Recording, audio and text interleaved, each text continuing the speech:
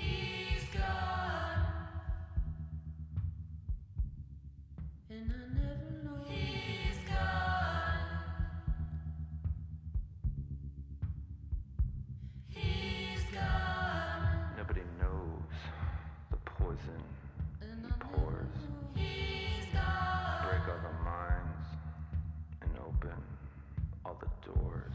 He's gone. I bet he's left his soul somewhere in Hollywood. He's gone. If he's gone, I pray he's gone for good.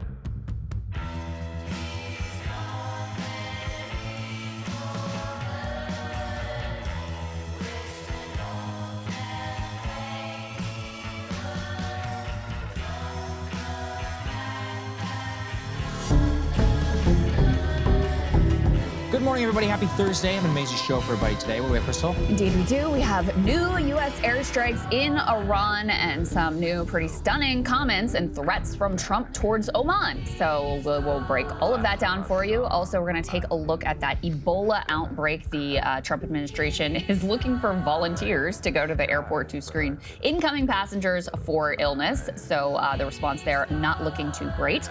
We're also going to take a look with John Mearsheimer about what is happening in the Strait of Hormuz, the way that Israel is trying to undermine any potential peace process. And we also wanted to dig in with him to the latest out of Ukraine. It's a subject we haven't covered nearly enough recently, but there are some significant developments and some concerns that Russia could, in fact, be looking outside of Ukraine to escalate this conflict. So I want to talk to him and get his view of what exactly is happening there. Also, as you probably know, the Pope issued an AI-focused encyclical. So we have a Catholic who is also an AI expert on to talk to us about that and break down the import. We also have a number of Trump administration actions to continue to push AI forward at breakneck pace, and the labeling of anti-data center extremists as a new focus of federal government crackdowns. Okay, everybody stick with us for our premium subscribers. We deeply apologize about the show being late yesterday. We'll get to that in a second. Now, first and foremost, the most important thing is to make sure everybody who's paying for our service gets their email and is signed up. So support@supercast.com. If you've not yet received an email or you still have some questions about the process, again, support@supercast.com. Griffin, Mac, the entire team, we are all working behind the scenes to make this faster every single day. Now, for yesterday, though, it was a 3-hour show, so sometimes that's just going to be late. That's part of it. And Crystal, you can explain some of the process here for behind the scenes. And I apologize for taking everybody behind the curtain. A lot of people still have questions, and this is the reason. Yeah, so one of the issues we're having is the email is going out, but the Spotify upload has not fully happened because Spotify just takes a little bit longer, and that's causing a lot of problems because a lot of people watch it on Spotify, so they get the email and they go to Spotify, it's not there. Exactly. So what we've decided to do is hold the email until it's uploaded everywhere so that no matter how you access it, it will be available once you get the email. That means the email is going to be a little bit later. If you are anxious to see the show as soon as it is humanly available and possible for you, go to Supercast and check there, see if it has been uploaded and is available there. So that was the decision that was made so that there's not confusion. That'll mean the email is a little bit delayed, but no big deal. Yeah, and the thing is, guys, I get it. You know, the people who watch on YouTube are like, oh, it's ready. You know, why should we wait? 50% of the people watch on Spotify, all right? So, like, we gotta make sure that everybody's happy. So I know there's a lot of diehards out there and people set their clock and all of that, etc. We're doing our absolute best to please everybody. So there you go. And I have to say, given everything, it's gone very smoothly. Oh, yeah. this week. Oh, yeah. Thank you guys for bearing with us. I know people are excited about the shift, and we are too. And so working out some kinks this week. But if you're having any issues whatsoever, support@Supercast. That is the big message. In a few weeks, you won't even think about it, and everything will just be a lot better. Okay, let's go ahead and start with Iran, as Crystal said. In deja vu from our Tuesday show, in the middle of ceasefire negotiations, talks, and all of that, what happened? Oh, let's go and put it up here on the screen. Late last night, the news broke. The U.S. military struck a military site in Iran near the Strait of Hormuz and intercepted 4 Iranian drones that carried out new strikes targeting a military site that a U.S. official said posed a threat to American forces and a commercial traffic in the Strait of Hormuz. U.S. military also intercepted drones launched from Iran on Wednesday. Now, allegedly, these drones, let's put in A0B, please, up on the screen. This is from Tweet to Parsi. Allegedly, these drones were launched from Iran towards a U.S. commercial vessel. Obviously, we don't know the exact details, but here's some immediate analysis from Dr. Parsi. 2 new U.S. strikes on Iran. U.S. says it was in response to drones. Unclear whether there were casualties on the Iranian side. It is unlikely that Tehran will accept this as a new normal. A low-grade conflict gives the United States a major advantage. It can inflict comparability more damage on Iran while slowly eroding Iran's new won deterrence. A strong Iranian response, on the other hand, would escalate matters beyond Tehran's preference and play right into Israel's hands, jeopardizing any progress made in the negotiations. Instead, Iran may opt to respond elsewhere. Either way, this is putting dangerous pressure on the already fragile situation. Trump appeared frustrated today and might have requested limited kinetic action. Washington may calculate this will help push the negotiations forward, but it might as well easily kill the talks. And just as you can almost set your watch by, A0C, please. So here from CENTCOM, 10 p.m. Eastern Time last night, Iran launched a ballistic missile towards Kuwait.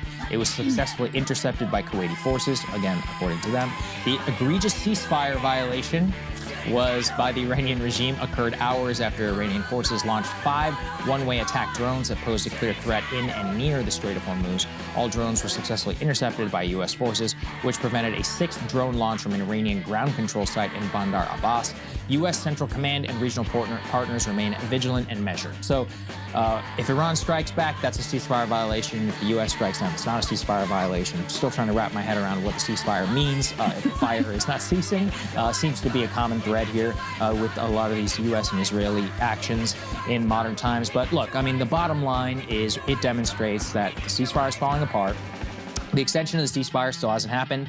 There was a lot of optimism on Sunday. They're blaming the Iranians. They're saying, oh, they move slow and all that. It's certainly true. But really what it is, apparently on the Iranian side, is they need buy-in from all factions of the government. They need the Supreme Leader to sign off. They need Ghalibaf to sign off. There's internal disarray. Some of the hardliners are mad at Ghalibaf from even negotiating in the first place. Basically, everybody in that system has to sign off on the new deal. Oh, except all the people in that system are, you know, the new generation. The old ones are all dead, the people who are more likely to maybe strike a deal and who respected U.S. power, and the new ones are like, no, we have to establish credible deterrence. And all the meanwhile, ballistic missiles are going off, drones and all of that are happening. The second U.S. strike in the matter of days, literally. Our Tuesday show led off the exact same way. Yeah, and Tricha's point is exactly the right one. Are the Iranians just going to sit there and take it? And why should they, right? If they permit this to go forward, where the U.S. can just randomly blow up this, randomly blow up that, and that's not considered a ceasefire violation, and there are no consequences for that,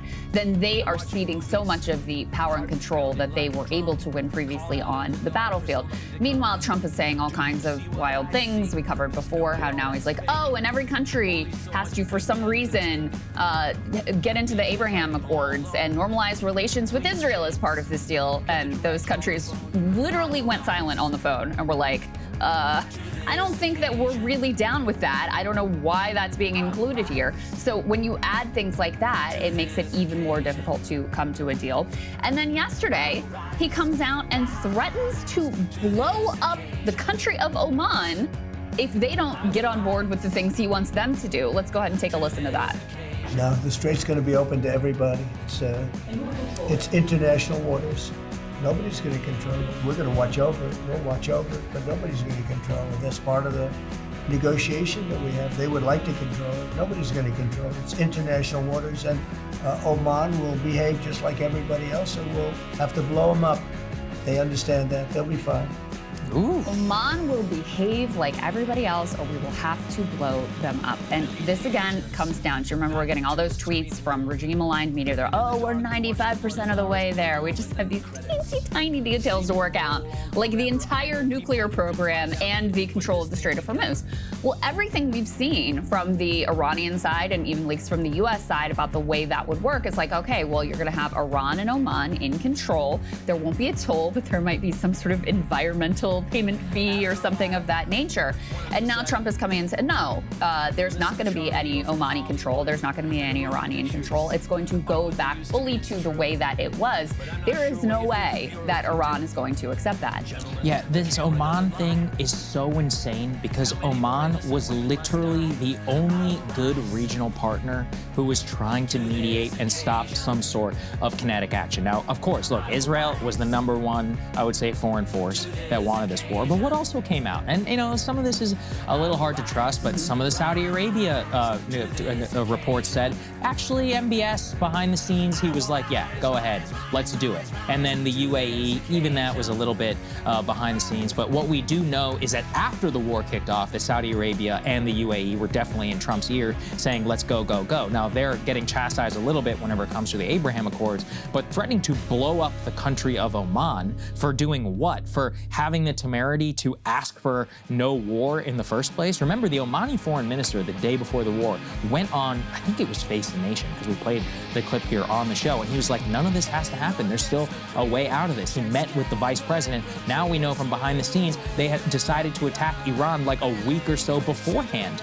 even while they were pursuing this sham. So Oman, by the way, it's not exactly a country that you would want to push away in a situation like this. It actually is a pretty decent U.S. ally, has good negotiations and relations with Iran, and also happens to be the only other country with control over the Straits of Hormuz, or the ability to exert control. So not, trying to go out and threaten, oh, we're going to blow you up. How do you think that's going to go over in Muscat? I don't think very well.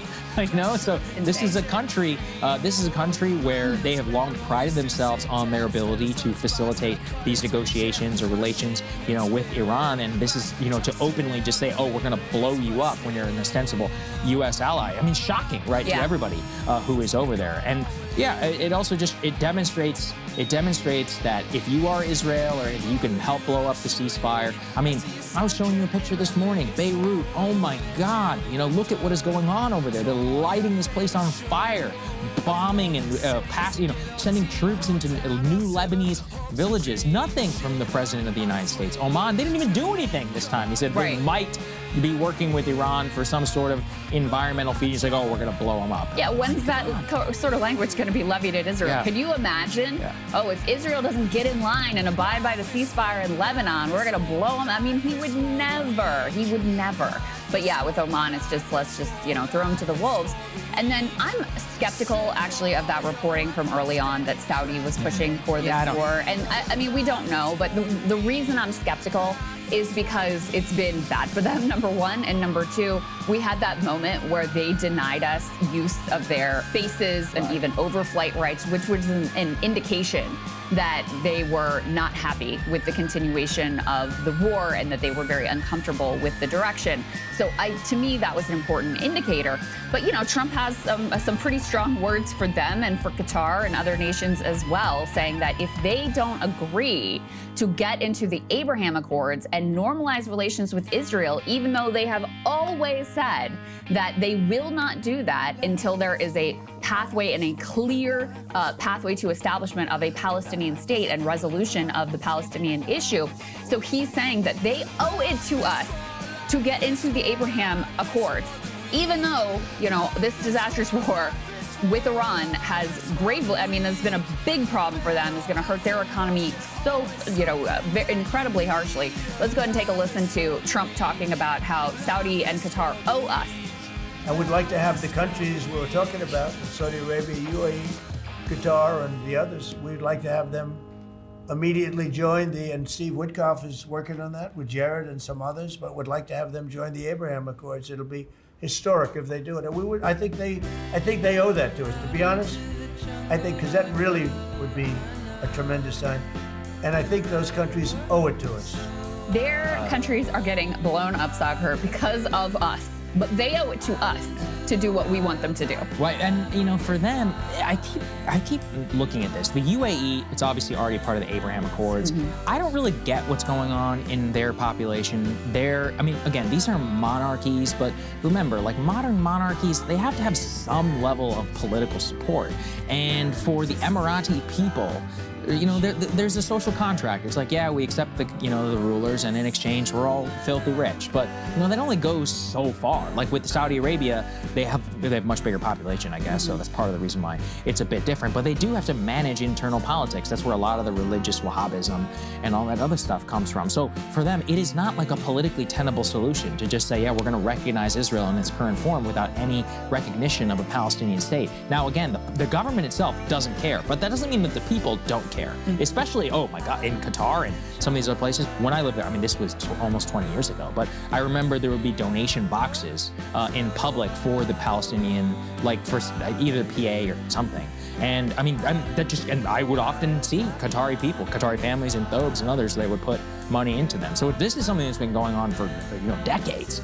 And so for their government to have to sit there and be like, okay, we're gonna fully recognize Israel, normalize relations entirely, and then in a post-October 7th environment, it seems inconceivable they wouldn't face some level of internal pushback. They don't have that level of fiat. I just don't think it exists. Maybe with the UAE, again, there are people, they all seem to be fine with it, I guess. They literally have IDF soldiers in Iron Dome on their soil, which I still think is probably not gonna go over that well with some of the people in Abu Dhabi or any of the Emiratis. But yeah, just seeing this demand, I just want to bring it back for the audience. It's about Trump not wanting to admit that he failed. Like, that's what it's about. It's about a grand bargain style thing that he's adding on at the very last minute, because to sign the deal in its current form is an admission that the entire war was a failure. To reopen the Straits of Hormuz, which were already open, to stop nuclear weapons from being built that weren't being built. Right. I could go down the list After we forever. obliterated their we nuclear obliterated their program. nuclear program, so we had to bomb it to re-obliterate it, and now it hasn't been obliterated, which means that they need to turn it over.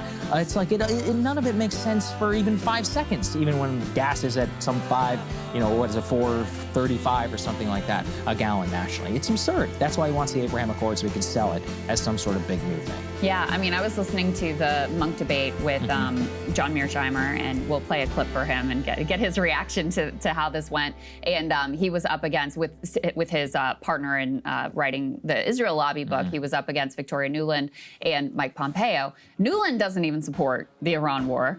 And then Pompeo, I mean, it was impossible for him to defend how things are. He could only take the neocon line of, we need to go further. We need to do more. Right. Real war against Iran has never been tried, right? That was his line, because even he couldn't defend, if the war ends now, what an incredible disaster it was. That's how bad it is even, the staunchest neocons, all they can do is not say, oh yeah, this is going great. They have to say, no, it's been a disaster, but if we just do more war, that'll solve the problem. And unfortunately, as the days tick by here, and as Trump makes comments like this that completely undermine, any potential peace deal, as we bomb inside of Iran, which is certainly going to complicate any sort of diplomatic negotiations, as the days go by, it seems more and more that those neocon arguments of you can't stop now, the only way out is through, are holding some sway with Trump. And then, of course, the Israelis are going to be pushing that as well and doing everything they can. We've got a clip we'll play for Mearsheimer later where Ben-Gvir is out there saying Israel will not let the U.S. go forward with a deal with Iran. That's the way that they are seeing things. So it's hard to imagine how this all comes together. Maybe it will, right? Maybe the Iranians will just ignore these little bombings, and that they are so desperate. I know their economy is struggling, that they'll be so desperate to get their assets unfrozen and some sort of sanction relief and go back to some sort of level of normalcy, that they will choose to turn a blind eye and move forward with negotiations. But, it's a lot of question marks. And of course, Hey, if you like that video, hit the like button or leave a comment below. It really helps get the show to more people. and if you'd like to get the full show ad-free and in your inbox every morning, you can sign up at breakingpoints.com. That's right. Get the full show, help support the future of independent media at breakingpoints.com.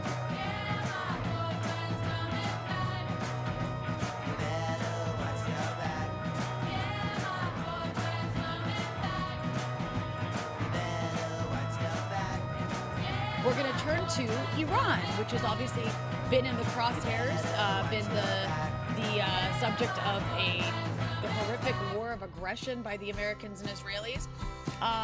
And, the Persian Gulf is once again on the brink, despite there being a supposed ceasefire in place now, after the U.S. launched fresh new strikes yesterday on Iran. And then Defensive, Iran retaliated Rania. this time. Defensive, right? Defensive. Sorry. I'm so sorry. I'm so sorry. Thank you. Thank you, Big Brother. Defensive strikes. But no, I mean, it's actually wild. Their ceasefire has been in place for a couple months now. And this is the second time in the course of a week, I believe, that the U.S. has launched strikes on Iran. But calling it defensive, saying it's not actually an end to the ceasefire. There's still a ceasefire in place. And Iran this time retaliated against Kuwait. As they have done before, they retaliated against the UAE. And this is happening even as negotiations continue over a possible framework to end this disastrous war. Meanwhile, as we just talked about, Israel has intensified its attacks on Lebanon, raising further doubts about whether Washington is willing or able to restrain Netanyahu as part of any broader regional settlement. So, where do talks stand? Is this genuine diplomacy, or is it just the U.S. buying time to recalibrate before the next round? And how close is the region to spiraling into a much wider war? Joining us to discuss is Omar Badar, Palestinian-American political analyst based in Washington, D.C. Omar, thank you so much for joining us. It's good to see you. Absolutely, always good to be with you. So let's jump right into it, because man, it just feels like we're trapped in some kind of time loop, right? Because 1 hour we hear negotiations are moving in a positive direction. The next hour we hear threats of escalation and civilizational apocalyptic destruction. Then suddenly the U.S. is bombing Iran again while insisting diplomacy is still on course and ceasefire is still alive. So yeah, it feels like we're just trapped in this endless cycle of negotiations and military escalation that's just happening simultaneously. So Omar, how should we interpret these contradictory developments? Is there actually a coherent U.S. strategy here? I don't think there's a coherent strategy at all. I think what we're witnessing right now is President Trump flailing. He knows he doesn't have any good options at this stage. You remember he came in promising complete and total Iranian surrender. He said that's the only condition for ending the war.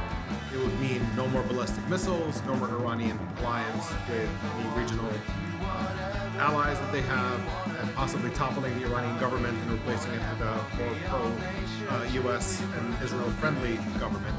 None of this is on the table. Trump understands that none of this is on the table, so now he's stuck in a situation where either he accepts terms that would essentially be humiliating for Trump because it would be obvious for everyone that he did not achieve any of his goals and is going to allow Iran sanctions relief and the ability to rebuild itself without having completely cowed to his demands. Or the alternative is a continuing war whose economic consequences for the U.S. are completely unacceptable, devastating the American economy, gas prices shooting up, potentially shortages in all sorts of stuff in the near future if this keeps going, and a very likelihood that Trump's Republican Party would lose the midterm elections. Those are the choices, and Trump does not know what to do. Now, I think that Trump's probably leaning in the direction, if it were up to him personally, of just settling this entire situation, of accepting a deal and trying to essentially sell it as a win even though it's not, and hoping that people buy that. But he's also surrounded by a lot of people who want this war to continue.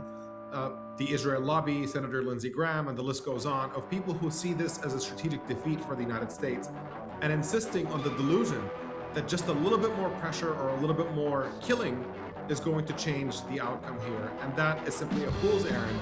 But again, with somebody whose ego is inflated as Trump, it might not be that difficult to play to his ego and say, this will be embarrassing, the only option that you have is to keep going, and that might actually sway him. So I think it's very, very difficult to actually figure out which direction we're moving in, but it's obvious from everything that we've seen that Trump does not. Well, interesting you mentioned that, Omar, because last weekend when it was announced that a deal might be possible, immediately after we saw warmongers, going out in force in Israel, and even, supporters in Washington. And it was striking because Democrats also joined in on attacking Trump, essentially mocking him for making any compromises in diplomatic negotiations with Iran. And we want to show a couple clips that can illustrate this point. First up, Debbie Wasserman Schultz and her displeasure with negotiations. I am concerned and frustrated over, again, another potential deal, a negotiation for a negotiation where we're going to unfreeze Iranian assets and give them billions of dollars to be able to control proxies again and to rebuild their ballistic missile program, never mind their drone program, which is incredibly deadly, and they've been increasing their drone capability. So this is deeply concerning. And look, I'm glad that Iran, their capability militarily has been degraded. But if what we get from this initial deal is just going back to where we were before, where Iran did not control the Strait of Hormuz, then what has been accomplished? Interesting. And one more before we get your reaction, which is our other friend from the state of New Jersey, Cory Booker. Well, already the president's balance sheet is letting more than $14 billion go through. That during this conflict, he allowed them to sell oil. And this deal alone, easing of sanctions on Iran, allowing them to get billions of more, the same deal he criticized, he's already doing worse than. Giving Iran more money, as he has said, will allow them to do things like fuel their terrorist proxies. That's why this war is long. He's got us in a situation that's worse than it was before, a more extreme regime. Strait of Hormuz now is a leveraging point for them. This weak nation has put America in a stalemate, and Donald Trump is being played as a fool that he is for getting us into this in the first place. Well, you know, it's interesting because also they seem to kind of say the same thing, but can you talk a little bit about the bipartisan nature of the war machine in this country? They seem to have zero concern about economic consequences of the war, not only in Iran, but also at home. The danger of regional escalation, or even the simple fact that the majority of people in the United States are opposed to this war. Yeah, there's absolutely a bipartisan consensus on this as far as the establishment is concerned. And I want to make sure that this is very, very different than the American population. It's obvious that public opinion polling has moved in a very significantly different direction, particularly on the Democratic base. I mean, there's movement on the Republican side as well. But when Debbie Wasserman Schultz talks about how we're allowing them to have billions and all the terrible things, it never occurs to her that we not only allow Israel to have billions, we literally give that from American taxpayers' money directly to that genocidal apartheid regime. And they're carrying out mass terrorism with it left and right. It simply does not occur to them, despite the fact that the American population is awake at this point. What they've seen over the past few years has completely opened their eyes. There is wall-to-wall opposition right now to essentially continuing this absurd relationship that we have with Israel, where you just give them unlimited funding, unlimited diplomatic support, and they just commit atrocities. And this is all money that, frankly, even if you don't care about Palestinians or Lebanese or Iranians, money that should be spent at home in the United States. Americans are, one of very few developed countries that can't have universal health care. We don't provide child care. There isn't a proper safety net. And to constantly hear from our politicians that we don't have money for all the things that Americans need, but we somehow always have money for Israel's wars in the region is utterly insane. And, for a certain segment of the pro-war fantasy and history have come together to tease the imagination.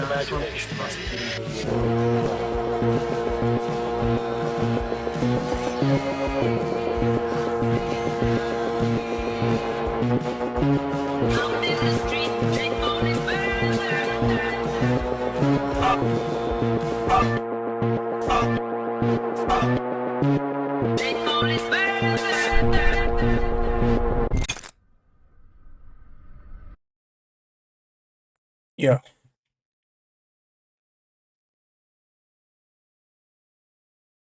Hey. Sorry, I was in the kitchen to get better internet signal. And I don't know, I was just diligently plugging away at what I think is one of my better TikToks, but I haven't watched it yet. So I will be waiting to see it until we have a cause to.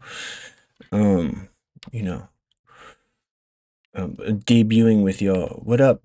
Two cars. Emerging markets. Glad you all here. Purple Perp. What's up? Bourbon Threat. How's it going? Groove Homes. I'm glad you're here. Nice to see you. Donnie. What's up? What's up? I'm not gonna say expletives. Elemental. What's up? Purple Perp, what's up? Present Radio, what's up? What's up? Yeah, I saw that fucking Teal is fucking pulling up stakes, man. I think that bubble's about to burst, huh? Look, if I had any money, I would be concerned about it being worth less money tomorrow. But as we know, I am huge negative. So when there's a hyperinflation and blah blah blah, I'll be coming out on the up, on in the black. I will, you know, my student loans will be less costly. I think that's how that works. Um, you know, when like it costs like $6,000 for lunch. I think that'll help me. Um, yeah, Teal moved his family to Argentina and enrolled his kid in a school down there. Um, not looking good for the old tech set, you know. Um, I don't know. I saw people like sharing rumors, and they were like, "Oh, it's because everybody fired their engineers and tried to use AI, and then they got the bill for the AI, and the workers were cheaper." Which some of you that might sound familiar to some of y'all, because that's what I've been saying. I said it in regards to robots, but this is the same thing, right? They're not going to replace us with robots because, as it stands, we are significantly cheaper than robots. Plus, you don't have to like pay, our maintenance fees and whatnot. Like we pay that ourselves. We pay the burden of our social reproduction, right? Um, yeah. Yeah, the fucking dude again. That's the biggest like dumb guy fucking prank or whatever you want to call it too, because immediately when they did aliens.gov, everybody was like, "Oh, this is going to be some fucking immigration bullshit. This is going to be some fucking fake immigration thing." Everybody said it over and over again, and then they put the fucking alien emojis on the websites. So we're like, "Oh, maybe not." But it's like you're not tricking anybody when literally every single person that heard about it immediately guessed, "Oh, here's what they're going to do." And they were like, "No, we promise we're not." And then it's like, "Okay, so then you did it anyway." Did you think that was going to be funny? Did you think that was going to like help you with anybody? Do you think it was going to be like, "Oh, you're just going to make like the racist people will resent you more for putting all that effort into doing that troll, and instead of, fucking doing more more deportations or whatever." And then all the UFO people who had been keeping their powder dry for, uh, nebulous, dubious reasons, like Ross Coulthart the other night. Like he was like, "Look, this sucks. I think this sucks. I think Trump sucks, and he's scared and all that. But I'm gonna withhold judgment because they called me and said it's gonna get better. I promise." Right? That kind of person, I would count myself amongst them. Not really, but kind of. Sympathetically at least, right? All these people were like, "Oh, fucking Trump says he's going to do some disclosure. Maybe he will. And then he does this, and now it's just this fucking, I wouldn't, everyone's fucking pissed off. All these people he had been buying off just by teasing us, that is just gone. Like, for again, I would say non existent or very nebulous benefit, right? Like, you do all this for what? Who did you think this was going to help? Like, "Oh, yeah, I'm a liberal, but now I think you should be fucking doing like ICE Gestapo thugs, like, because you made a cool graphic that like had a fucking, gray alien on it or something. Did Teal buy the old estates of Eichmann or Mengele? I don't think so. I think he just bought like a McMansion or whatever. Um, I saw that it was out of the range of the Jericho 4 though. So there's that. Um, yeah. Which again, it's like you're not tricking anybody. Like you're not like Again, every single person who heard about it, the very first thing they said was, oh, this is going to be some immigrant thing. Literally everybody, every fucking person said it. You're not tricking anybody when every single person who hears about it knows instantly what they expect you to do. And then you can't be like, oh, I promise it's not that, and have anybody, like, you're not, that's not, you're not like benefiting, you're not like winning over anything there. Yeah, I mean, it's like not even 8-year-olds though, because 8-year-olds are more self-interested and like they're able to read a room better. This is like a fucking an 8-year-old with brain damage or something. You think the two-party lines will benefit you? You're the fucking Bush guy. Dude, I was wondering if you were gonna come back. Dude, I've been yelling at the mod ever since. Whichever mod it was, I don't remember, but one of them. Dude, I need once let me get started, then I want to talk to you about fucking, Steve Albini. Ask Chad. I've been saying it since the other night when you were here. I was like, damn, I wish you hadn't scared that Bush fan away. I want to talk to him about Steve Albini. Said it at least 5 times. It goes hard if you have no, but it doesn't even though. Like, I don't even think this is going to go over well with them. Like I said, I think the racists are going to be upset that he's diverting attention away from doing racism to do fucking, alien trolls things, right? I think they get up, that's how they are. Like, how come you didn't reinstate, what's his name, the guy in the trench coat? How come you didn't reinstate the fucking little Nazi guy yet? Greg something, right? Oh, it wasn't you? Never mind, I'm confused. I have you confused with a more interesting chatter. What was I saying? Bovino, that's it. Yeah, Greg Bovino. Yeah. 6 or 7 times. Um, you're spending all that money on web design, and you should have been spending it on Greg Bovino's lawsuits. No, Bush the band. I gave you I gave you context when I said Steve Albini. You should have known what I was talking about. If you were a real Bush fan, you would have known.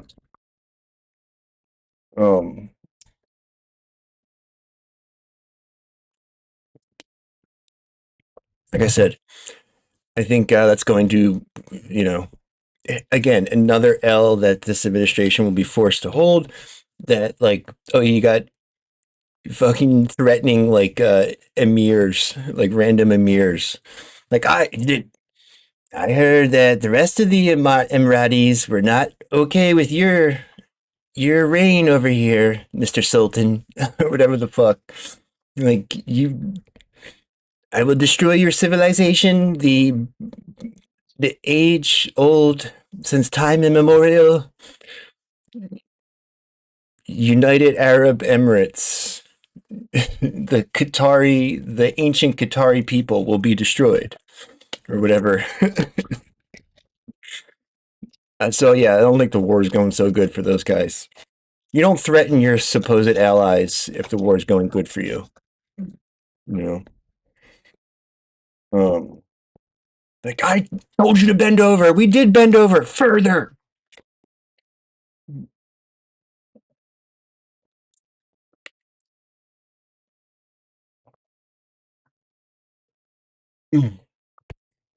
Anyway, you can't get vote again.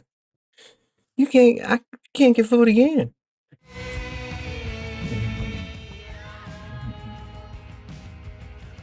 I remember when that actually happened. I'm old enough to remember when he was not a painter. Now watch this drive. Yeah, dude, Trump keeps one-upping watch this drive like every day though. Let me tell you about the ballroom. Let me tell you about my plans for the ballroom.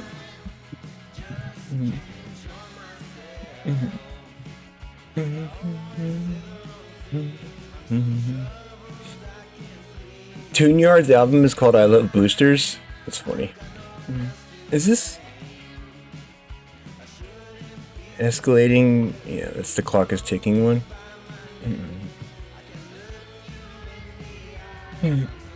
For all mankind, let me just get this over with at the top. Let me run down. Right.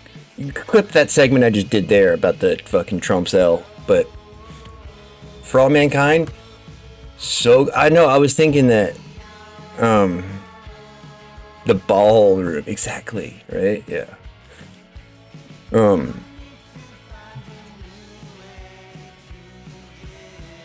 MBS had to kiss his ass. Oh man, I didn't see that. What? Shut up, you ugly fuck tweet. You seen that? No. Trump tweeted that? Or Pete Hegseth did? For all mankind does? Dude, do you think next season is going to be Space Pirates? Oh god, I'm gonna... Spoiler alert. So... god. Mars is free. I don't know what's going on with the Soviet Union because there was a counter-revolution, sounded like, at the end, but they were really vague about it. They said oligarchs. Oh, Tallarica was a transgender, and then the Democrat account tweeted out, "Shut up, you ugly oh, that's good. Okay, yeah, I did see that. Never mind. Yeah, okay.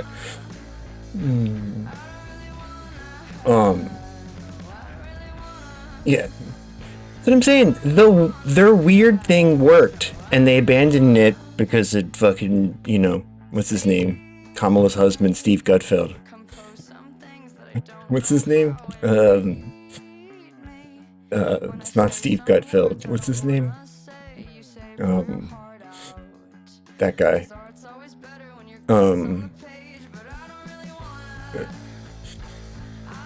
Not from Central Casting. 400,000 likes. Was it? What, they just quote tweeted him and said, "Shut the fuck up, you ugly, shut up, you ugly fuck"? Oh. The White House with Tallarico and Alfred E. Newman. Yeah, I mean, good. That's it's a little early in the campaign for you to be resorting to a hit line, like, a 2018 called "They Want Their Attack Lines Back," and Alfred E. Newman. Didn't he already do that? Just Mayor Pete too. Like, I think the Twitter algorithm has been fucking topsy-turvy the last couple of weeks. It's been trending that way, but just in the last few weeks, I don't know, you can gauge it off like his sans tweets, I feel like.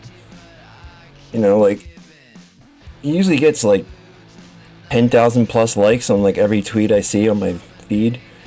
And it's been less than that lately, it seems like.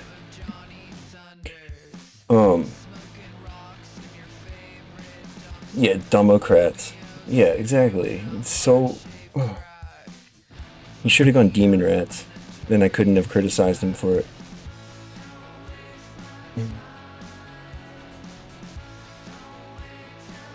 I mean, I guess we'll get to For All Mankind. Should I talk about... Well, the Riot Fest lineup was released. Looks pretty good. Social Distortion. So Sex Pistols are playing without Johnny Rotten, but then Public Image is playing, supposedly. Does anybody know what that is? So they're going to do something like, oh, maybe Johnny Rotten will play with the Sex Pistols. They have a new singer, it looks like.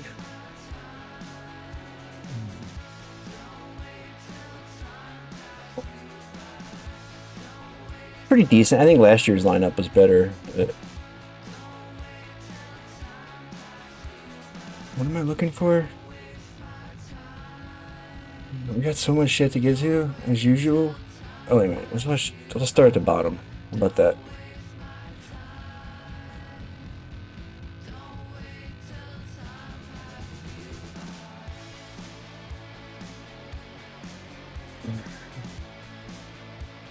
He's a fucking... Yeah, he should do a super group with Morrissey. Morrissey's playing too, so maybe they can do some racist shit. They can like link up and do like, you know, like a Screwdriver cover set or something. Elected, there has been a lot of debate about what that means for the future of the Democratic Party. And Mayor Mamdani has not been shy about wading into that debate. In New York's 10th congressional district, Mayor Mamdani endorsed his political ally, Brad Lander, in a primary challenge against incumbent Congressman. Dude, I saw the New York Times article. Like, they're gonna try to fucking attack Mamdani with this. A recent Emerson poll finds Brad Lander is now leading Dan Goldman in that race by a whopping 34 points. Because Dan Goldman sucks. Retiring Congresswoman Nydia Velázquez, the mayor backed fellow Democratic Socialist. And You said that before I Assembly boosted member it, Clay right? Valdez over Brooklyn Borough President Antonio Reynoso. Roger Waters who has ended the up more backing of punk than many Johnny Democrats, Rotten. including Yeah, and the artsier than outgoing fucking Congresswoman Tom whose York seat it too. is. A recent Emerson poll found that race neck and neck. Kinda with the mayor's sad. candidate leading Gen by 2 XLs. points within the poll's margin of error. Now, today, the New York Times writes that the mayor has a choice I to guess make in Rotten's a boomer. another contested primary. In New York's 13th district, 71-year-old incumbent Congressman Adriano Espaillat is facing a primary challenge from 32-year-old Democratic This is the Socialist story of Marilisa Johnny Avila Rotten. Chevalier. Congressman Espaillat has represented the district since 2017, when he became the first formally undocumented person to win a seat in Congress. He backed Mayor Mamdani's rival, Andrew Cuomo, in the Democratic primary for mayor last year, but was among the first Cuomo supporters to endorse Mamdani. Okay, after there he you won go. the primary. You just said it. Now the mayor is ready to make an endorsement. Look, maybe after the fucking DSA candidate is eliminated, then maybe he'll back this other guy. In that race, an announcement in that Like, you race. don't get to fucking pick Zoran second and then get pissed off when he doesn't pick you first.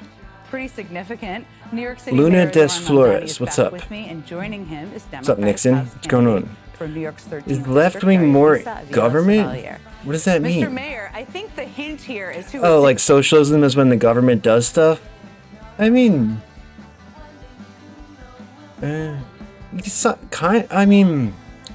look, the government... The government that we put together is run by the people, right? Is the most democratic way we have to distribute power so far, you know? Like, as it is now, everything in neoliberalism, it's just privatized. So oligarchs who are completely unaccountable to everybody except their shareholders, they get to unilaterally make decisions that affect our children's lives. So, I mean, compared to that, yes, more government, yes. But that's provides more oversight and more democracy. That's what we're trying to improve. Do you think you have a lot of say on your life, right? Like, seems like we don't get to weigh in on shit. Like, they get to go to war and give billions of dollars to apartheid states, and we don't get any chance to weigh in on that. You know, they get to like cut funding for our schools and healthcare and give more money for ballrooms and lawfare, and you know, I think we should try to avoid that, and subsidies for Peter Thiel. We should avoid that. Yeah, he says it's not him. That was him though, right? You're the guy who said your favorite Bush song was Everything Zen? We made fun of you for like an hour after you left. What do you mean? No, again, you're describing symptoms of corruption and then imputing it to the government, as if the government just does that and not corrupt corporations bribe them to do it, right? Like I said, the goal is more democracy, more accountability, you know, more oversight from regular people. You know, you could think of the government as like the board of directors, you know, but it's like just us, like we're on the board, you know. Yeah, you said Bush was better than Nirvana. Yeah, you did. Yeah. Yeah, it's incredibly inefficient too. I mean, if you're serious and you want to learn some shit, I mean, read that Prenti book. It's in the Discord. It'll take you like a day. But people always try to do that like a gotcha, like, oh, the government does corruption. It's like, no, it takes two to tango. The government does corruption because some rich fuck is bribing them. right? They're not just corrupt just because. They don't just do corruption to hurt your feelings. They do corruption because some rich guy is bribing them to be corrupt. Usually, some corporate interest. Sitting next to you, obviously. Yeah, Nirvana's so much better. Your announcement and again, Bush wouldn't dispute that either, I don't think. I don't think Gavin Rossdale would claim that his band is better than Nirvana. And why you decided to endorse. I am so excited to be sitting here with Daria Lisa, and I'm so excited to be endorsing her in her run for Congress. She is the daughter of a single mom caseworker, and she grew up with a commitment to the very people that politics have left behind. And what I see in her is that commitment fulfilled. This is a New Yorker who has people of our generation. The release of our neighbors from undue ICE custody. Also someone who has been on the... We've just seen the government just get worse and worse and more corrupt, and our lives get worse and worse, That's the only thing we've seen in my adult life, right?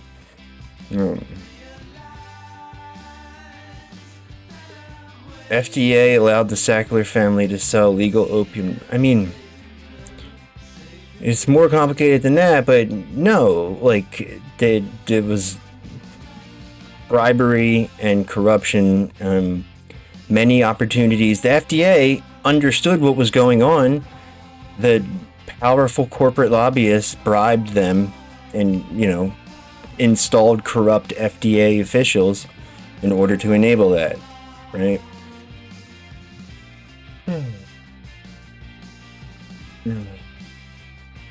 Bush has a lot of good songs. Not about close second.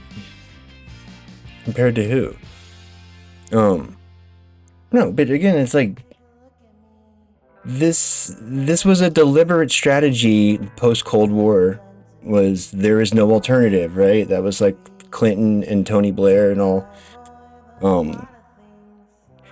They have drilled this into everybody's head that, we need to have completely unaccountable so-called free markets, which is actually just, allow rich people to pull the ladder up, to climb the ladder with our subsidies and then pull it up behind them so nobody can also compete.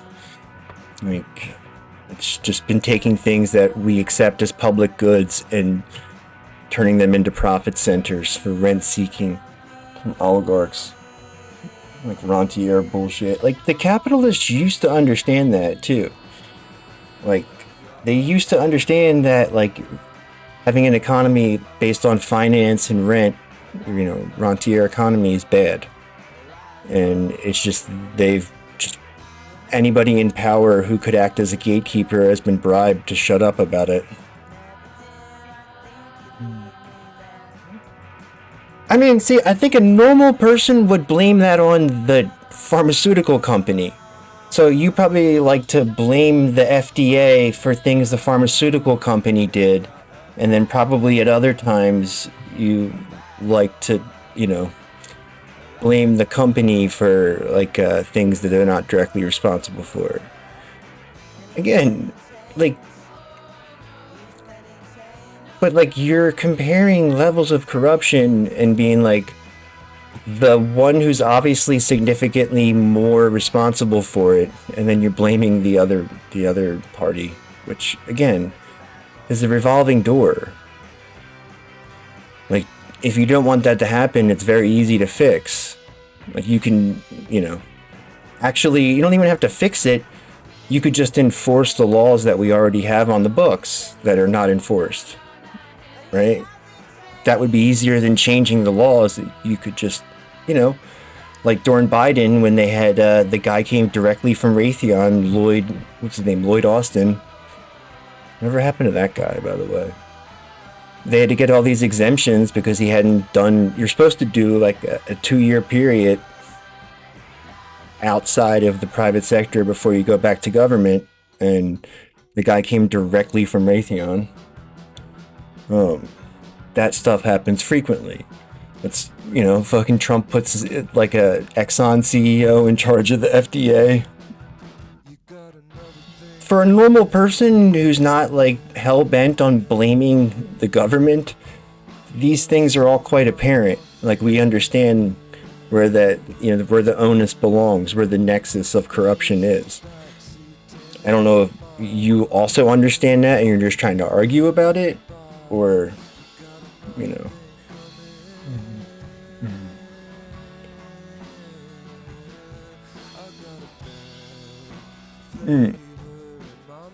Yeah, exactly. I'm a fucking casualty of the Sacklers.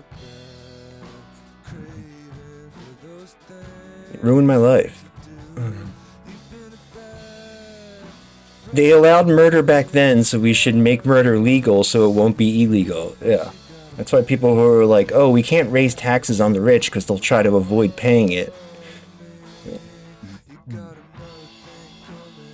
Front lines of that fight for affordability, and I can't wait. But it's like, these are not like difficult problems. Some of them are difficult, but the stuff you're describing are not. Like, we have solutions ready-made to do these, and in fact, frequently we already have laws. We just don't enforce them. For her to be introduced to so many across this city and across this country as we fight for that affordability agenda from New York City to DC. Daria, Lisa, you're running for Congress. Your opponent, as you know, in this race is no stranger to contested primaries. For people who are, again, just catching up here, he primaried former Congressman Charlie Rangel twice before eventually This race is going to be brutal, in huh? Congress. That's part of our democratic process. But Got rid of the sheriff. Congressional Progressive Caucus. He's led on issues like He will immigration, not to be ones that he trusted cares and about will deeply as well. replace He was folks at with the his Delaney Hall communist ICE Detention cronies. Center conducting Good. oversight this week. Tell us why you would be better to represent this district. Yeah, well, first of all, thank you so much for having me. I'm so excited to be here, and I'm so excited to be sitting next to the mayor. Yeah, this race is going to be brutal. They're going to dump a lot of money into this. Abandoned by the establishment politics that far too often see my He's community. head of as the merely Hispanic statistics. caucus. That far too often only shows up to explain away the circumstances. They love it when they get that like they a have corrupt voted for token, time and you time know? again, which have impacted our community in ways that they do not feel the effects of.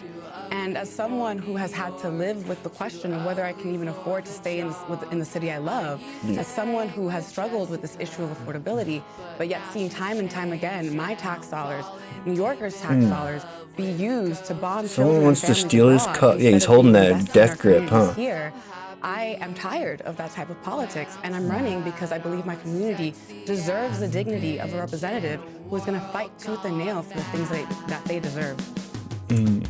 You were an active part. I think people are getting to know you right now. Yeah. So I'm introducing some Yeah, parts as of if your a system biography. held You were an hostage active by the part of wealthy campus is protests desirable. At Columbia Right? University. And Columbia, of course, became a national flashpoint in Again, American like- politics after those protests and after. Look, there bro, was you're not, like, none of your arguments are novel or particularly strong. I guarantee you every person in here has heard them many, many, many times and can easily deflect from whatever you're trying to get at. Like, you want to talk about it in these terms, like government and, you know, private sector or whatever. I mean, like I said, we don't even have to get that far. Enforce the laws that are already in place, right? You know, the people who are crying, you're probably the type of guy who like cries about like, oh, they're trying to defund the police. Just completely ignoring the fact that like the white collar police have been defunded for a long time. Trump came in and cut more of them. You know, you can shade the truth and try to present an argument if you want, but I'm telling you, I don't think you're going to have anything. You're not going to trouble us with anything you got, okay? And everybody in here has like red marks and like we fucking know what we're talking about. Like I said, if you're serious, I can give you the PDF for the fucking Prenti book. You can read it in an afternoon, and I think you will be happy that you read it. decision to cave to the Trump administration last year. Columbia is in the district, and if you win, you'll be representing them in Congress. How are you thinking about that responsibility? You know, I understand the enormity of the responsibility that my community has entrusted me with, and I do not take that for granted. I am deeply honored and grateful for this opportunity. Libertarian. And Libertarian. I really feel that this is a fight to make sure that we are representing. Yeah, she working needs some class work. workers who She's kinda have been stiff. left behind by a politics that only Zoran serves should be the kicking interests her of under the table. corporations, of corporate landlords, of special interest She's only groups that are 31. making life in New York deeply unaffordable for Yeah, so she might many, not win, and then while Zoran's without gonna be in atrocities trouble. being committed with our tax dollars. Our tax dollars should come back to our communities. Institutions like Columbia and corporate lobbies and real estate developers who are making life so unaffordable for our communities are a part of this establishment politics that have failed us. And so I'm Yeah, running that- because I'm fighting for the working people of New York 13. But even more than Yeah, that, she's I'm just fighting because nervous I on believe that we Jen Psaki's deserve, intimidating, I a guess. politic in our entire country that is actually reflective of a politics of life and not a politics of death. Mayor Mamdani, now I just outlined some of this. Like I said, endorsed in if a she number gets of these DSA's races. endorsement, I'm There sure is- she's fine. I know you're I'm well just, aware of this. you know. Quite a hotly contested primary in New York's 12th congressional district, where I believe you currently live. Yes, I do reside. Where is it? Washington you Heights? Too. You would be a constituent of sorts. Are you planning Of to make sorts. an endorsement in that race before Election Day? Uh-oh. You know, this is the endorsement that I'm so proud to make, and I can tell you that this completes my congressional slate that I'm so proud of. And, you know, last November, Who those all did he victories endorse? that so many New Yorkers rallied behind, we knew that they were not just victories for one elected office. They were victories of a movement that was seeking to turn the page on a politics stupid of Austrian. big money and small ideas, on a politics that would leave working people behind. And in Claire Valdez, Look, he hasn't Brad started Lander, aging and now yet. Daria Lisa, I see embodiments of that vision, and I'm so excited to not only That's endorse it? them and support them, but also that New Yorkers will have the opportunity to vote for them this June. So no more endorsements coming from you in these congressional primaries, not even in the very hotly contested one where you live, it sounds like. Is that right? I can tell you that as a voter, I will be voting in that primary. Of but in course, terms but no of, more public endorsements. Didn't he just endorse in terms her? of my endorsements, this is my final congressional endorsements for New York City, and I'm so incredibly excited that it's Daria Lisa. And I just want to focus on her candidacy and what she brings to this race. Truly, to me, it is a person who will be on the front lines of showing that a Democratic Party, it is not enough for us to simply be against federal policies that we see today. We have to be fighting for a vision that reckons with the fact that working people were not left behind just 4 years ago or 16 years ago. They were left behind a long time before.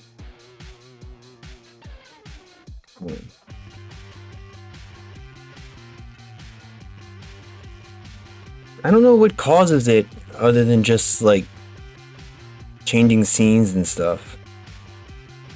He doesn't live in her district. I thought he lived in the commie corridor.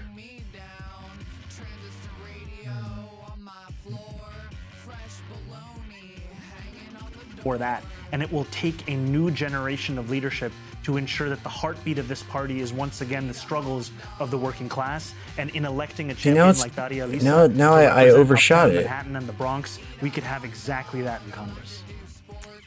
I am so grateful that you both took the time to be here. Let me ask you quickly, with like about 30 seconds left here, what's advice you would give to Democrats out there who are trying to balance between telling the story of what they're going to do on issues like cost of living and laying the case about corruption and other issues that their opponents are full of? I'm thinking of people like James Tallarico. No, You know, never mind. I That is. think Never that- mind. That's far off. Never mind. Eat a hot dog. 300 milliseconds.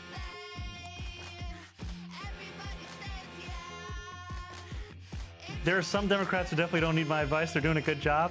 What I There would you say go. generally, though, It's pretty is good. you do have to find the balance in showing that you're more than just not the other person. You are also someone who has a vision for what life will be like in this city and in this country. And it has felt like too long that the Republicans have had a monopoly on the terms of the debate in our country. Yeah. The Democrats have just sought to respond to it time and time again. That's right. It is time for us to put forward our own ideas. It is time for Uptown Manhattan, Bronx, to be part of leading what this country thinks is possible. And I'll tell you, when I go around this city and I see so many incredible monuments to things like the Four Freedoms, and I think about the way we used to distill our ambition into easily understandable ways that New Yorkers and Americans understood impacted their lives, I realized that we have come a long way from where we used to be as a party. It's time we have a new generation that not only takes us back to that ambition, but takes us forward to the tomorrow that so many New Yorkers are waiting for. It's a perfect place to end. New York Mayor Zoran Mamdani and Daria Lisa Avila Chevalier, thank you both for joining me tonight. Thank you so much. I should note Congressman Adriano Espaillat What are you has an talking open about? invitation to come on the show and make. Man, no one's attacking you, man. Oh, Gracie mentions his legal address? I don't think so. It's just like his residence, right? No one's attacking you. We might be making fun of you mildly. But like I said, it's like, you ever seen that Simpsons where they had the football team and Lisa came out on the football team and she was like, I'll bet you've never seen this before, a girl on the football team. And there was like fucking 4 other girls on the team already and they were like, hi Lisa. That's what like fucking chuds come in here wanting to like, oh, have you heard this argument, commie? It's like, you're not breaking new ground. You're not going to hit us with anything novel. I've been doing this every night for 5 years. Like, I've heard all of these shitty arguments that you guys make. The general principle is like the 2 oligarch parties, right, are there to help their friends and their campaign donors and rich people to further squeeze you. I'm presuming you're a working class person. That's, the vast majority of us. We want them to stop doing that. Like, we would rather workers have more bargaining power.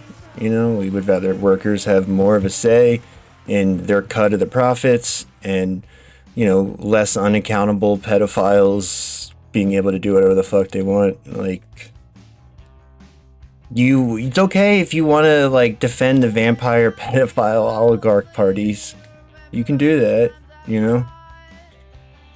Again, this idea that you're voting for more government is a fucking false dichotomy, red herring. I don't know what the debate bro term for that is, but no, you're not voting for more government. You're voting for a government that chooses to enforce the laws that maintain our integrity and fairness and a standard of living, instead of just enforcing the laws that allow them to steal,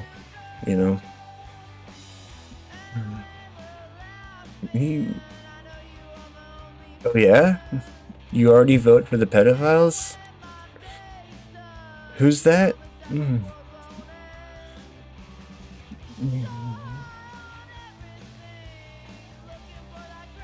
You got somebody in mind? Yeah, no, I didn't vote for either of them.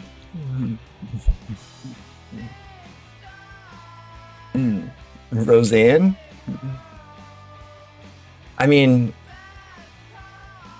probably would have voted for Michael Jackson if he was on the ballot. But other than that, it's hard to think of anybody who I could hold my nose.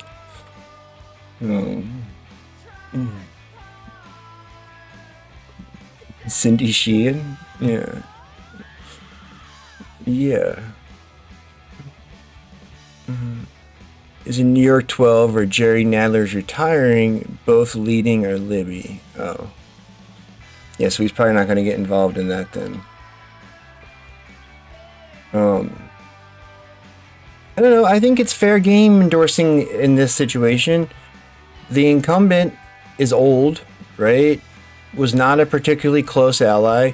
Did not endorse Zoran until after the primary, right?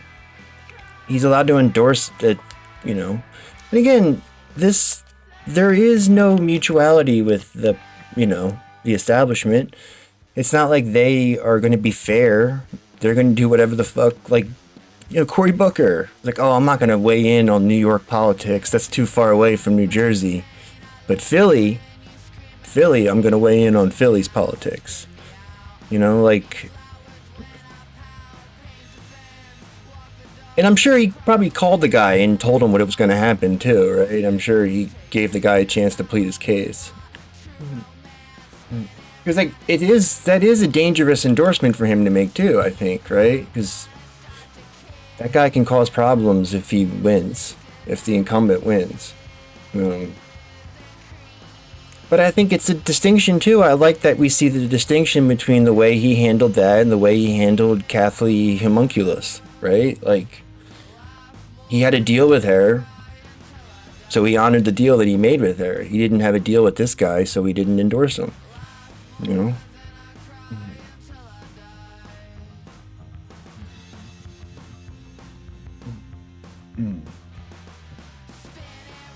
I am proud to have the support of a strong coalition including labor unions, advocacy groups, Governor Homunculus, Attorney General Letitia James, Leader Jeffries, and countless community leaders who have seen my work and accomplishments firsthand. Mayor Mamdani is entitled to support the candidate of his choice, but one endorsement does not make a race. Voters do. I will continue doing what I have always done, listening to voters, showing up in every corner of the district, and earning support by meeting voters where they are and fighting for the issues that matter most to them. I mean, what's his name? Elliot, what was his name? The guy that, what's his name beat? Oh, fuck. Spangle, or what was that guy's name? Angles? Keep wanting to say Booker, but not Booker. Jamal Bowman. This got Jamal Bowman written all over it. Or Elliot Angles / Jamal Bowman. I don't know, maybe his constituents like him.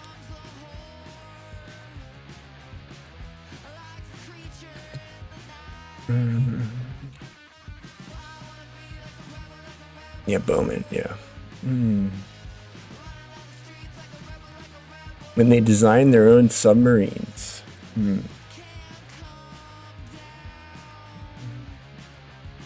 Oh, you look at that. There you go. Don't feel sorry for this guy.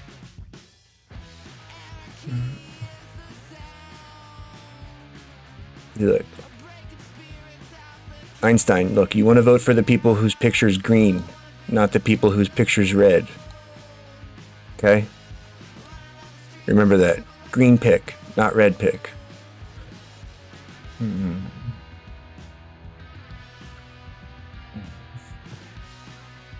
not mad. That's what he's saying here. I'm not mad. Totally cool. Whatever. He's so mad.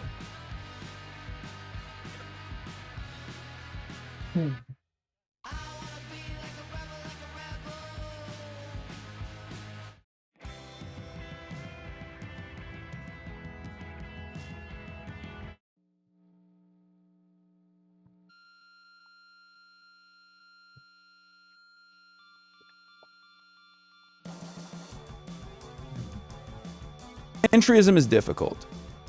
My opinion on this is I'm a harm reduction voter. I'm a harm reduction believer, I guess, to a certain degree. I recognize that class consciousness is the #1 problem in this country. This guy. We do not have class consciousness, and we do not have political education. I'll tell you when he starts being wrong. And without class consciousness and political education, you can't have organizing on the basis of class. So in order to foment class consciousness and to engage in agitative propaganda, as as is the Marxist tradition, I believe that elections are one of the most viable routes to reach the masses. Okay. Because this guy. I think a lot of people, no matter how radical they present themselves as, or no matter how critical they are of Bernie Sanders, a lot of people self-identified as socialists in that insurgent campaign in 2016 when Bernie ran against Hillary Rodham Clinton. That juxtaposition of a left populist force, that's what I was saying an about anti-establishment Vladimir. force who was unbowed and said that they were a socialist and weren't afraid of the moniker, going up against an establishment, like an establishment figurehead like Hillary Rodham Clinton, made a lot of people self-identify as socialists. It made a lot of people go, wait a minute, I agree with that guy. Right? I agree with that guy. I didn't know that this designation existed. Or I was so negatively propagandized against what I thought socialism was, but it turns out it's this, old curmudgeon, right? And who is fighting for me, who has been fighting for me for 800 years at this point. So that's that's why I believe that, and I've seen this in the data as well. Like whenever you got an AOC style figure or Zohran Mamdani, the DSA rises. The DSA's ranks explode. Right? There's so many new paid members, or paying members. Sorry, that I mean, so joined the far so good. organization. And the DSA is very good at instigating class consciousness and also doing political education. It's a massive institution with DSA is many good. different caucuses Telling and you. constantly fighting one another. You go to the national conference and you're like, I like them all. I have no, I don't have. It's like picking favorite children. You can't do it, right? But they're constantly warring. There's a democratic process. It's complex. It's very diverse. But you have every different tendency from liberals, social He said the good thing Democrats, about Bernie is that he all says the way something to different, Marxist-Leninists, which is what I Maoist, say. third worldists, people who do not participate in democracy at all. He creates a distinction. Because they think it's ridiculous and And it's also more than that too, is because he creates a distinction between the establishment candidate. You have all of that, right? And he creates this ideological distinction with amongst the Democrats, which again, 10 years ago, they did their best to make sure that you thought all Democrats were fungible, were equivalent. And they still try. If they think you're dumb, they'll try that shit still. And I think post Bernie, they've opened up this distinction, this whole other lane that people see, and people didn't see. No, he's not. He's saying DSA is good at organizing, getting people to see their class interests. That's not what he said at all. No. He says, okay. That's not what he said. He said, DSA is really good about getting people to see their mutual class interests, which is a boundary condition of effective organizing. And that is political education, and that is an absolute necessity to make the changes in this country. How are you going to organize if people don't even recognize their material interests? As a route to foment class consciousness through proving that alternative modes of governance are viable. Look at this guy and in that's why I chat. look There to you people go. like Zoran as movement leaders in that regard, because every day that he's a good mayor of New York is a day where we are able to tackle the stigma associated with socialism. Every day that he's a handsome, charismatic fellow that gets to improve people's lives but is a that's day not- where he more didn't New say Yorkers to go, be maybe I'm a unhungry. He socialist said after to all." organize effectively. I'm not. I understand that you have to organize with the masses that you have, not the masses that you believe should exist. And many people in the United States of America are self-identifying as liberals. That's mass politics. That's what the social base. That's where the social base is at. They self-identify as liberals because they don't really understand what that means. If you were they don't have an to pick option. apart their worldview Like, and offer when them you get a poll, a little bit of political education, they don't give you the options. They give you is very liberal, neutral or moderate or something, and then conservative or very conservative. Like I've done a couple polls. They send them to me, about local politics, and those are the options. They don't give you they don't even give you progressive, let alone socialist or communist. education, you might find that they're actually not liberals at all. Maybe they're socialists. Maybe they're Marxists. Maybe they're, they have a different ideological tendency than liberalism, which is basically just a monoculture that we've taken for granted. Yeah, not reactionary. So at a time when liberalism is failing, and the Democratic Party, less as the liberal reactionary. Democratic Party, is failing to keep up with the reactionary forces on the Republican side, I believe that it's important to try to push for as many radical candidates as possible and change the political makeup of this unbelievably weak party that is not a real political party in the sense that they exist in Europe and in parliamentary systems. There's no paid membership structure, paying membership structure, but a party that simply is a holdover for a litany of different corporate interests and maybe some advocacy groups on the side if you want to throw them a bone every now and then because you need door knockers. That's a weak party. That's a party that you can seize. That's a party that you can take advantage of.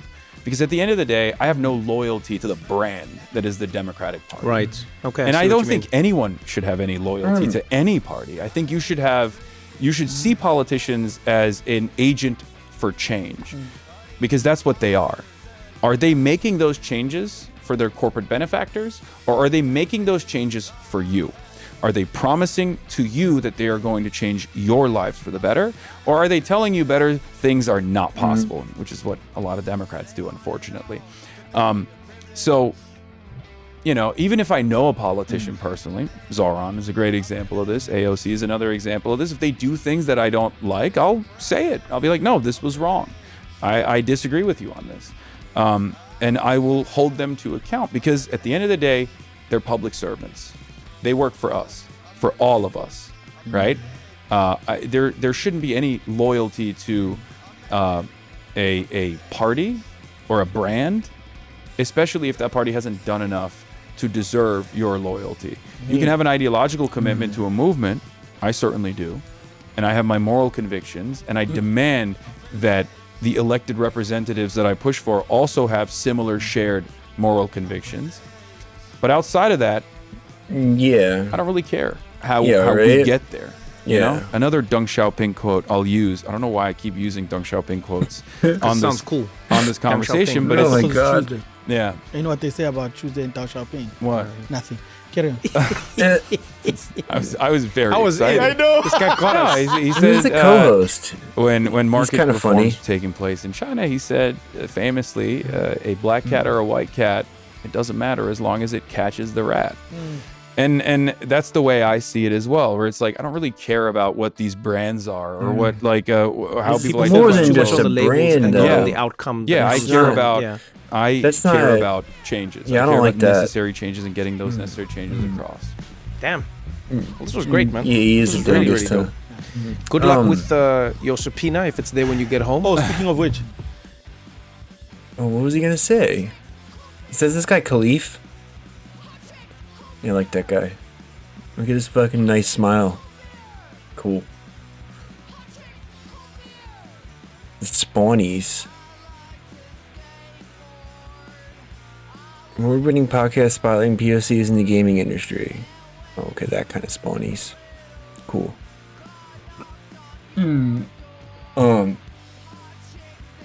He's like a gamer, huh?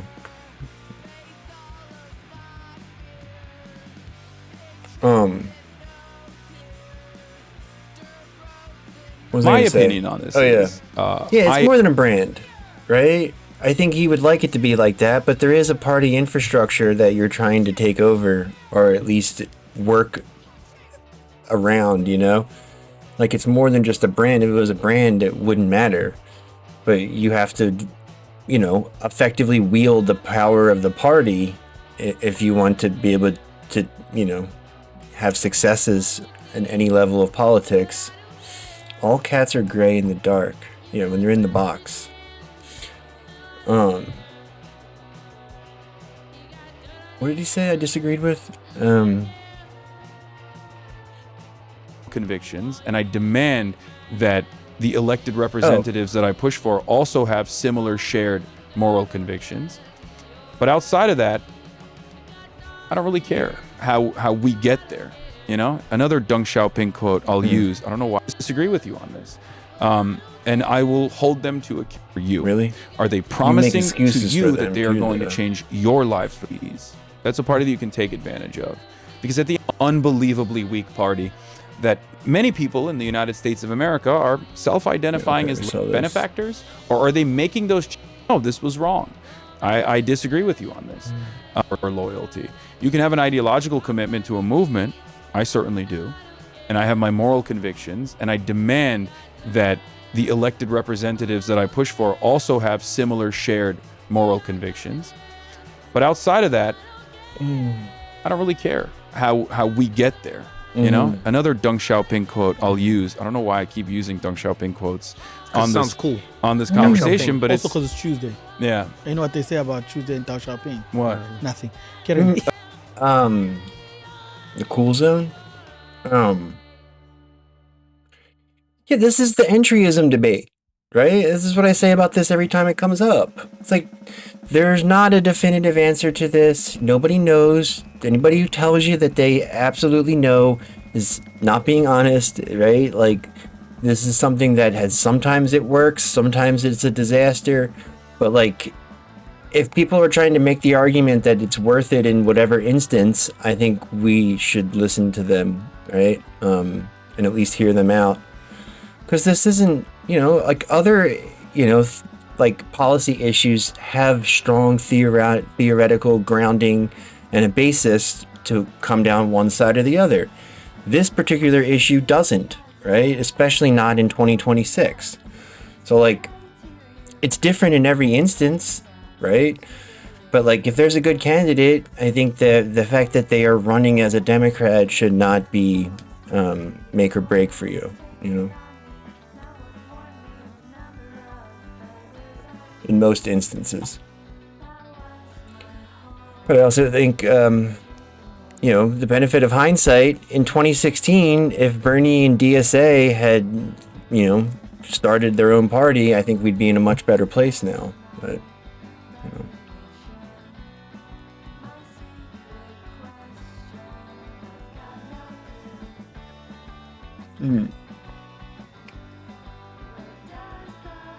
Yeah, that's what well, that's the problem in this country, though. Because we don't have a party, it enables people to run wild with their own bad takes, right? Like in, other countries where they have a communist party or, some socialist party that is an organizing umbrella, yeah, people don't get to, like, have their, excessive individualism and their special snowflake opinion about topics. It's like the party has the party collectively agreed on the correct position on that. If you want to be in the party, you are signing on to it, right?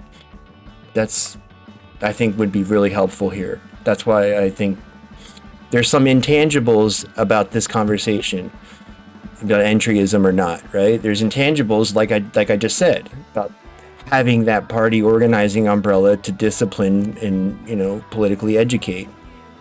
Like, that's, you can't put a price on that, right? So, yes, yeah. I mean, I see it as an inevitability, right? If we can, like I said, we're still in the sub 1 stage, though, right? Like, we still need to educate people, in which case that has to be part of the conversation. And like I said, I think, like, just the massive improvement people's made in that class consciousness post 2016 is really incalculable. That's huge. So that as strongly weighs in favor of it. If somebody can win as a Democrat or lose as a third party member. And again, we don't even have our third party yet. There's a bunch of random parties that are not, we haven't kind of taken the, a plurality of, would-be third party, left-wing voters. Like, if that was the case, then I think that would strongly go against the entryist argument, Yeah, that's what I mean. Like, Lenin couldn't say one way or the other because it's always different, and it's like Lenin didn't want to, like, begrudge, throwing a bone to people who are being stomped on. And I think we need to be cognizant of that. And again, like I said, it's a huge, like, I think having a lefty in the Senate or the House who's, like, going to stand up and say things and get on TV saying, radical ideas that most people have never heard because our entire system is built around preventing you from hearing it. Like, that's huge. So I think that would be better than, losing on, as a PSL candidate with, 2% of the vote or whatever. But, like, this isn't every instance. It doesn't mean you should vote down ballot or whatever. You vote for good people, right? And then vote for whatever your third party is. Like, I would vote for PSL unless there was one of these instances.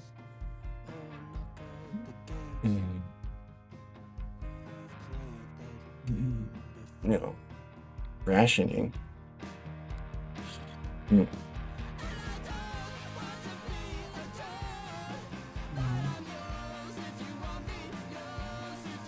What's this one? Where'd he get a black eye?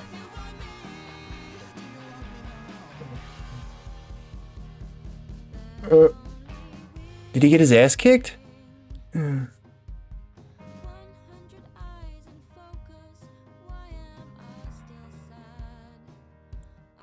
Stavi hit him? It'd be funny if he... Oh.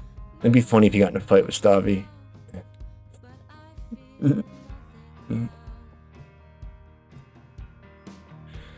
Alright.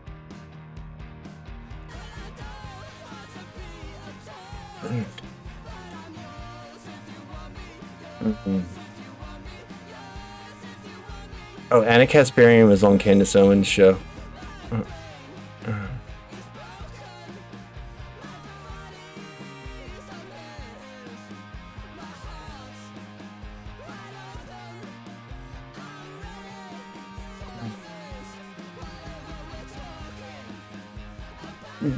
It's so funny, the Jake Oshensloss thing.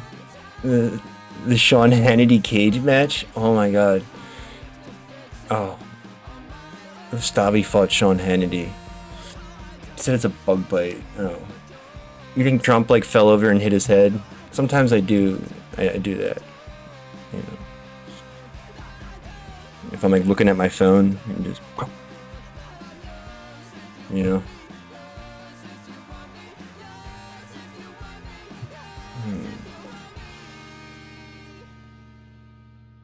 Okay, what's next? Oh. Yeah, that... I don't want to watch that. Ritualistic sexual abuse in Israel. Shocker. Oh, let's watch this. This is probably short.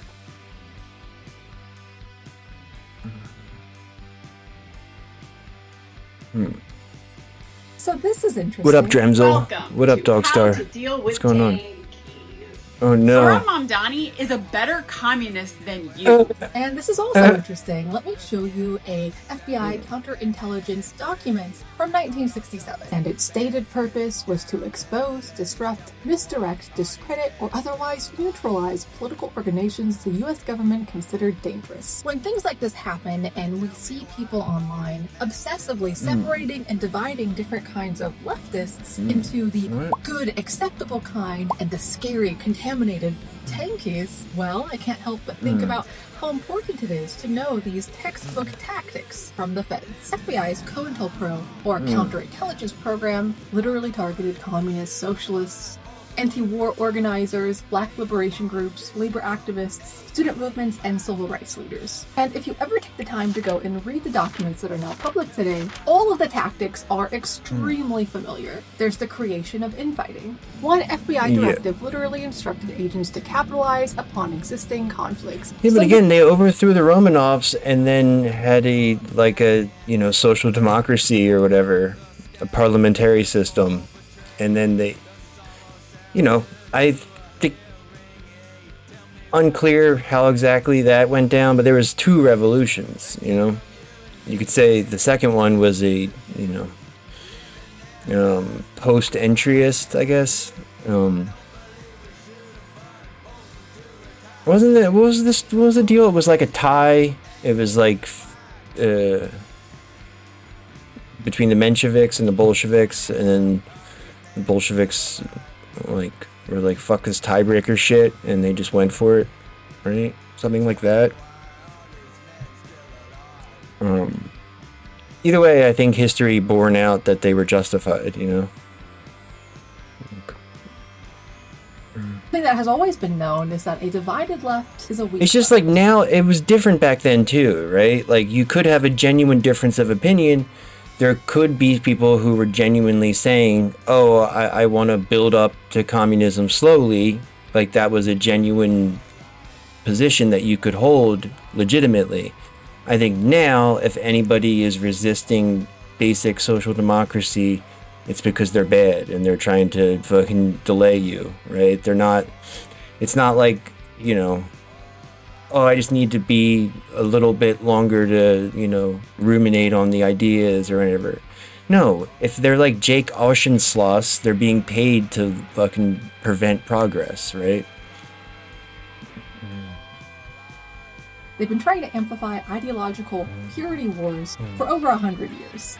They turn groups against each other, encourage splintering into smaller groups that all hate each other. Yeah, no, and they endless had it. debates over who was the good Like, he was in the radical versus parliament. the dangerous one. Anytime you see people obsessively Or trying at least, to separate you know, chief of acceptable staff or activists somebody or from something. the scary, contaminated ones, especially for some sort of overall mainstream approval, there should be some sort of alarm bell going off where you recognize this historical pattern. It Talk a doesn't little really bit in the matter. past about how another tactic they used was sexual shame, deliberately trying to embarrass organizers through their relationships, sexuality, rumors, affairs, and personal lives. Scandal tends to isolate people. They think it's like everything especially else, in movements too, built like- on overall trust. This is all within reason, of course. There are people who use activist spaces as hunting grounds for their issues and desires. But in general, if people are trying to steer your conversations away from labor, war, housing systems into constantly critiquing or picking people's sex lives or dating history apart, this can also They extend do this in the into their DSA meeting aesthetics, the way they sometimes. look, their vibes, their cringe. That also might be part of this larger pattern and documented tactic of the FBI in an effort to shame, isolate, and have something to hold against them. Remember, comrades, you can't be blackmailed as long as you're a confident degenerate. But then there's media manipulation. The FBI openly discussed using Also, media too, contracts I mention to this every night. I'm gonna mention it again because we're on the subject. There's more than just the FBI trying to psyop you now. There's many public and private factions who are trying to manipulate you, right? It's not just the FBI. I you know, think the oligarchs run their own psyops. They have their own intelligence, you know, dirty tricks divisions. disrupt organizations. They spread fake stories, fake letters, rumors, anonymous accusations, and sometimes they even impersonate activists or pay off the willing. But disinformation works the best when people are already emotional. That's why a lot of the topics that they pick at, whether or not they're spreading lies or grossly misrepresenting a broader historical picture, it's a lot more complicated and nuanced. Because recognizing these tactics or what's behind it doesn't always make the criticism false or not valid. It's being manipulated and used in a rather nefarious way intentionally. Movements should self-critique. We should be implementing self-criticism, but there's a big difference between principled criticism and content disguised to make people more cynical, paranoid, isolated, or politically inactive. We need to ask ourselves these this is a good sorts of video. questions. Does this encourage organizing? Or is it encouraging Yeah, hopelessness? doesn't I say that Does too, this right? piece of media They spend billions of dollars every day maintaining this, the most sophisticated, most elaborate, you know, like, facade ever, you know, conceived, right? Like, they spend billions of dollars every day just, you know, in the Imperial Core trying to set the narrative and manipulate you into, you know, whatever opinion they want you to hold. It's incredibly extensive, but it can seem daunting, but it's also, I think, you know, me being the optimist, the way I see it is it's tenuous, it's Rube Goldberg, there's a lot of moving parts that have to keep going right for them, and they need full buy-in from all of their fucking class, and you know, they air their dirty laundry in front of us. Like, it's not stable. Like the rest of this empire, it's not stable. It could go at any moment. increase understanding? Are we just seeing humiliation? Does this build solidarity? Perhaps a united front, which Yeah. is really needed? Or are we turning the politics into Mhm. social cannibalism? Look, comrades, COINTELPRO worked because people often didn't realize that they were being manipulated while it was happening. But we have the information, we have the history, we have the literal documents, which means we don't really have the excuse of ignorance anymore. Please let this encourage you to be more curious, to read documents like these, to study the patterns, and most importantly, to protect and care for each other. Yeah.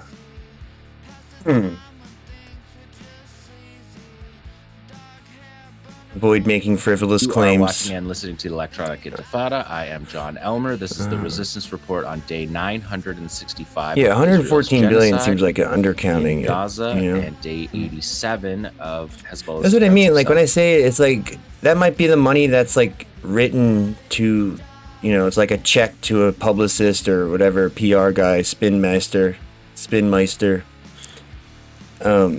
But there's so much more just in preserving the system as it is, like preserving the legacy media, like preserving these, you know, the buy-in, the complicity of the, you know, every so-called journalist on TV.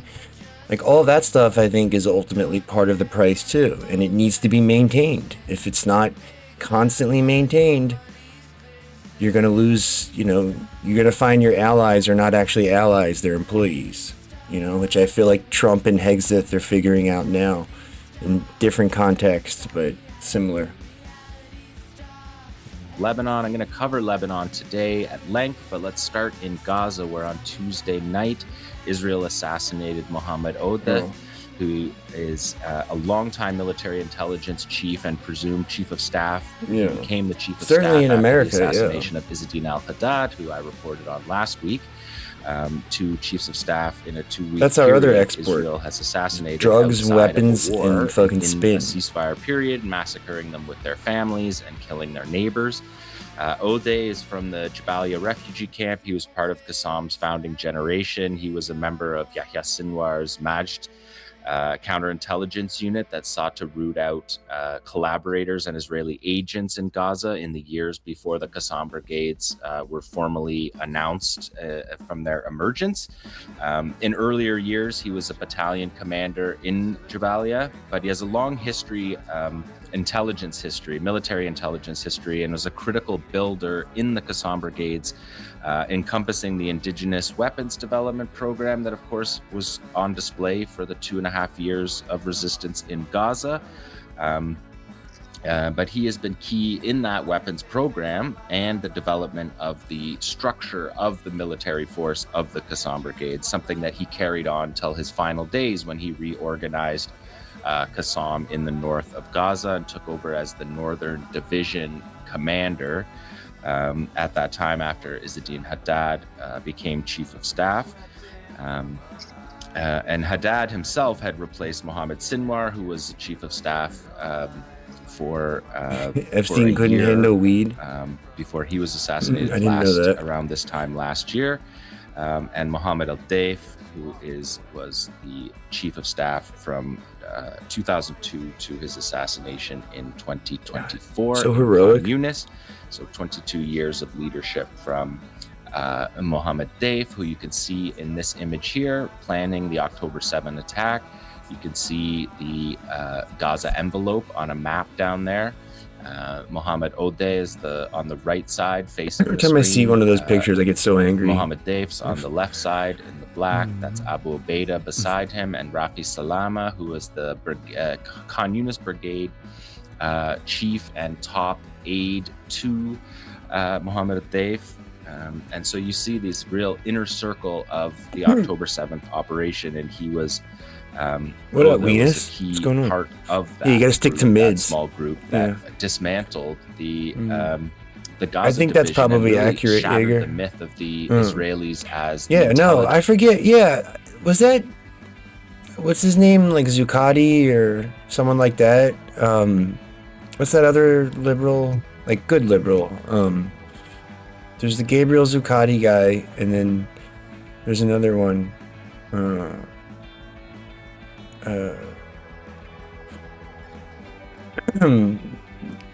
There's the other Jackson Hinkle, not him.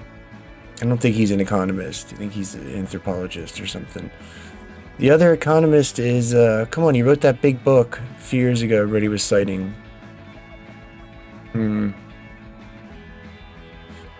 Anyway, I think it might have been him.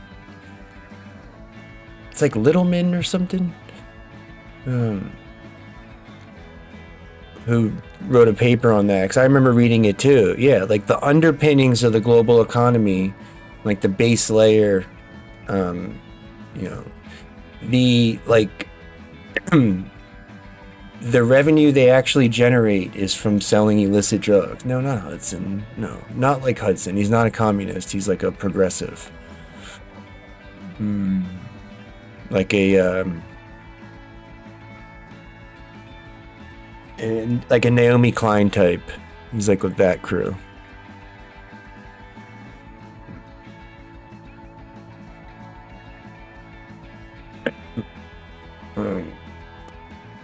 You gotta smoke the mids, man. Yo, if you smoke danks and then you have, I don't know why I said danks. I've never said that in my entire life. I don't know what I would call it. Like high grade. There's like mids and swag and what's, I guess I'm trying to think of what I called it in high school.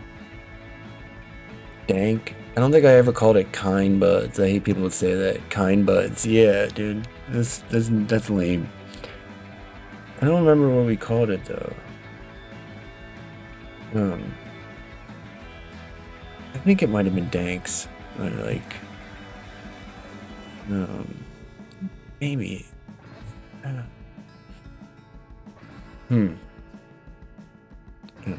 Chronic? Yeah, maybe chronic. I don't know. I guess I called it all of these. I don't know, I smoked so much weed in so many different parts of the country that I have so many different verbiages embedded. No,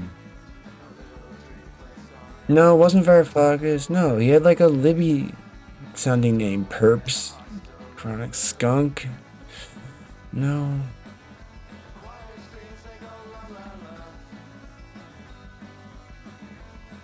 I mean, Zuckman is the one guy, right?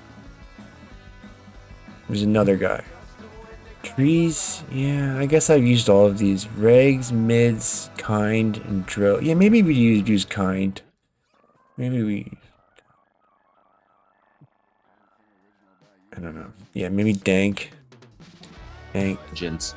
Dank or kind. You know, at the myth of their intelligence and the myth of their capacity, and it's the military intelligence that was run by Mohammed Odeh that did that, that had that impeccable and voluminous intelligence on each Israeli position on the as I was saying, of troops, if you haven't smoked mids in a they while, had watched for years. Mids get you fucked up. In it just the goes Gaza away really division's quickly. Movements were all what was dismantled on October 7th in literally minutes because of the preparation that Mohammed Odeh was overseeing. He also oversaw the critical counter intelligence raid that was foiled by the Israelis in 2018. Hydro? Yeah, maybe Hydro, actually. Plant listening devices to try to get into the closed phone line in the tunnels. That operation was foiled, and he was a key role in that as well. Qassam said that he is our distinguished commander, and he left his mark in various fields of jihad and resistance, from the battlefield to military manufacturing workshops, passing through the command of the Northern Brigade and the command of the Weapons and Combat Services Wing. Then he, for a long time, with the Military Intelligence Wing. And he said, Qassam said, what a great journey he was on, rich chapters which will remain a beacon for generations. The ferocity of the battle and the intensity of the assault from which our people and resistance are being subjected to, and the Zionist rampage and savagery are certainly the final chapters of the occupation. So that is a report from Gaza. We will go now to Lebanon and start with the maps that we always start with. And the maps are important today because Israel yesterday made the entire area south of the Litani River. I don't know. It's been so long since on this map. Like I feel like after a certain point, like it just wasn't anything. Like you know, it was assumed that it was like kind buds, unless there was, unless otherwise noted. And I feel like, yeah, it's been a long time since I had like a steady mid supply coming in from anywhere. Free fire zone because of their failures on the battlefield, tactical defeats turned into civilian massacres, and Israel has been bragging about this over the past few days, striking more than 150 targets in Lebanon yesterday. and 550 covering the 3 In New days, York, like the at mids the are like beginning of kinds. the week. They have killed Other places. 3,269 You can get a people dime. in Lebanon and injured almost 10,000, including, of course, the Like a gram of like 125 mids paramedics that and first I would have responders, sold civil for defense kind workers prices that in were high killed, school. many in grisly double tap massacres that were watched on camera. As many of Israel's crimes are. I remember when I first moved to New York, the next map, they had the you can delivery see service the like in three Half-Baked. main, It was areas really fun. of the battle. This is Hezbollah's map from a couple weeks ago, but it covers the month after the ceasefire or after the massacre. Went to my buddy's place in followed the Manhattan. ceasefire. And we just like, So we're looking on the would order western, bag after coast bag. there, Nakura and Bayada. In the center expensive there, as that's fuck, though. the Bint Jbeil province, and battles that we'll be focusing on today in that region. And then if you follow up the Galilee Panhandle there to the top, you have a considerable battle that has been waging along that front all throughout this war. And you can see the distribution of attacks in each of those areas, and those concentrations of attacks indicate both Israeli positions Yeah, in and California Israeli it's attempts different. to advance, which are being thwarted by, California, for the there's so most much part, weed by coming in both Hezbollah directions. operations. Let's look at the next one. We have psychological operations here that began the week, and it was prescient for Hezbollah to put this out. It's directed at the Israelis, and underneath this sign that says caution or beware, and it's obviously a drone with the munition on it. The Israeli media quote was to the effect that these drones make the skies a death trap. And Hezbollah, of course, like Qassam, the military media departments are keen on the psychological operations directed at the Israeli public and directed at their own public as well. But this sign was definitely foreshadowed the week for the Israelis. Let's take a look at number 4. This was a pretty remarkable attack here. We're seeing Gram right of from the dab start, for $12 assembly of is the pretty drone here good. that we've talked about. There's the anti-tank missile. I'm going to break some of these down after. These cartridges are basically like a gram on the wall, it says of dedicated to the great and devoted dabs. people of dear Iran for your constant love and support, and from your brothers Pretty in much the the same Islamic thing. resistance. There we see the drone take off, and also to the martyrs of the prepackaged. Minab school massacre. Imagine you're if I was seeing this taking drone dabs on the fly now stream, over dude, this that would road. be If so you look annoying. off straight ahead in the distance, you see the dust of a Israeli military Humvee.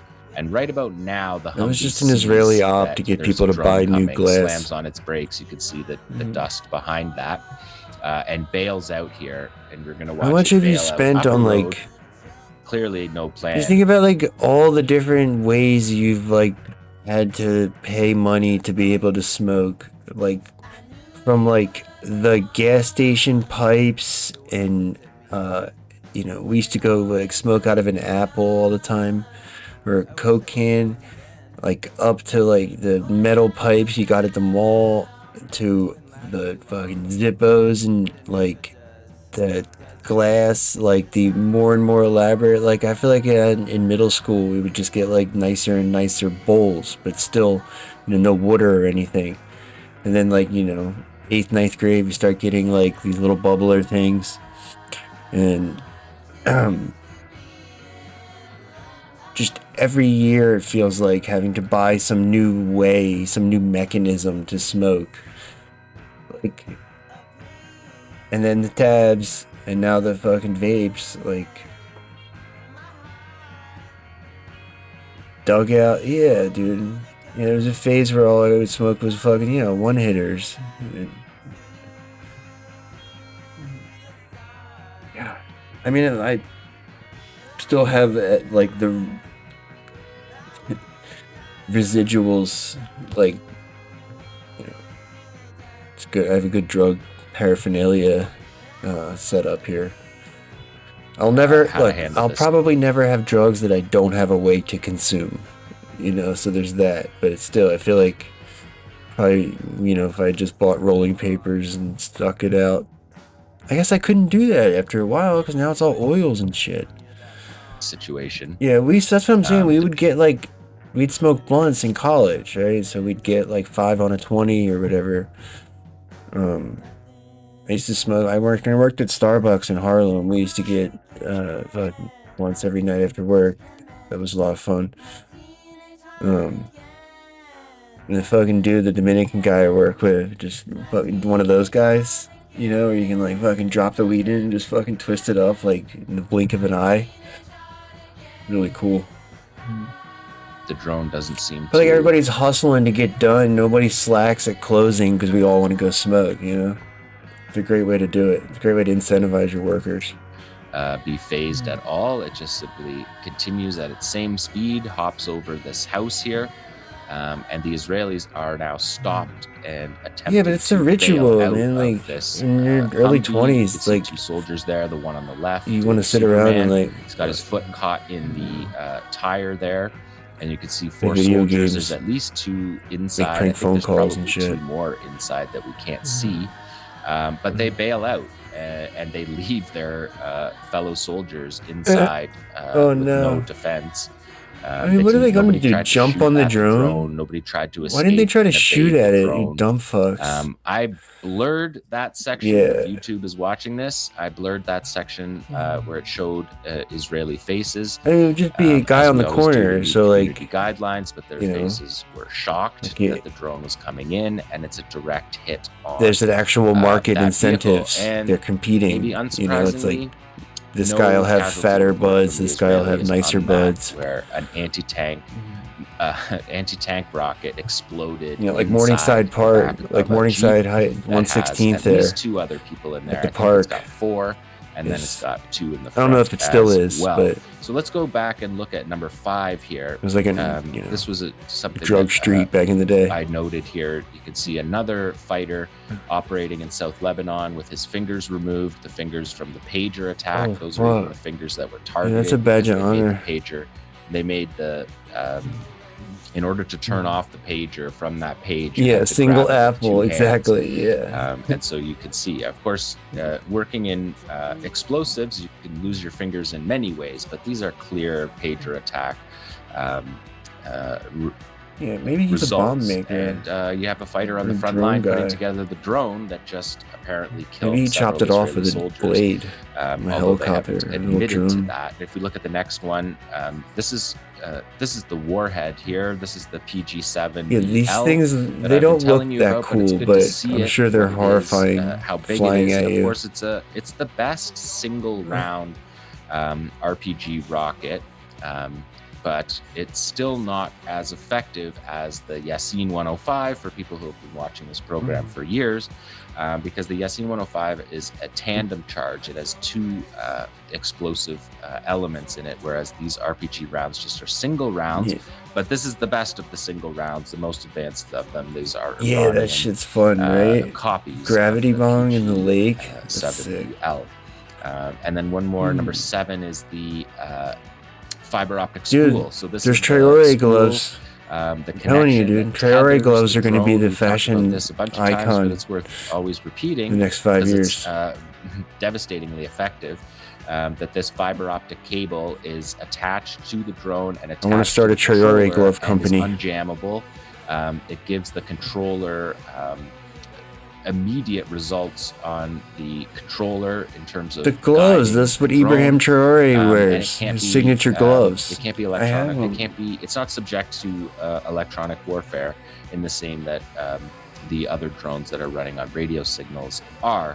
So that is something These that Hezbollah things, hasn't showed us. these- This I've shown you the 2 other times that Hezbollah He's always has wearing shown them. us He these looks so drones. fucking This is the cool. This is the most they've shown us. You can see the 3D rail under his glove there. They've 3D printed railings to mount the weapon and to mount the spool. That's what you learn in underneath. college. Like creative ways to do again, drugs. And these are clean, smart, effective, resilient weapons because the supply chain is resilient. The parts are used in many different ways. They're 3D printing certain parts, and really the number of these drones being in the thousands is not surprising. And they're highly effective. The Israelis claim that these drones are coming from above, from greater than 20 kilometers distance. But I don't think we have seen that yet. That spool doesn't suggest a 30-kilometer range, but the Israelis seem to think that the drones go from incredible distances, and they always report on more drones hitting than actually were fired by Hezbollah. Yeah, they're cheap too, right? Counter, on the program today. Let's look at number 8. You can see the full assembly of it here. It's a little bit hard to see because it's black on black here, but you can see the warhead without a fuse. And Hezbollah has been very the operational security surrounding. Dude, they hear you. Yeah, no, they hear us system talking. Of these, I know people have asked about this, but Hezbollah is not showing us this. And so even when they give us a build like this, you can see there's no fuse on the Everyone's gonna have nose these. of the RPG warhead that you're looking at there. And then underneath, it's difficult to see, but underneath the warhead is the spool. It angles down and it runs a thread for the 15-20 kilometers, if that's indeed how far it is. It's like to keep your hands warm, and you can do work in them, and it just runs throughout that your day. line. And unless that line gets cut, you have direct low latency response to all the commands, and that's why Hezbollah has been able to improve week on week in remarkable fashion. And you're going to see that on this show as well. And just one more, just wanted to show this still of these guys bailing out and leaving their 2 to 4 other guys in the back to fend for themselves. They're not jumping out here to shoot at the drone or to try to knock the drone down. They just bailed, and that's going to be a theme That's what they all of do. this program. And it's also this shot right here is the shot that the Israelis have been afraid of for the past 80 days of this war, that this drone footage showing the final moments of these soldiers would become a major propaganda coup, and also a morale, a real shot to the morale, whatever the opposite of a morale boost is. So just wanted to show that picture. Now let's look at number 10. This is the operation. Gut punch. This is the commander of the 401st Armored Brigade, Meir Biderman. This is how And Archimedes he's got saying here in an interview on Israeli Yeah. television before the war, he says, "We'll come here with many surprises for Hezbollah. I need They are y'all to tip weakened, your their streamer. firepower How is about less that? than before." And you can see this in the quantity and accuracy and effectiveness of their strike. talking What about we're looking tips. at here is the newly Tip positioned me 401st Armored Brigade by subscribing. headquarters that they have moved down We're forking from, over that sweet cheddar. higher ground that was 2 goose hunters on point. we'll see Yeah, after this, seriously, that right? had been hammered for weeks, and they I don't know fled why. that position. I don't think they care Hezbollah about the followed them soldiers. to I this honestly new don't. position, Like, and this house that they're occupying here is the command it's the center same thing for in the Gaza. Like, 401st Armored Brigade. And you're simple. going to see a full casing of the joint Like, here, no cost. full reconnaissance flight around to Like, see. There you see a soldier. Just like from the out very on the beginning, porch like here. they kept losing soldiers to the They're same identifying easy to that. You can protect see he's against, gonna notice the you know, drone, like and assassins, he like also snipers, is or going to run away sitting in and windows. not look out for his fellow soldiers. Doesn't close the door, and the drone flies right through the door into the command center of the 401st Armored Brigade. You can see it happen again here. This operation severely wounded the commander of the 401st Armored Brigade. Who else got and he primes? is still in critical Why don't you see if you can use your grandmom's prime? and this is the second drone. That would be a good now idea. is going to circle around and come back. This is a 3-drone operation. It's going to circle around back here and aim at this ammunition truck that you can see there.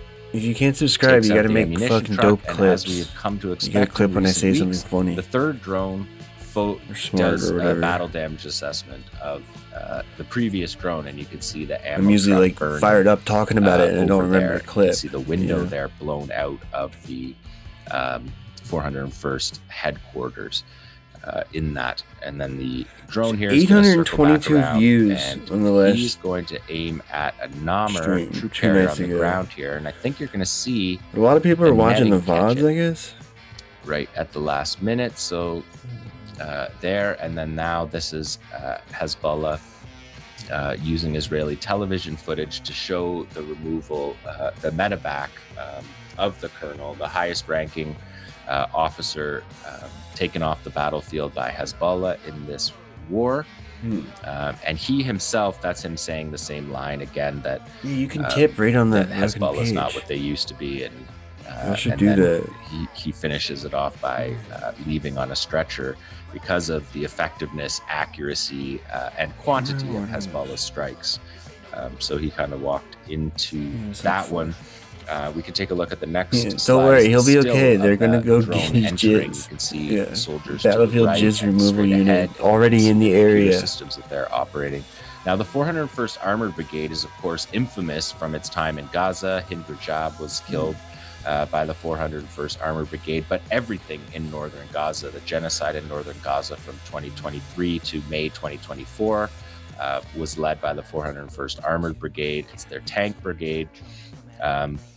And then in May 2024, the 401st moved down to Rafah to ethnically cleanse Rafah and escalate the genocide there. They moved back up north for the general plan in late 2024 for the ethnic cleansing of the north.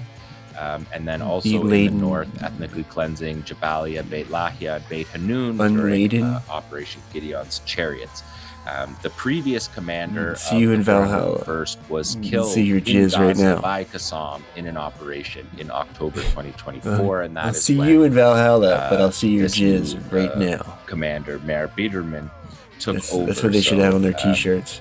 Long history of crimes by this particular unit. Let's look at number 12 because again, it's just situational aware, basic military soldiering, Yeah. situational awareness to One step flee, ahead of you. sure, but close the door. Just look at the next slide.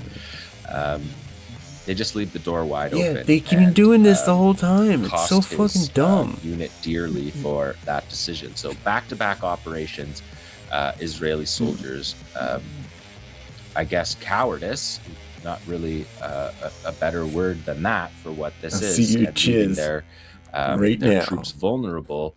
And then Israel's response to this cowardice is to escalate the genocide against Sorry, people you're who don't dead. have Give me anything your to do in jizz. this fight. Instead of turning it on Hezbollah. Let's take a look at number 14 because you're going to see in these next two how that operation came about. This is just up the road in Rashif.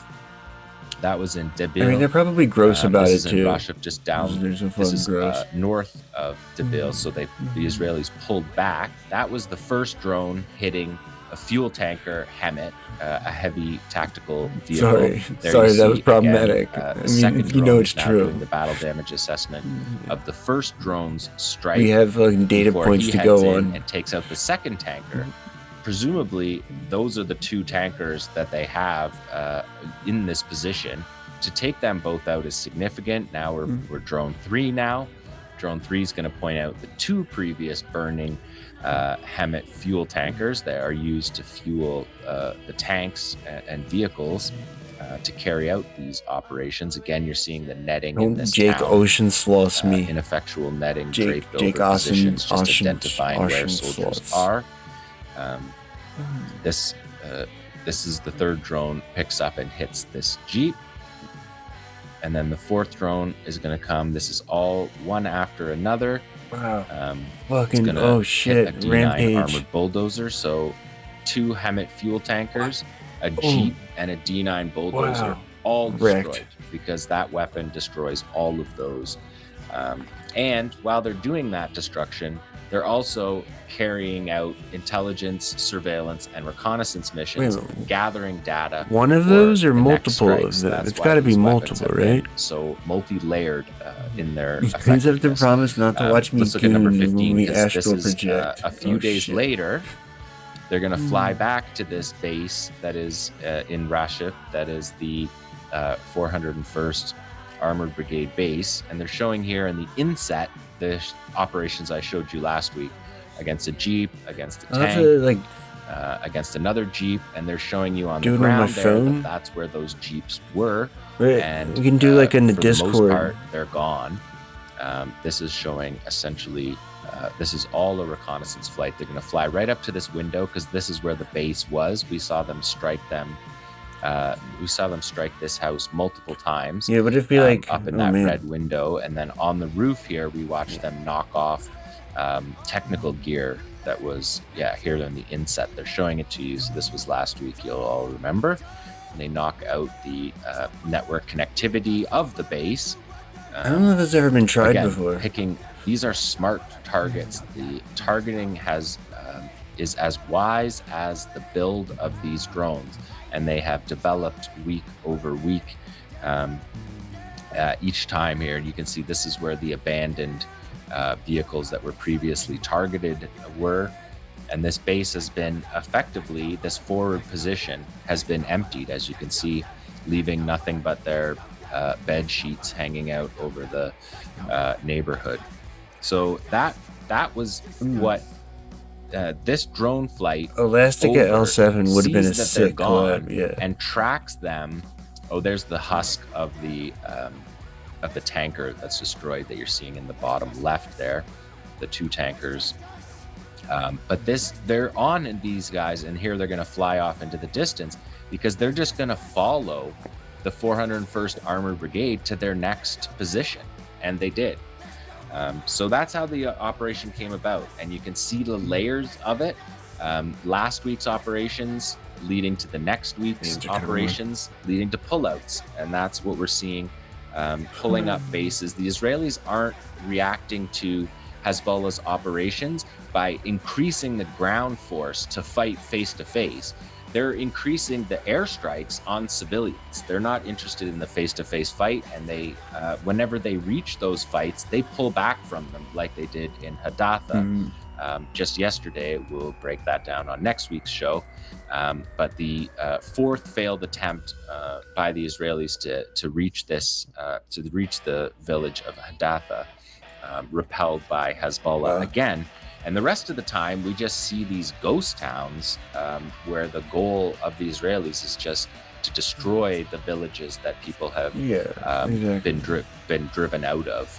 That's all they're doing. And They're not fighting, they're just destroying things. So that's their choice. Ethnic cleansing. And they're moving the genocide now to South Lebanon because this is a distinct people in South Lebanon as well. And the goal is to destroy Shia South Lebanon. And so the genocidal rampage is now into a second country. Let's look at number 16, because this was the night before the operation on the 401st. This is from the Israeli spokesperson's unit, so I didn't have to blur any faces because they've been blurring faces for 2 years because they know they're criminals. There's the drone strike, hits them. And this is the medevac of the combat camera officer. And if we look at the next slide, I have put together what they were saying. So it's so she says it's a drone. The other person says, "It's a drone, bro." And the other person said, "It's a drone for sure. I saw it." And then smack. What? Everything goes silent, and then the next thing you see is someone over top of the soldier saying, "Are you breathing?" So that 15 seconds gives you an idea of how much time the Israelis have, how much situational awareness for soldiers out here looking for the drone. No sirens, no indication that it's coming, and it hits directly on the target, wounding 3 severely in this strike the night before the operation on the 401st Armored Division. So that's 17, right, Tamara? Okay, 18 here. We're going to just get into a whole string of attacks here. This is in Vintage Bale. This is a quadcopter, again, carrying the RPG anti-tank warhead that you saw.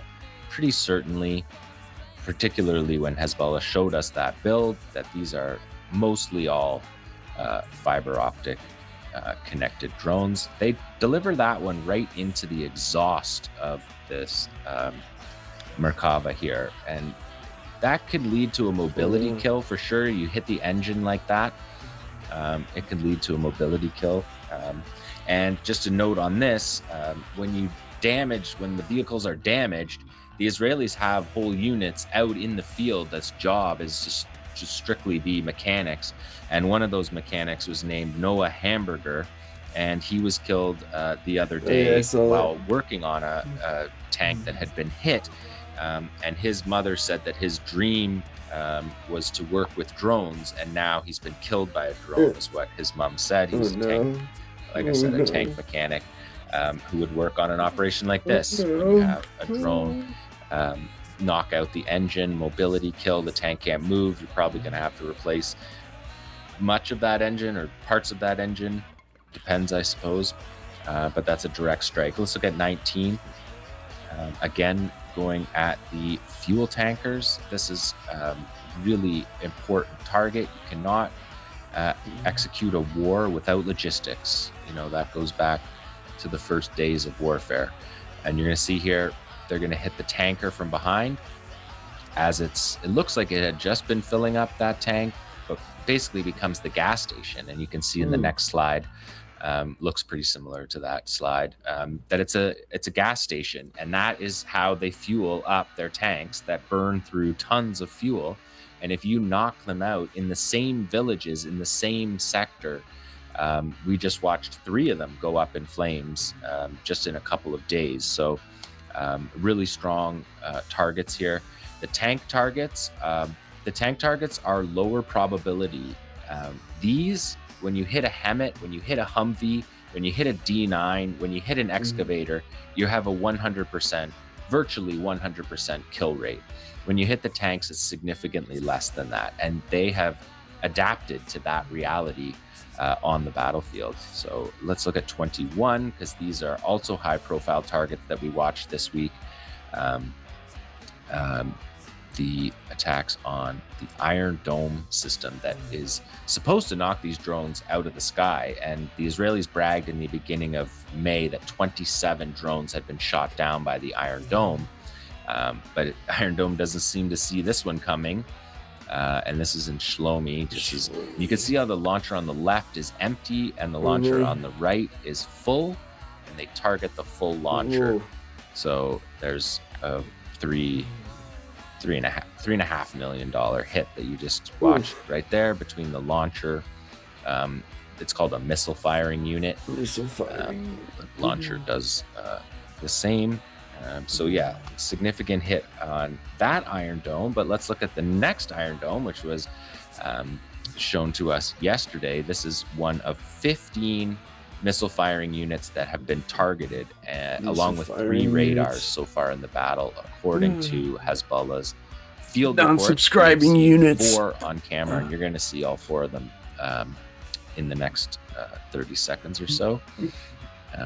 So this is the one circling back here on it, and direct hit again. You can see that had dispensed a number of interceptor missiles, Tamar interceptor missiles. Each missile is $100,000, 20 launchers on the in the battery, so $2 million per. That gets hit. And let's look at the next one, is of the 3 that were before that, because there was 3 operations in a 24-hour window 2 weeks, week and a half ago. So this is the one we just saw, but the next 2 are the 2 previous ones. So we've now seen you're always 4 a subscriber. Iron Dome units Iron on Dud. camera just in the last 2 Yeah, once a subscriber, always a direct subscriber. strikes. So this is the earlier You can text one, me 24/7 from those strikes. Again, these are on the Israeli side of the border. You see the border fence. You're under my psionic umbrella. And then you see the units. Pretty good deal. And direct hits on the units.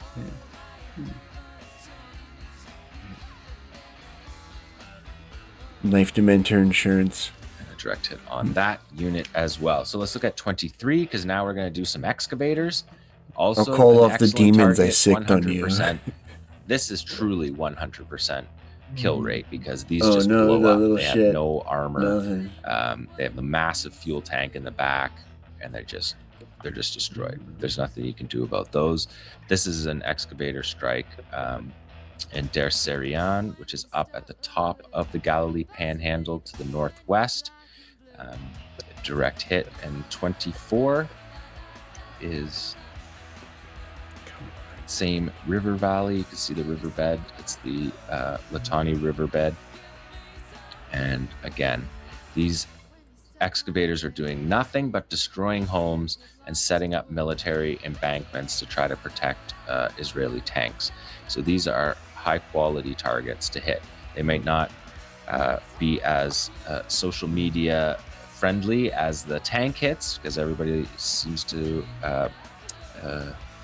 like the tank hits, but in the way they're fighting this battle, these are truly the targets, and they've been doing that significantly. We saw at the beginning they were hitting tanks with a significant, like 80% of the FPV ops were against tanks. Now they're under 40% against tanks, and they're taking out all of these vehicles that are difficult to replace. Maybe There's Desert one more Balloon. 25 No, around actually, 25. wait, we just stole the gardens. Yes, 25. This one is flexing the fiber optic and skimming I it haven't right known along to this astral berm project that they're into your building bedrooms. and blowing it up. Again, they're building this base. Usually your mom's bedroom, but inside sometimes I'll Lebanon. stop by and say hi. And they need these excavators to do that engineering work. 26 is another Hemet, but this is a different type of Hemet. A Hemet is a heavy tactical truck. It's an 8-wheeled truck, and so they have many different configurations. We saw the fuel configuration, which essentially turns it into a gas station. We saw last week, I showed you ones that hit power stations, and here they're going to hit the base station cabinet of a mobile wireless antenna tower. So you can see that, you can see 4 or 5 antennas there, and that's on the back of the Hemet, and they just drive it right into the brain. The base cabinet, the base station cabinet, which is what you're looking at, that is the brain of the entire base station. That's where the network EDM connectivity, comes and from. They take that out, and that is another important hit. So 27, that was in Taipei. 27, this is in Manara. This is on the Israeli side of the border, and this is an older attack. This is from early in May, but they see even early in May, they're skipping all of the tanks, all of the armored vehicles, and they're hitting here what looks to be a Hemet that's actually a wrecker. So it would be essentially the tow truck that carries, because there's another wrecker, there's a Nommer wrecker there. We were just right talking about beside it. wreckers. So here you can see on the back, you can see the wrecker, and that no longer exists. And we saw the previous Hemets, they get hit by an anti-tank weapon, they explode, they burn into flames, they explode into flames and burn immediately. So these are off the battlefield. If this war goes on for months and you're taking out 6 Hemets a week, it has That's a significant unsustainable. logistical impact on the Israelis. Although the Israelis don't seem to want to fight anyway, so Yeah. it might be a good excuse for them to run and hide. Let's They look at do love doing 26, because I still keep, even though I believe these tank operations are lower probabilities, I'm still putting them all in there because the Israelis clearly believe the tanks are targets because they're putting netting on them. Here's a strike that maybe is aiming for the turret gap, but also that's the driver's compartment right there. When it comes down again, if you look on the right hand side as it's coming in, you'll see the periscope underneath the turret there, up in the top there. That's the periscope for the driver, and the driver has that whole space in front of him is the engine, which is why hitting with an RPG directed at the engine is not a high Side-trans percentage, truck. move, because the Merkava has the engine in the front. Most tanks You know it smells funky in there. rear. So you see that hit on the driver's station. It's They a hit them, side-trans truck. a couple of times, which indicates that they believe that there's potential Side-trans weakness in that Deathmobile. spot. That was 28. 29, chase a soldier here in this operation, again at the Manara It's like some position. Mad This Max is shit, near for Hula. sure. In Lebanon, you can see it's the Israeli side of the border where they Genocide, traveling genocide infrastructure. He's attempting to run to that shelter. That's a mobile bomb shelter. Oh, yeah. And he's trying to run to it. It's a race. They probably got the warning, air hammer incoming. That's what the Israeli soldiers announce before everyone starts to panic and run around and lose their situational awareness. So here he is. You can see him attempting to Losing situational awareness. to get into As that usual. shelter. blast shelter. We don't know at this point the result of these operations, because an anti-tank weapon, to detonate an anti-tank weapon into the ground like that isn't going to be super. It's going to put the charge into the ground. But we have seen, and the Israelis have talked about, fragmentation sleeves that are on some of these. So when it explodes, the shrapnel comes out. And the Israelis are talking about that. So when we see an operation like this, the Israelis seem to believe that there are fragmentation warheads. And if we were to see fragmentation warheads come out in number, that's when it's real trouble for the Israeli soldiers. Is this 30 here? Let's do 30. Yeah, perfect. This is aiming at a Nommer hatch, and again, you see they've completely covered the Nommer in netting there, but the netting is up against the tank, so it's not stopping. It's still going to detonate in the same place that it was intended to detonate on the.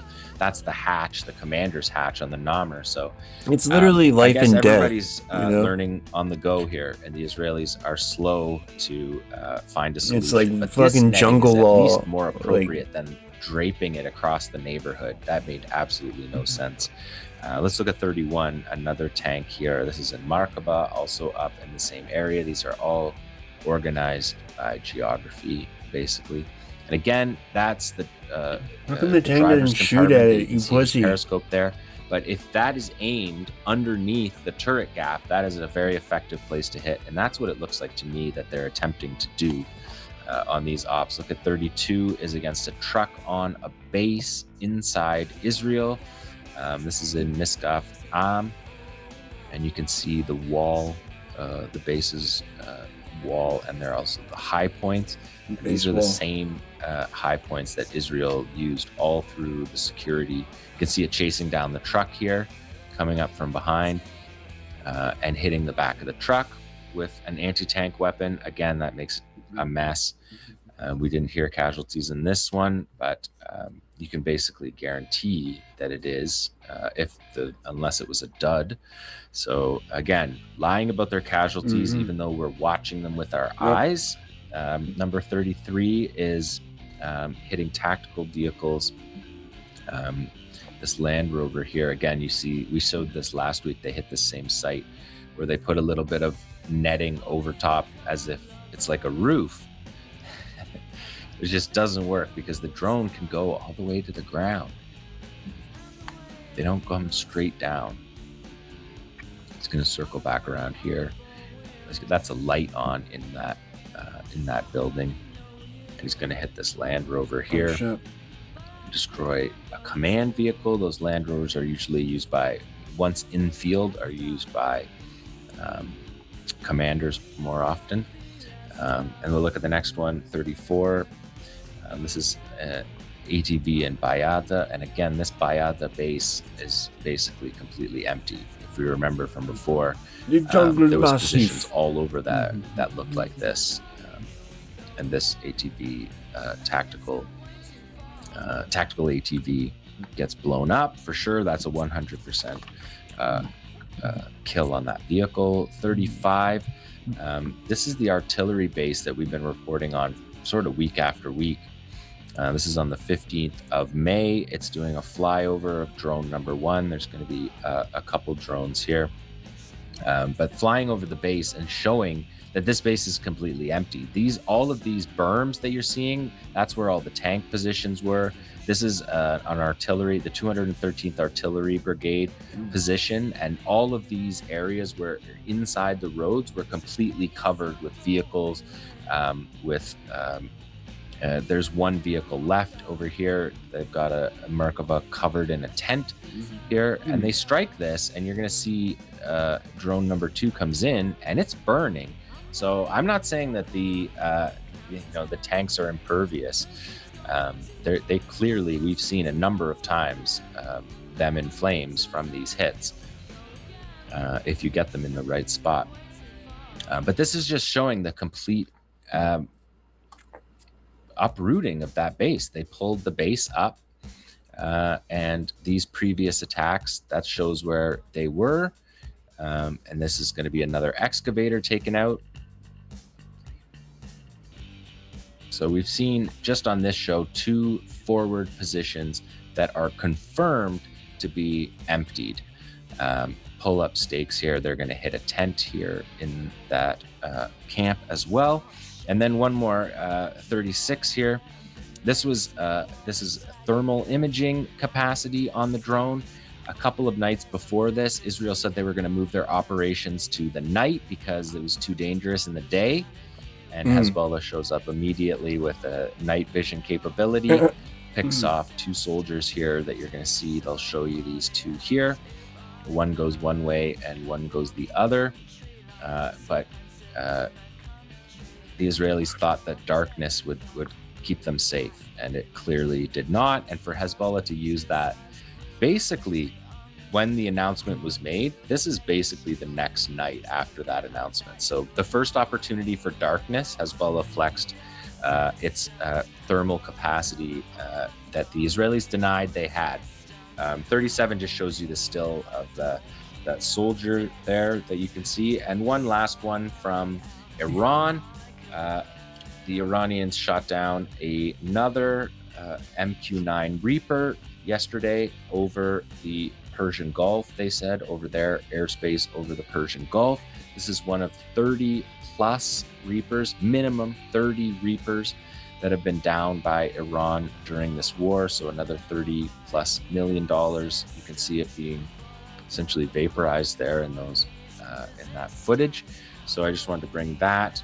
Not going to get too into Iran because of the just ridiculous diplomacy of the United States that doesn't match anything that the Iranians are saying, but we will stay on that story as we always do. And this has been the Resistance Report for day 965 of Israel's genocide in Gaza.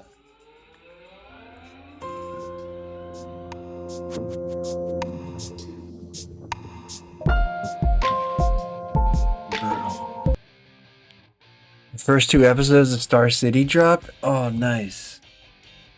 Oh man. Wow. What's her name? I bet you she's super hot when she's young, huh?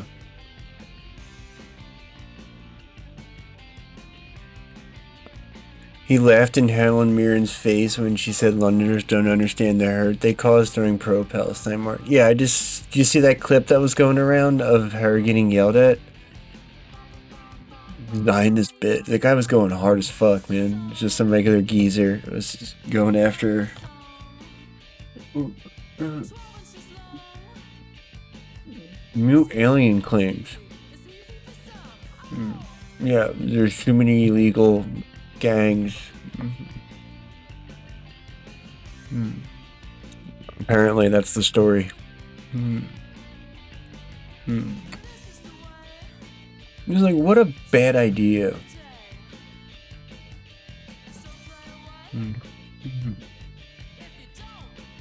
Yeah.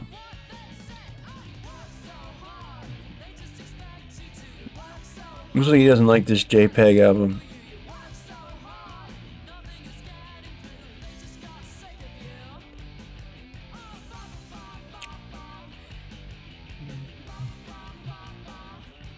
What's this?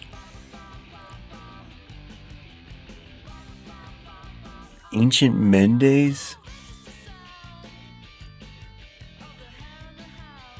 It looks boring. There's a reason why no one goes there. Well, dang. It was seeing pictures of this thing that originally got me interested in the What's site. that place in Georgia with that fucking Lord of the Rings we got shit? permission to come out here. Not with a big group, just a few of us, but this thing's cool. It's a big box. It is. Yes. The polish in this one looks amazing. It does, huh? Yeah. The tactile sense and the feeling on this is quite incredible. The smooth, the polish on this is amazing. And you can see the chisel marks. I think it's difficult to say that you can use this dating to date the whole statue. Oh. There. Oh. You know what this is? This is part of a vase. Diorite nice. It is, yeah. It's a No, part it of a is. vase. Yeah. That tells you how old this place is. I'm doing the jobs. There it Oh, is. wait. There it is. That's pretty close. That's it. That's it. Yeah! On the entire side. I think the guy's very impressed too. That we found that stuff straight away? We know what we're looking at. Yeah. What you doing, kitty cat, rolling in the mud? With your one eye? And we just found something interesting here. Dude, the polishing. Oh, yeah? The polish. I'm getting all these goosebumps all I don't know. He's super excited. You can already see him. Yeah. Oh yeah. This one looks circular. It does, yes.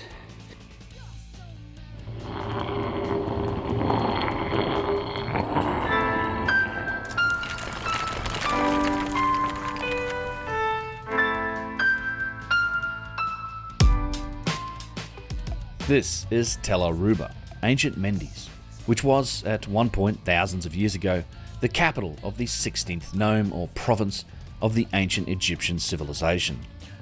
Nobody visits this place these days, but when we managed to get permission to come out here, what we found, along with the very long history of Mendes, proved to be quite remarkable, and I want to share some of that with you all today. Ever since seeing this grainy black and white photo on Facebook of the amazing Naus at Mendes a few years back, I've wanted to get out here and see this place, which really isn't an easy proposition. It's a big box. A big box. Yes. Mendes is definitely not open to the public. There's just no tourism infrastructure out here, and it's about 4 hours drive from Cairo out into the middle of a rural What the part fuck of the is Northern it? Delta. Luckily, What's it however, doing I out have there? very Why good is my colleagues screen in Egypt froze? who in turn have very good relationships with the ministry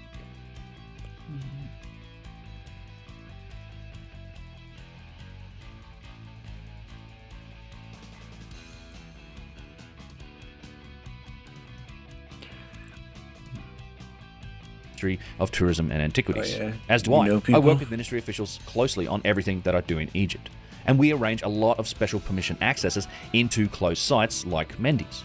For example, on the last trip we had in Egypt, we had arranged a special permission access into KV5, which is the largest tomb in the Valley of the Kings, said to be that of the sons of Ramses II, and it has more than 130 chambers and passages discovered in it so far. KV5. Sons of Ramses II. Largest tomb out on the plateau, yeah. 120 rooms and passages, apparently.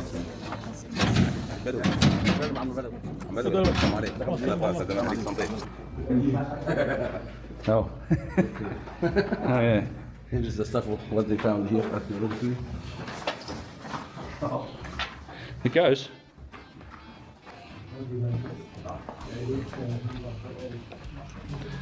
Pretty cool. It is getting dusty, yeah. Ramses, that's a That sun's off. Yeah, slippy slip. Let's go. Oh, yeah. It's been being excavated, explored, and cleared for the last couple of decades, and it's very much closed to the public, and a real privilege getting access into here. We're going back to Egypt again this December of 2026 for another special permission focused trip. Stick around to the end of the video if you want to hear a little bit about it, or check out the link in the description below. It's these sorts of opportunities, like getting into the Sphinx Temple or into KV5, that keep me consistently coming back to Egypt, and the chance to get out to see Mendes was an equally exciting opportunity. After several months of back and forth with the ministry, we were eventually granted permission to take a small group out to Tel Aruba for the day, complete with tourism police escort, in late February of 2026. I just arrived in Egypt a couple of days prior for what turned out to be about a month-long stay, and myself, along with my usual crew of compatriots, Kyle and Russ Allen, and my Egyptian brothers Yusuf and Mo, were getting ready to head out.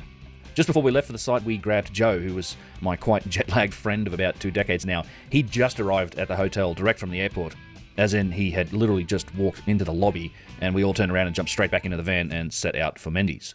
This was Joe's first time in Egypt, so this whole thing turned out to be quite the back in the welcome day. Egypt experience. Wow. Barreling out That's into the fun. mayhem that is Cairo traffic, and then heading up into the countryside and through all the little local towns is a pretty surreal experience if you've never been somewhere like this before. You combine that with jet lag and it's more of a fever dream, but it sure is pretty entertaining for me to watch happen. I mention this because as we walk around and explore Mendes, you'll hear me talking and explaining things, and I'm mostly speaking to my mate Joe, to whom all of these topics are fairly new. He sounds bitter about it. You can hear the kitty cats. So far, so good. Come on. Yeah. Go up it. Been following this whole time. We did Tell the entire side. I think the guy's very impressed too. That we found that stuff straight away? We know what we're looking at. Yeah. So Talaroba. Talaroba, ancient Mendes. Ancient Mendes. Mendes. Terba Nebjid. Terba Nebjid. The house of the soul. House of the soul. Of Very the good. ancestors of Egyptians. So it's the capital of, was it the 16th nome?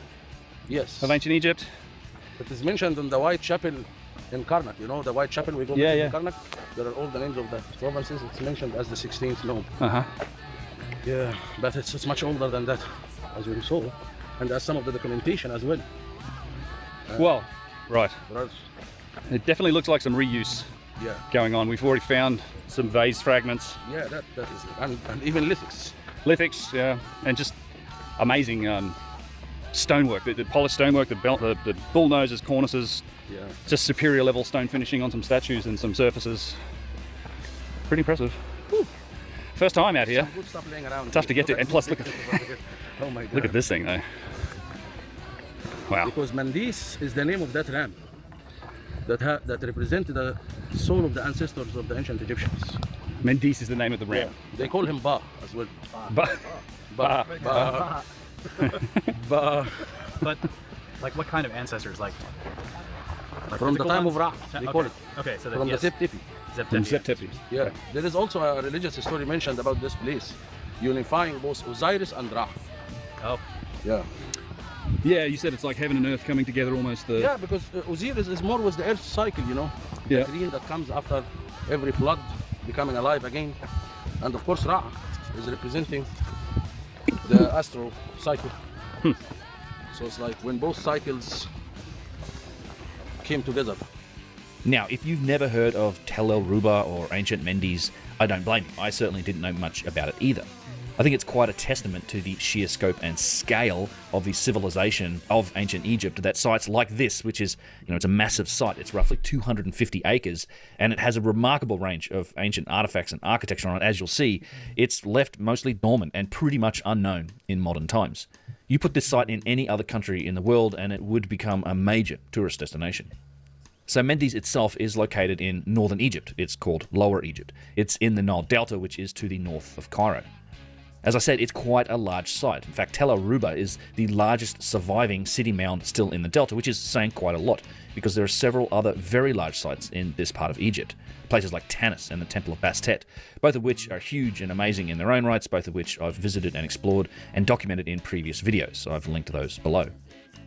The original site of Mendes is thought to have measured some 3 kilometers from north to south and roughly 800 or 900 meters, most of a kilometer really east to west, giving it a total area of what's thought to be more than 650 acres.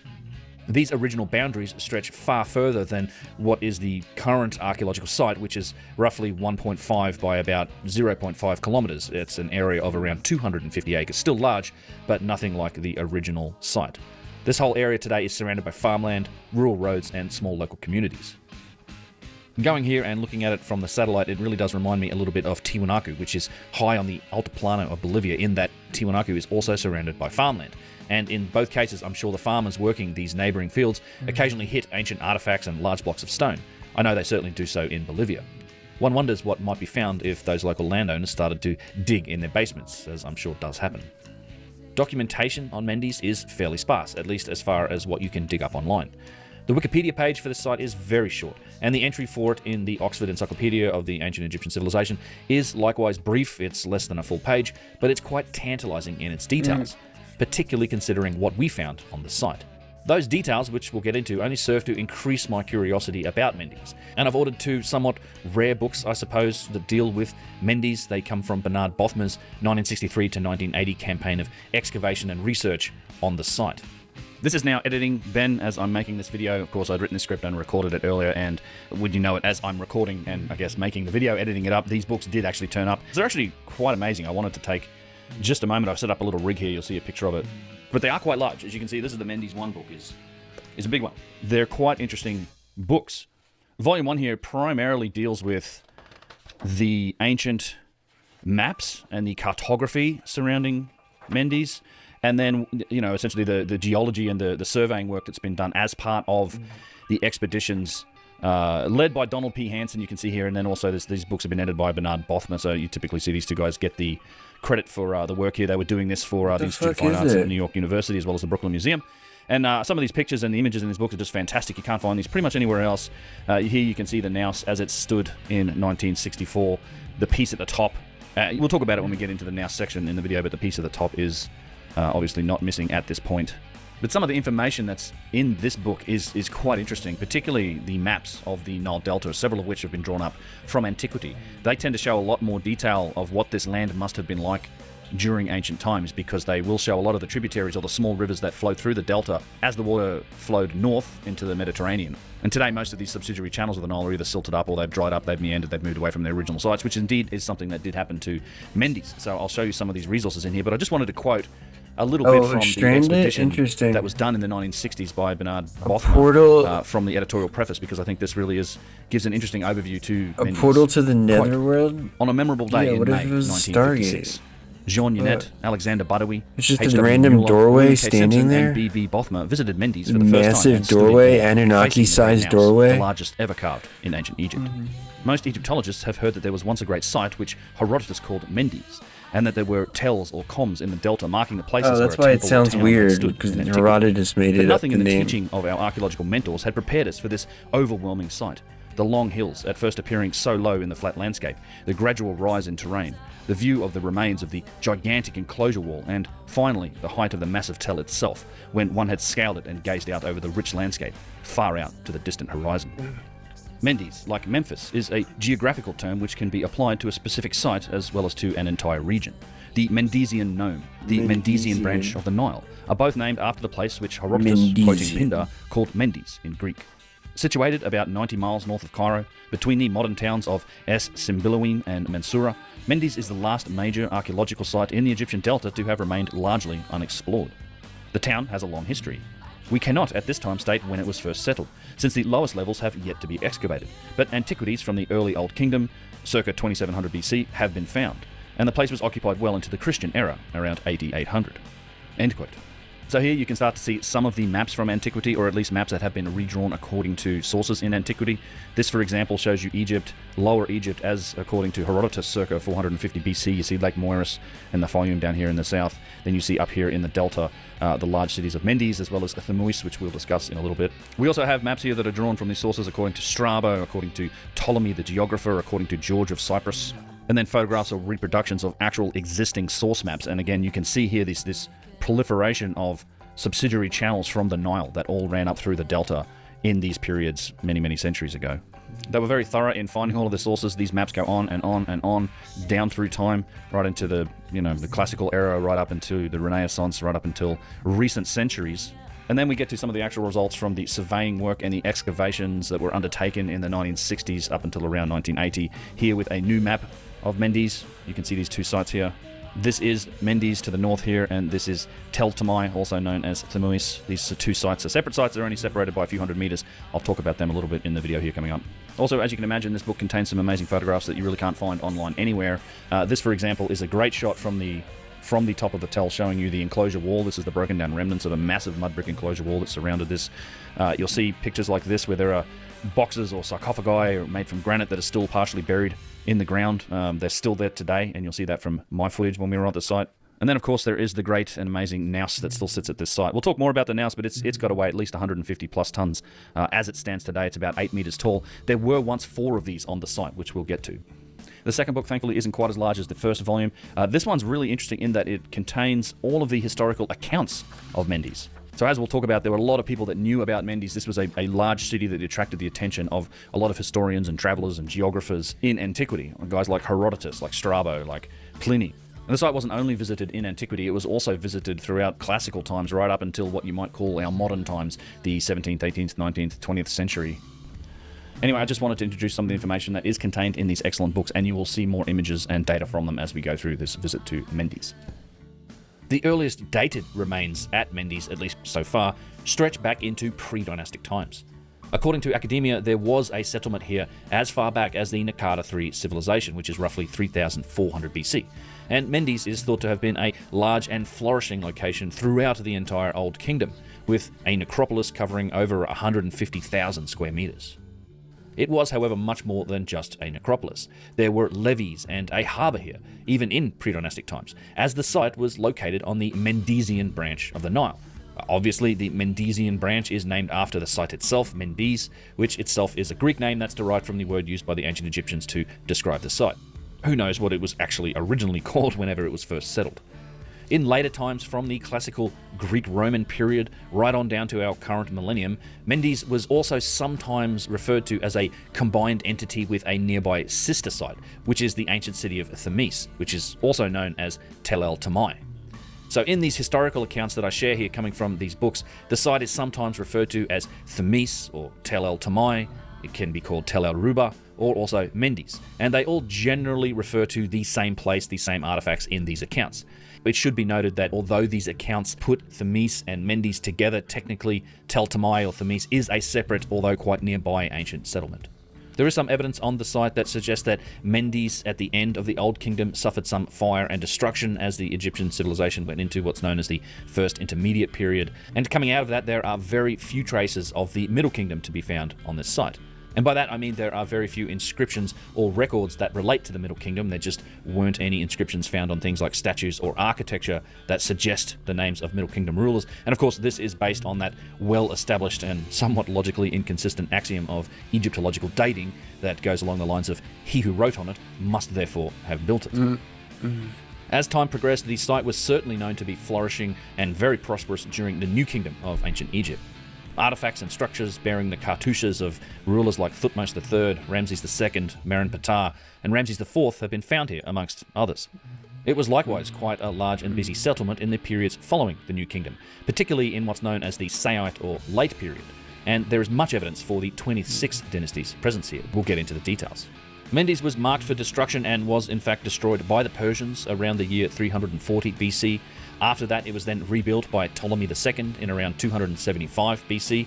It became then a hub for perfume and wine manufacturing, again quite prosperous and a large site. It had trade routes that extended throughout the Mediterranean. After 200 BC, however, something changed. The tributary, the Mendesian branch of the Nile that serviced Mendes, weakened and eventually disappeared entirely. After this happened, and in the very later phases of the dynastic Egyptian civilization, it's thought that a priesthood survived on this site for a while. We know that at some point during the Roman occupation, some of these structures were eventually converted into Christian churches, but by mid-Roman times, because there was no river near the site, Mendes was ultimately abandoned, and it's not thought to have been occupied again. During antiquity, however, Mendes was quite well known, and as the capital of one of the districts of ancient Egypt, it was visited and documented by figures like Herodotus, Diodorus Siculus, and Strabo, who all wrote accounts about it, as did also a number of other Coptic and Arabic historians. Mendes was often associated in those times and in those accounts with the worship of goat or ram-oriented gods, like the Greek god Pan. The Mendesian goat cults were then later linked to deities like Baphomet, and if you know anything about Pan or Baphomet, that certainly you can imagine the reputation of Mendes might So have there's had. some fucking Although the ill ancient shit Egyptian down there, versions huh? of these goat gods were notably less, let's say, sensational. wow. They were much more sacred and peaceful deities. I'm actually quite interested in the Look at that symbology here, the fucking ram thing, dude. deities, as if you've ever been to Egypt with us before, or you know anything about places like the Temple of Hathor at Dendera, you'll know that the constellations, the zodiac, as well as cosmic phenomena of things like moon cycles and the precession of the equinoxes are very well represented in ancient Egyptian culture and symbology, particularly in places like Dendera. The age of Aries, the ram, That is the shit's celestial wild. age in that great cycle shit's so that big, immediately man. preceded our current age, Oh the age my of God. Pisces the fish, which began more or less at year 0, is generally represented by Jesus, so you know all of those people driving around with Jesus fish stickers on their cars are at least astronomically correct. When they, the ancient Egyptians, were conducting the worship of a ram god at Mendes during the New Kingdom, we were absolutely still in the age of Aries, the ram. Jeez. After the accounts from the ancient Look at that sources, shit, the Greeks, man. Romans, Coptics, and Arabs, What the site is was that? also then visited and written about by quite a few travellers from the 18th century on down to our modern time. Napoleon was here in the late 1700s, early 1800s with his knights and his sages. They came and visited and documented the architecture and artifacts of Mendes. And all of that is reported in the multi-volume So tome it's just that is a attributed to doorway? him. It's a book called Description de la Egypte. And I've just got to Egypt. say what a resource this book is. I'd highly recommend checking it out. You can look at it on services like archives.org. It's so bizarre. It's got to be a Stargate, huh? Put together. These are all hand-drawn illustrations, and it's some of the earliest is scientific there a hand documentation there? of the artifacts and Is that the architecture of base? ancient Egypt, Oh. and it's just a phenomenal It's like read. Tanis. In terms of Dude, modern Tanis is explorations so and insane. excavations, Mendes was first visited by Auguste Mariette, the French Egyptologist, in 1867, who carried out some minor excavations there, and more work took place under the guidance of Edward Neville in 1892. Neville, interestingly, is the same chap who uncovered or at least excavated the mighty Assyrian at Abydos. Edward Neville made some very interesting remarks on his discoveries at Mendes, things that I think really put some of these artifacts into context in terms of how old they might be, and we'll get into those later. Not much work was done on the site in the 20th century, however, up until about the 1960s. From 1963 till around 1980, New York University ran seasonal excavations on the northwestern part of Mendes. This was done under the direction of Bernard Bothmer and Donald Hansen, and the 2-volume set that I've put on order here were made as a result of their work and research on the site. After these excavations, digs recommenced at Mendes in the 1990s, being done by the Universities of Washington and Illinois, and after that, yearly digs were still taking place, run by the University of Toronto, right up until around the year 2000. I don't know when activity at Mendes ceased, and in our time now, the year 2026, it doesn't seem like there are any current archaeological efforts underway at Mendes, but I could be wrong. I visited the site for a day in the winter in Egypt, which is the dig season. It's way too hot to be working outdoors in summer, trust me. And apart from the locals and our ministry inspectors who came with us, the place was a ghost town. Again, it's funny to me, if you put this site in any other country in the world, and it would gain far more attention. Not only that, but as you'll see from our visit here, it appears, at least to me, that we've barely even scratched the surface of what might be just below the ground. It's a massive site, and as we walk around, you'll see plenty of very interesting artifacts that are still almost entirely buried. Wow. There are also hints and fragments of what must have been just colossal single-piece Oh ancient my architecture God. made from stone Dude. that likely once stood here. So let's get into the site visit, and I'll explain further as we explore the ancient site of Mendes. What the fuck happened Just for a bit there? of context about where we are on the site, we entered in through this set of buildings in the northwestern corner with a lot of artifacts, boxes, statues, things like that just sitting around outside. This is a pretty common thing when it comes to sites like this. Often these artifacts that are just too big, too heavy to be taken away easily, they're left just outside. It's the same thing happens at places like Bastet as well as Tanis. It's something of a small, impromptu open-air museum. This is a great example of the imitation part of that Tale of Two Industries. All of these boxes that we're finding here out at Talaroba, like this. You can literally see the chiseling, the handmade marks. There's lids and stuff here. More like big boxes here. Very much made for human size. You know, you can see the chisel marks. You can see the pounding and the bruising on the stone surface, even when it got pretty smooth. This is a lid, quite a large box. It's actually the lid for what is a pretty big, legit sarcophagus, I'd imagine here. It's actually well made out of granite. But again, there's a big difference on the surface finish here, even as it feels and looks smooth, but it's not the same thing as the polished smooth surface, the mirror finished smooth surfaces that you see. The serum pier boxes on some of the statues and some of the other things. The top surface here, you can see the bruising on the stone from hammering and pounding. The inside is not a big sharp corner. It doesn't have a very fine radius. They're big wide radiuses. It's definitely made by hand. But all of this stuff back here, good example of the imitation in the Tale of Two Industries. There's also a small, what's called a storage museum here. Unfortunately, we weren't able to get a look inside this. Maybe that's something for the future. But this served as our entryway into Mendes. Wow, I got stuff everywhere here. This is cool.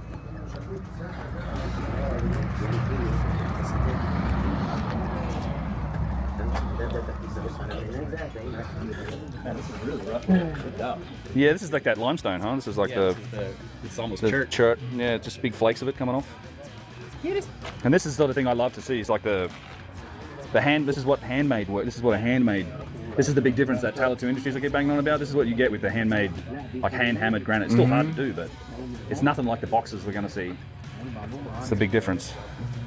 It was a huge thing. Sphinxes will always be in the front. Yeah.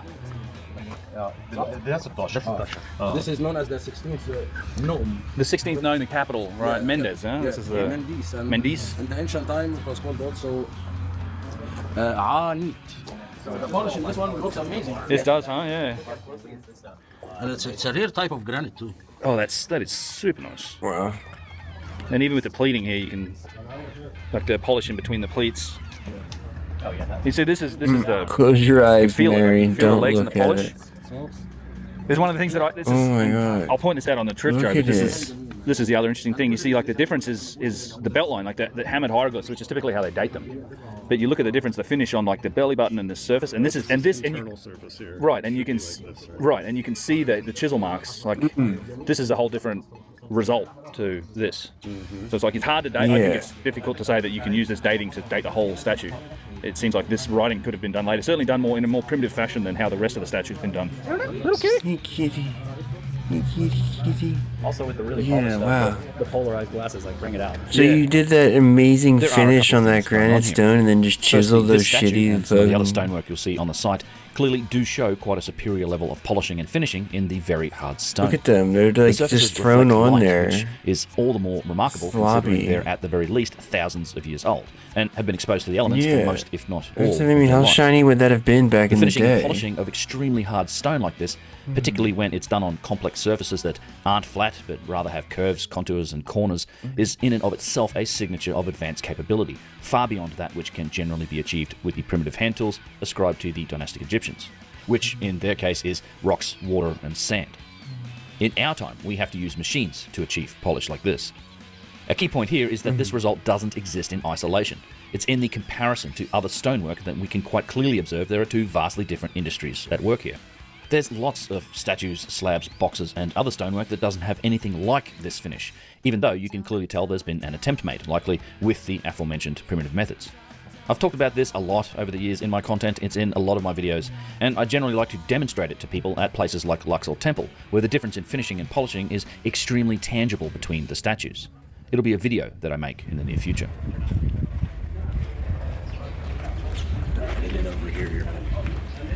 Yeah, this is different, right? Yeah. And these other ones will be much older than those ones.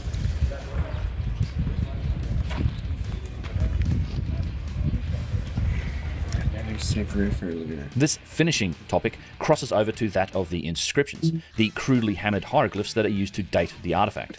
It's patently obvious that these were done in a most primitive fashion, likely with a flint or a stone chisel, and they have none of the sophistication or finesse that was used to shape the other aspects of the statue. I really don't think that you can use inscriptions like these to reliably date and relate artifacts like this statue. What's more, in many cases we know that the inscriptions were added far later, and that statues like these, those that have the characteristics of advanced technology in their construction, were likely never intended to have been inscribed in the first place. There is clear proof for this. Take this statue at Karnak. The belt line, belly, and pleated skirt are unadorned with any writing. Maybe Ramses just never got around to defacing this one. We can also see that on several statues, like this one at Luxor, the inscriptions have been added over the top of existing features, like the sheath of this knife, which is not something that you would do if your original tent was to have writing on that spot. On other statues, we can see how these stone surfaces have been later flattened and then polished in a most inferior method so that writing can then be added. Clearly here, it looks like they removed older inscriptions in order to add a newer one. You should feel the polish on this relative to this. It's so nice, look at this. And then they were never able to reach the same level of Compared to polishing again. Feel this, the side of this relative to the back. It's a world of difference. Looks like a countertop. Yeah, beautiful, right? So obvious when you touch the sides relative, and you see all of this is added later. Just the polish versus the hammered finish here, not polished. Yeah, and they're deep enough to where they give that shadow and light, so it really shows the definition between. This is cool too. If you actually go back and forth here, you can see the reflective surface here and how it just finishes here. Like you go this way, just stone reflecting light, and then stone no reflecting light. Thanks. Let's you sort of go this way. On still more of these statues, we can observe multiple styles as well as quality levels to the inscriptions themselves. And there are even some artifacts with the names of multiple rulers on them spread over hundreds, if not thousands of years.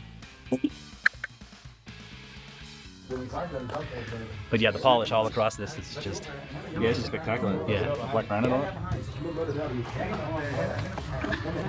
The grain in this stone too. It's the grain in this stone is The like, grain? Yeah, look at the pattern in the... So the granite here This is came from much further destination. Yeah, this isn't S1. I mean, this could be, what, Wadi Hamad? This is black granite, yeah? Black granite, but this is, this doesn't look like. This is a different, This looks more like the cyanite also from the Eastern Desert. Yeah. But it could be found in Aswan. But this one. This is different. This is a rare type of granite. Yeah, look at this. granite الأشهب. The tactile sense and the feeling on this is quite incredible. The smooth, the polish on this is amazing. This is a really nice piece. This is the name of Nectanebu. Nectanebu. Yes, but look, I can notice that the titles here is all related to the Benu bird. The Binu? Yeah, the Benu, the one. The Benu bird? The phoenix, the one that stands on top of the pyramid. It's on top of an obelisk, you see? Yeah, yeah. And that's his city right here. From here, we walked out behind these buildings and found what basically looked like a trash heap of discarded stone fragments, just next to the remnants of the huge mud brick enclosure walls that used to surround the entire site. As always, the history in places like this is nuanced and layered, and it wasn't long before we started to uncover some of those layers. As they say, one man's trash is another man's treasure, and in this pile of trash were some remarkable clues to the very long story of occupation here. Amongst the varied stone types like granite, limestone, sandstone, diorite, alabaster and more, we found something most unexpected. Something that definitely ties Mendes into a far longer timeline. This is the Aswanian granite. Yeah, the pink granite here. Chunk of a bowl. Or, yeah. Leg handle there. Oh, yeah.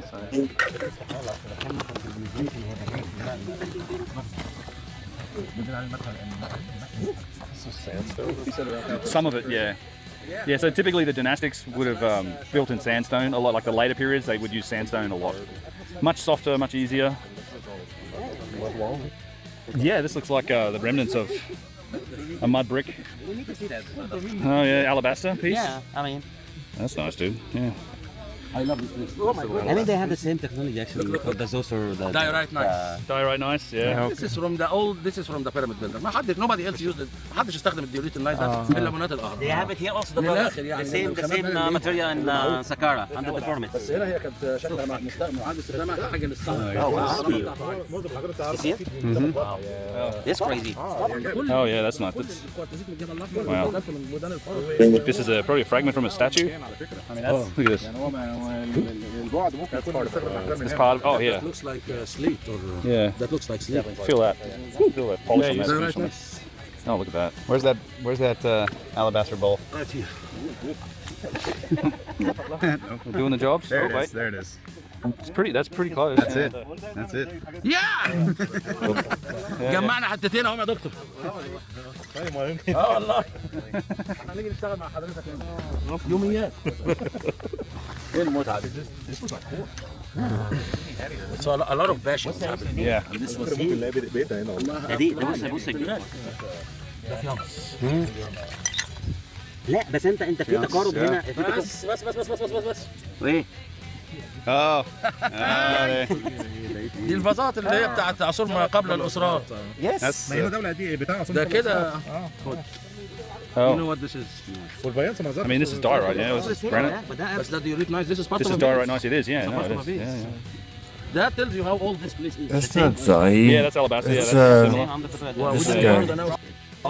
this guy. This, I was looking at that one, but I doubt it a little bit. But now that we see this, yeah. then we know we have. This Muhammad Ibrahim? Times. I think it's his name, or that's his dad's name, maybe? Like all the layers here. Yeah. I forget. This is calcite. This is alabaster. Yeah, it's alabaster. Like, underneath the stick pyramid. Yep, same pieces. Yeah. Yes, here also, yeah. Gotcha, man. Wow. Yeah. Yeah. I think pieces everywhere here. Yeah, you haven't been here before, right, Yusuf? Look, brother. By the way, this picture here. It's a surprise. Yeah, the people who like grew up like rummaging around in this shit, like they are the most convinced. I know. Yeah. You can see how fucking incredible it all I feel like is. I'm in Saqqara. Oh. Yeah, beneath the I step feel pyramid. like I'm in Zeus. They understand the scale of it all.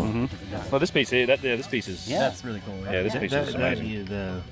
That guy's dad was a tour guide. He probably just grew up like hanging out at Giza like every single day, or hanging out at some site. Oh yeah, basalt here. Yeah. We got rose granite, quartzite. Yeah. Look at this diorite, nice. And diorite nice. Diorite nice. Calcite. Yeah, beautiful piece of calcite. Yeah. Or alabaster. Older calcite that looks like the third They used to, dynasty. back in the day, there used to be quartz here, man. archaeology It looks like orphans, almost quartz, huh? you know, urchins. Rock crystal. You could just, you know, Oh, this is definitely a ancient one. have like a little kid follow you around and help you do archaeology. بس ده قديم. Yeah, it looks like alabaster. Look like white calcite. أيوة.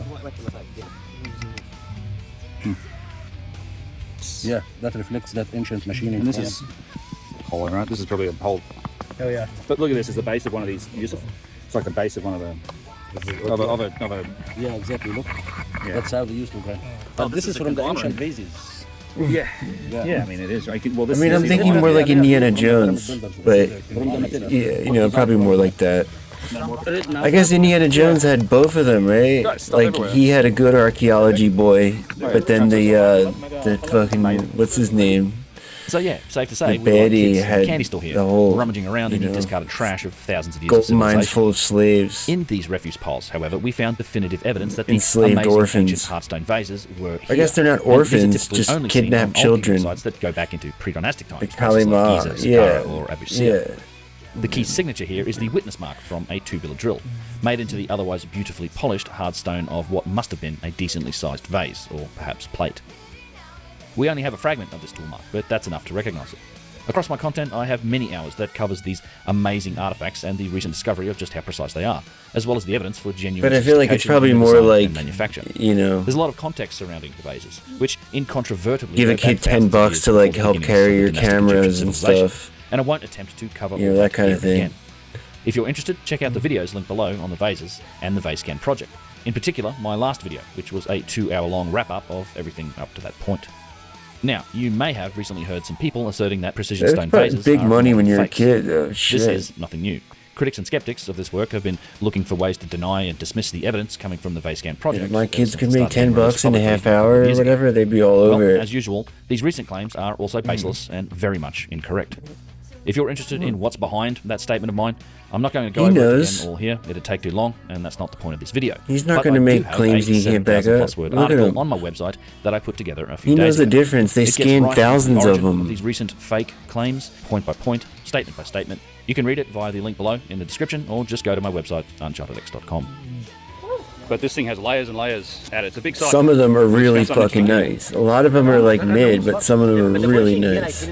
Better more than Upper Egypt even. Dude, the polishing is Yeah. the polish. Getting all these goosebumps on. I'm just part of it. He's super excited. Oh yeah, that thing's got like, looks almost like saw cuts on it on the side there. We can't just start. No, it's just a marking. Holy shit. Yeah, feel the bottom. Oh wow. Yeah. Woo. Yeah. I say fuck. I was listening to Matt Beal today, and And this is the pyramidion. the implication was that the It is the kind of granite that has the olivine. that Russian guy who's like trying to debunk the vases now. He went on Danny Jones debunking the vases. I don't know. I think like Matt Beal thinks like someone got to him or offered him something or something. He was really weird about it. You know, of course, that Dan Richards guy doesn't want to say shit. He's just like, oh, I don't know, man. Could be. Oh.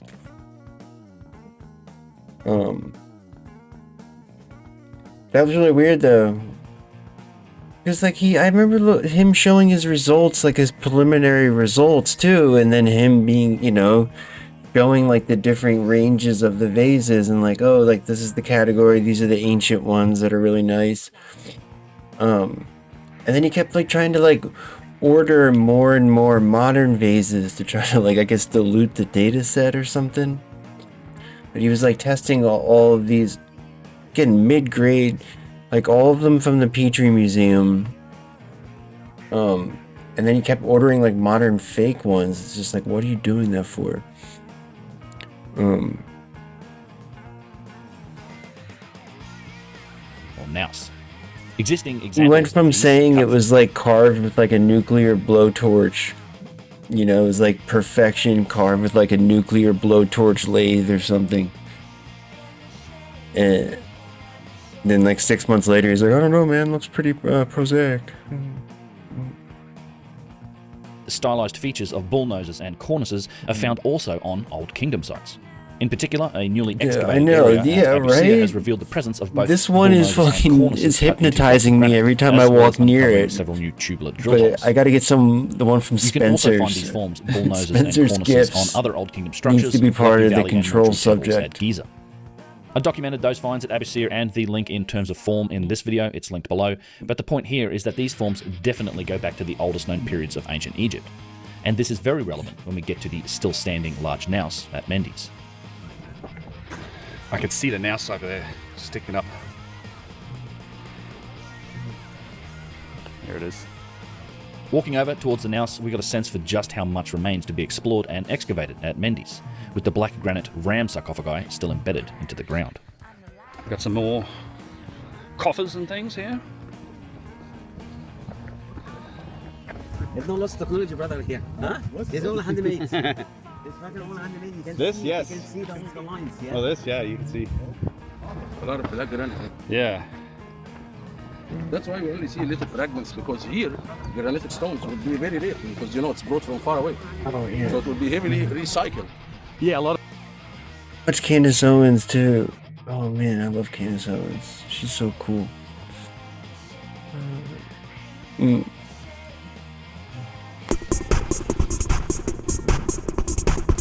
Hello, it's Scott Manley here. This had been looking like a great week for Blue Origin, right up until 9 PM East Coast time, when their latest New Glenn booster exploded during a Dude, test what firing. happened? So Oh, this no, what footage is from happened? NASA Oh, Spaceflight, their no. Space Coast live stream.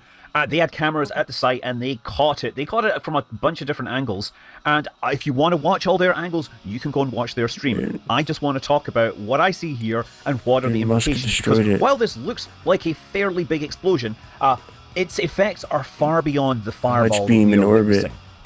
So let's put the situation in perspective. beam Back in in April, orbit. we had the launch of New Glenn Flight Number 3. This was with the booster never Your telling the space laser, And while the booster literally. operated flawlessly, there was a problem with the upper stage. That problem resulted in the payload from AST Space Mobile being deployed into a useless orbit and deorbiting soon afterwards.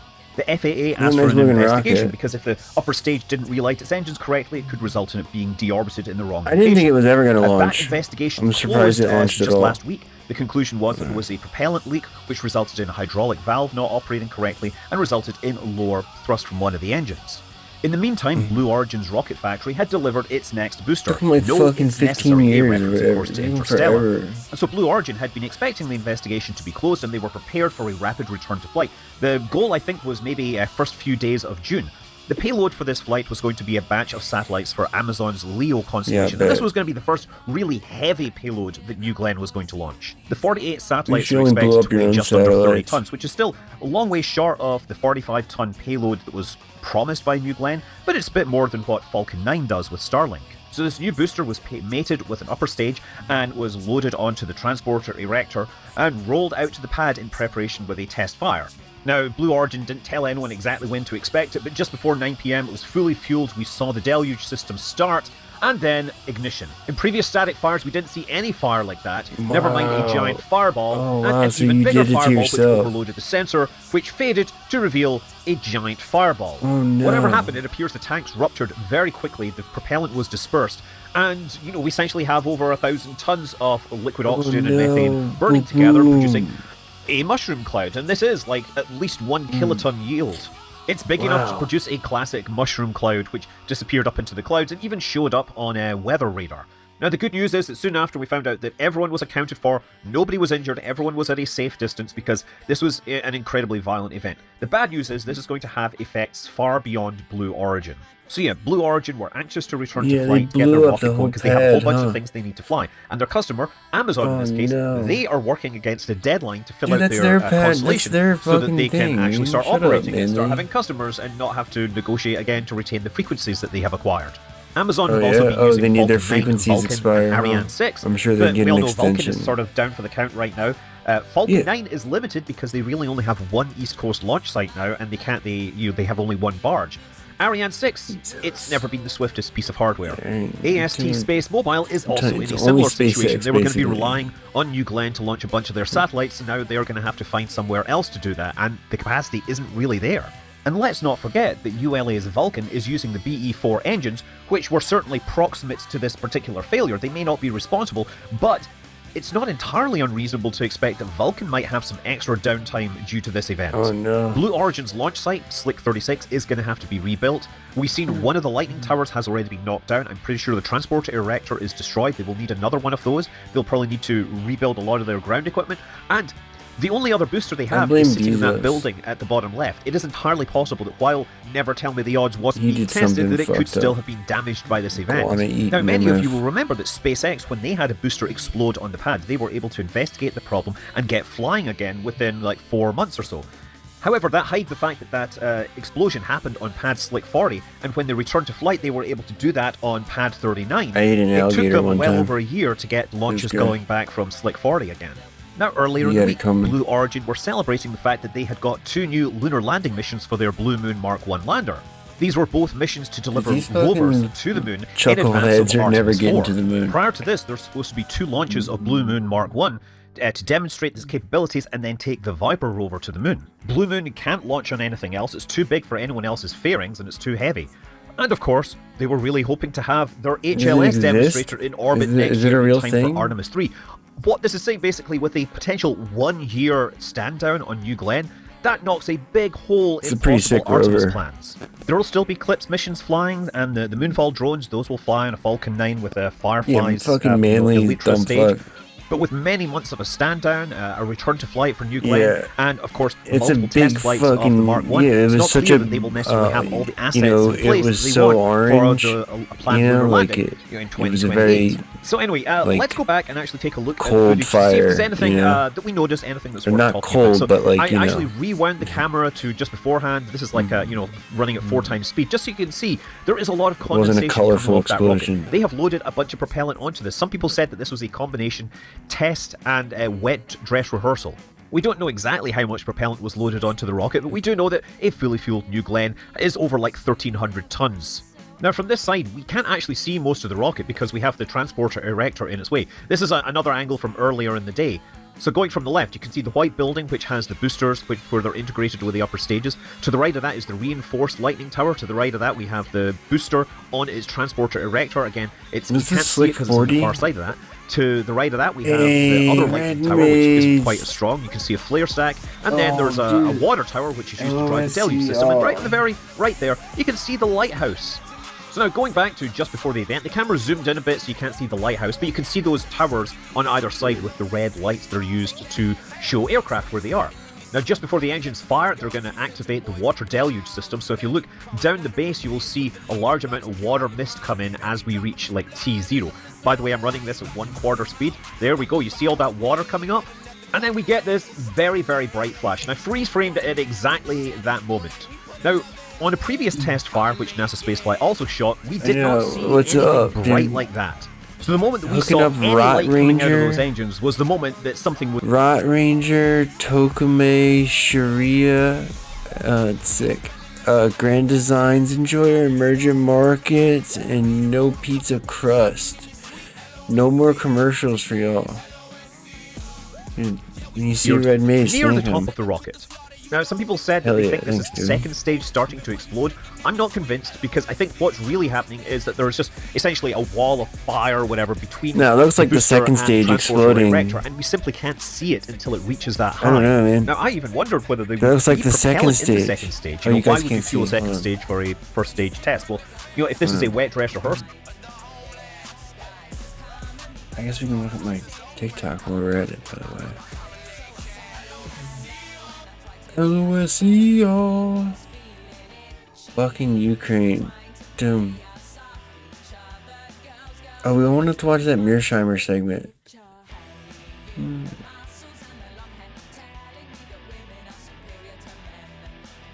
Hey, look, it's the second stage. You can see it. Where? What? Are you just gonna... So it might make sense to actually load that up. Yeah, And certainly yeah. having the second stage fuel of liquid hydrogen would definitely make this event a No, little okay, more I understand about ferocious, as complaining. Blue Origin would like to say. It So now says they running sealed again, the 4 Abzu, seconds after the They engine took their- ignition, yeah. there is this massive flash. And it's just a couple of frames that absolutely...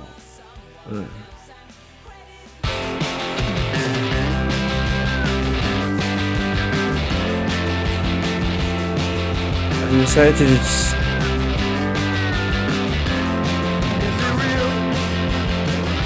use the good songs over and over. I'm sick of picking new songs.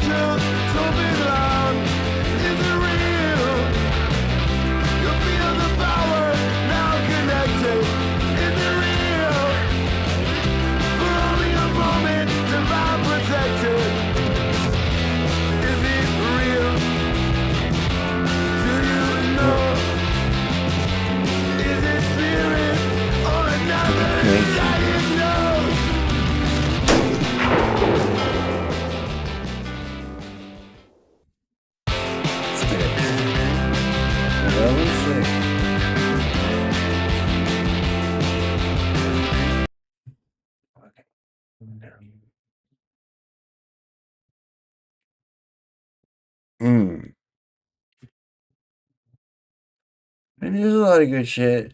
I just like it's hard to find on my Spotify. It's annoying the way it's organized. Like all the fuck kids playlists, they really clog it up, so it's hard to like find tracks and quickly. I use their suggestions sometimes. Near Bet Shemesh.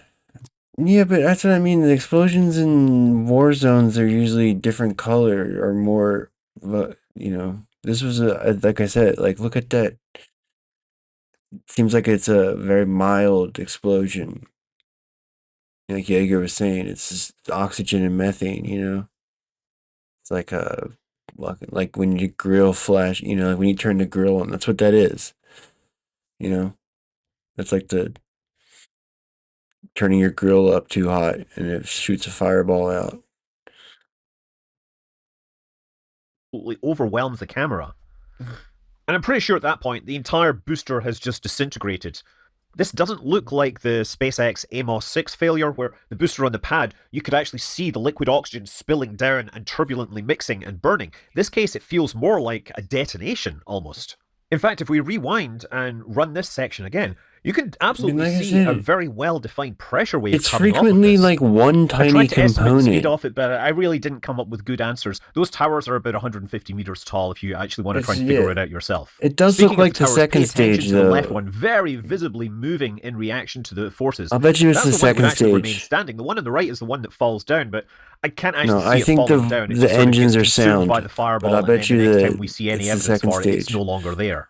Anyway, later in the timeline, the camera person has pulled back. We can see these trails of what I presume are COPVs that have been unleashed. They've escaped. And they're going a long way out. They're going far enough out that they could have hit that the assembly building. So this is why we're all concerned about damage happening to the other booster, although at this point I think they could very easily build another booster. It's the launch site which is going to consume most of their time and resources. So I'm told this fireball was visible for a long way around, and there are people apparently who saw it or recognized it as far away as Orlando, which is like 50 miles away. Now, this is almost certainly the biggest blast that has ever been seen at the Cape. It's possible this is at least as big as some of the Starship blasts that have happened in Boca Chica. However, the Soviet Union's N-1 rocket was definitely bigger and blastier as these things go. However, I once again want to remind you that it is not a game, this is not a sport. This is unfortunately a lot of people are going to have to start dealing with fallout from this. So there is another thing I want to point out, and that is the sound. Now, the sound was picked up, several miles away, obviously. There was a bit of a lag, but normally when something this size explodes, it tends to sound more rumbly. Oh yeah, that thing. This sounded a lot more like a pop. The audio recorded immediately beforehand doesn't show any evidence of the engine starting to spool up or fire or anything like that. It's literally just like background noise and then pop as that tank goes. So what I'm saying is that this event isn't simply something burned and then the fire got worse. This went from zero to destruction in a very, very small amount of time. As we speak, there are still fires burning around the site. Some of the structures are burning. There are emergency services there trying to get things under control. But we will find out a lot more in the morning as to... Yeah, it's like, it's ridiculous to have that much money and not, like, just spend whatever it takes to accomplish your goals. Like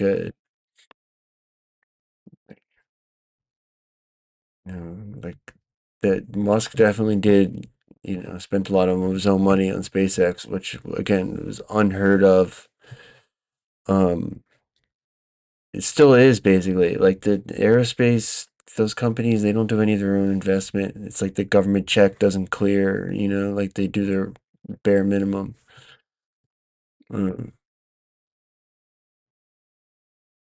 But he's, you know,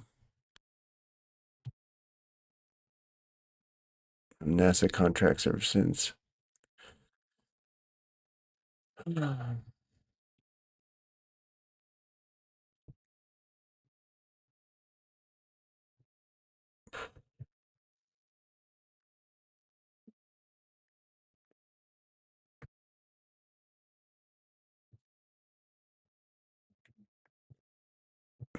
I want to listen to. What's on here?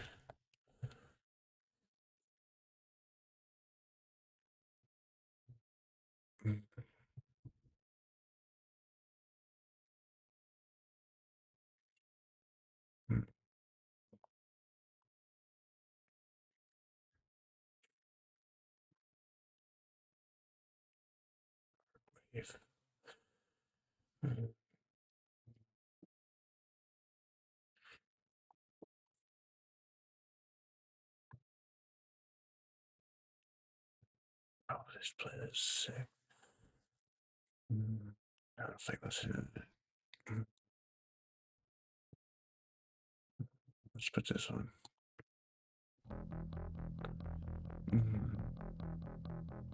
Carry 1 ton.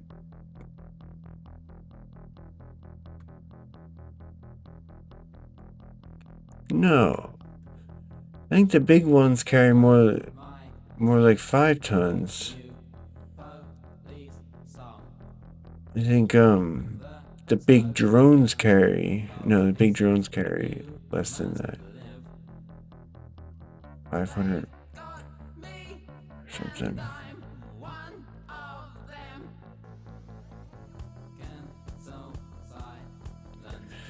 I think I think they have bigger ones. I mean, obviously, it's always just a trade-off between distance and tonnage.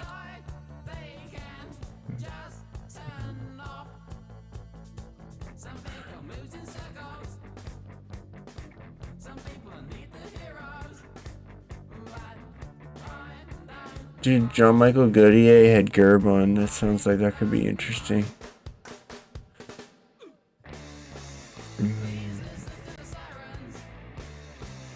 Oh yeah, the 2,000 kilometer ones, yeah.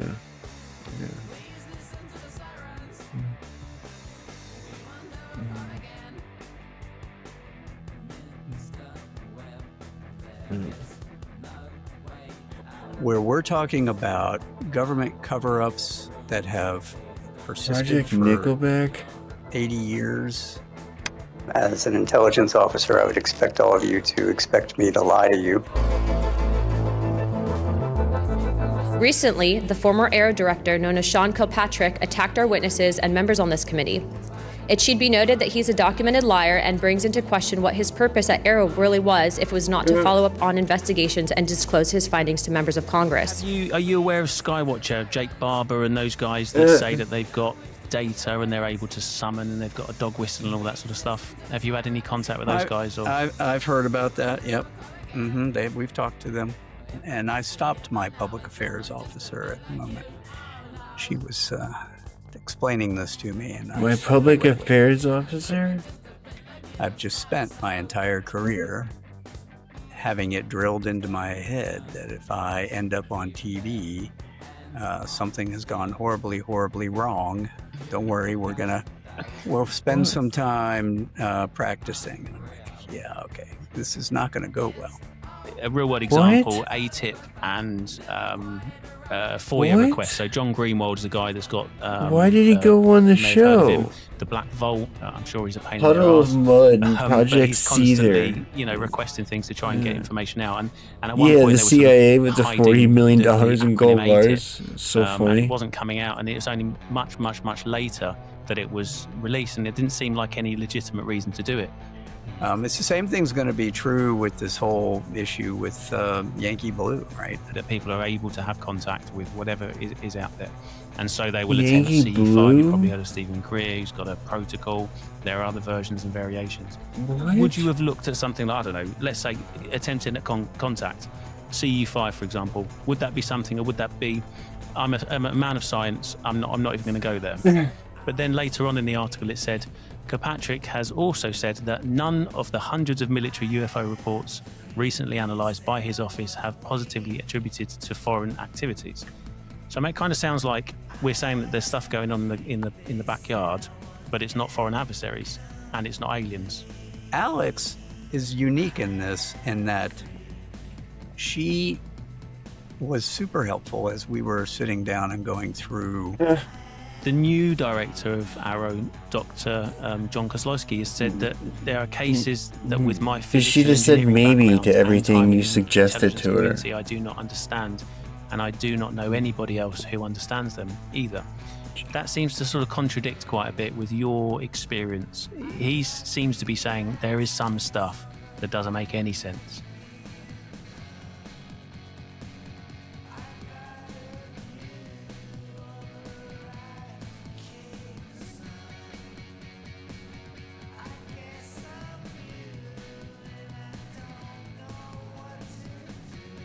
Damn.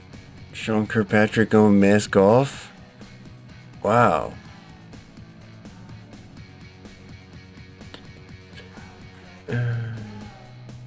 Why this podcast in particular? What did you both agree to move forward and record it? Dude, wow. Mm.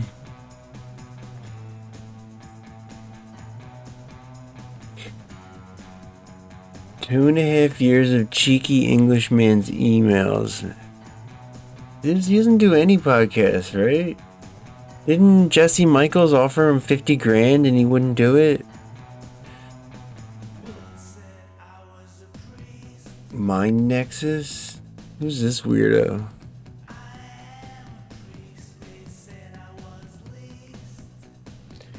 Exposing Havana Syndrome, documenting anomalous frequencies through advanced scanning and empowering those impacted by covert technologies. Whoa. This guy fucking goes hard, huh? Mind Nexus. Nice. Cool, dude. There's no magic data fairy. If you want data, someone has to collect it. Dude, these fucking people suck, man.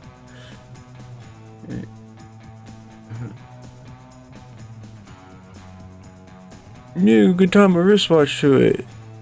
An appearance amazingly timed to coincide with larger UAP developments in government. They're all so, like, each is their own different type of bad take. I mean, most of these people, this is this is correct. Uh-oh, what's Sean Kirkpatrick getting up to now? That's probably the correct reply,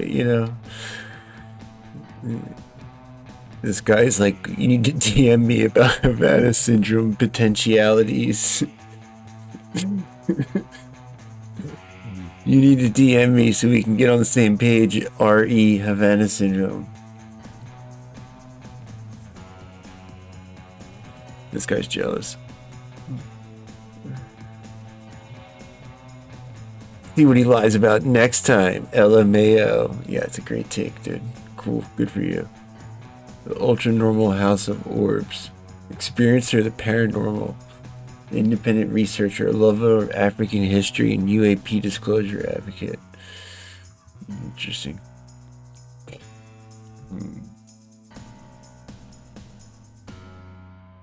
I like your work, but will pass on Dr. K. I find his comments and attitude thus far to be disingenuous, to put it mildly. Yo, I have respect for this guy, Walker.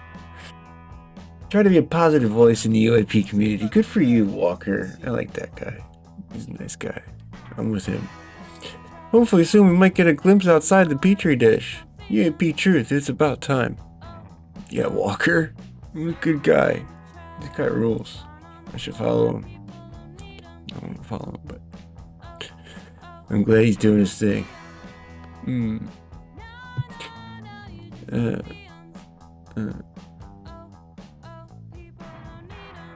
What?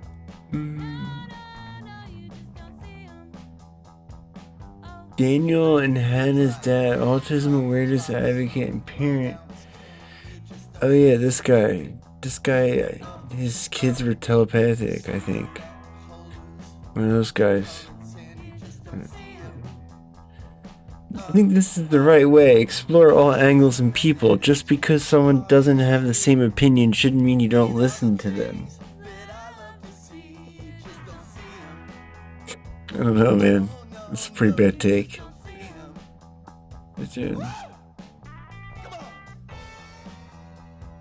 I can't participate in watching this one. We should not platform that guy. All he does is lie. We need to leave him far behind. He drags this topic back into the dark ages. I get why you did it, but just wish you wouldn't have.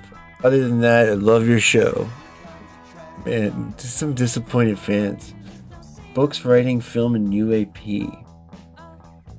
Robert.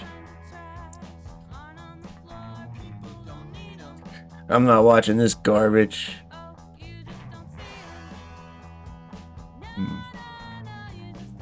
Ooh, this looks good. This guy. Yeah, cool, Mark. Yeah.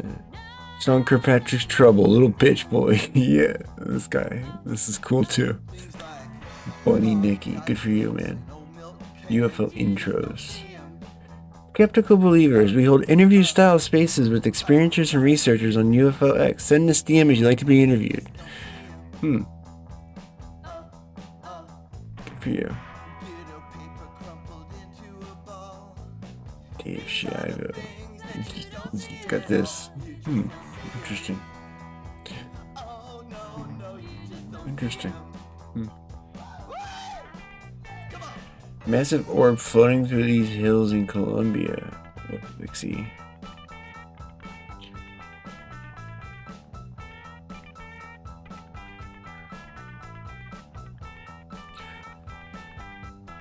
This just happened?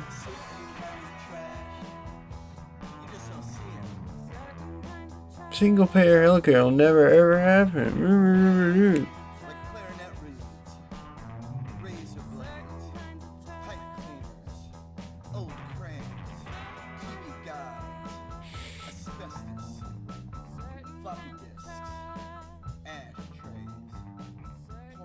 People can't afford to wait for a revolution Yeah, that may never come. revolution. I'll tell you this, Bibbidi-bibbidi. revolution's definitely not coming if we're not fighting for it. So let's play a game. If you're on the stage and you have never taken a corporate PAC check from Blue Cross Blue Shield, raise your hand. Anyway, all of that is to say, I think we really can fight for a world where everybody can be guaranteed health care. Damn, bro, I think get we her really should ass. fight for that world because too many people in this country are going without the health care that they need and deserve. $225 billion in medical debt.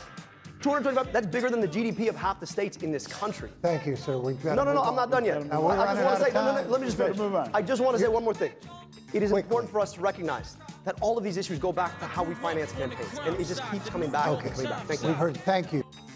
People can't afford to wait for a revolution that may never come.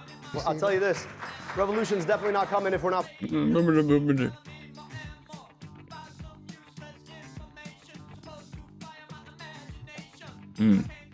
Like I said that guy earlier, man. They want you to think there's no alternative. Game design workshop. What's going on? Welcome in. I'm glad you're here. Thanks for following. That's cool. Fuck Trump, dude.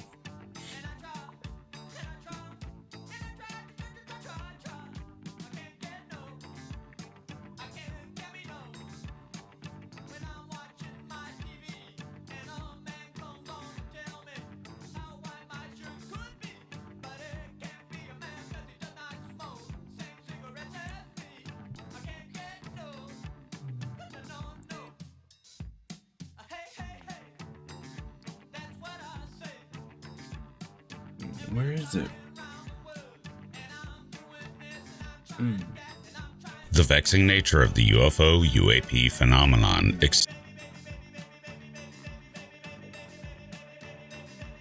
of the UFO UAP phenomenon extends beyond people reporting that they see things in the sky that they cannot identify, but digs into a web of apparent US government secrecy and even deflection that has gone on for the better part of a century now. This has gotten the attention of the US Congress, which has initiated a sustained effort of accountability on parties that seem to have something to do with that secrecy, but it remains unclear as to just what. I've often said that there are a few thresholds that must be met for me to cover UAP, scientists taking the issue seriously. The United States government releasing new information is another. And with this newest release, those standards I have, once again, have been met. There is a something there.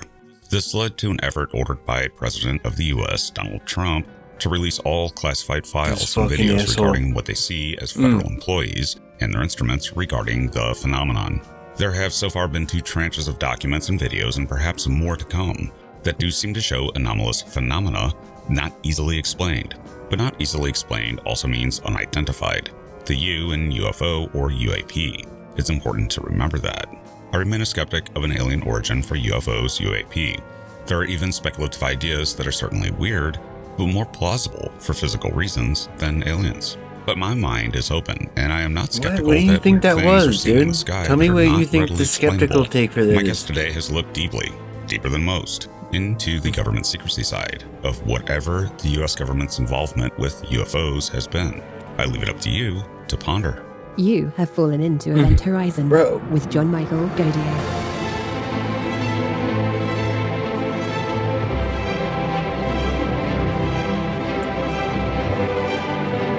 I'm just gonna be laughing at him. In today's episode, John is joined by UAP Gerb.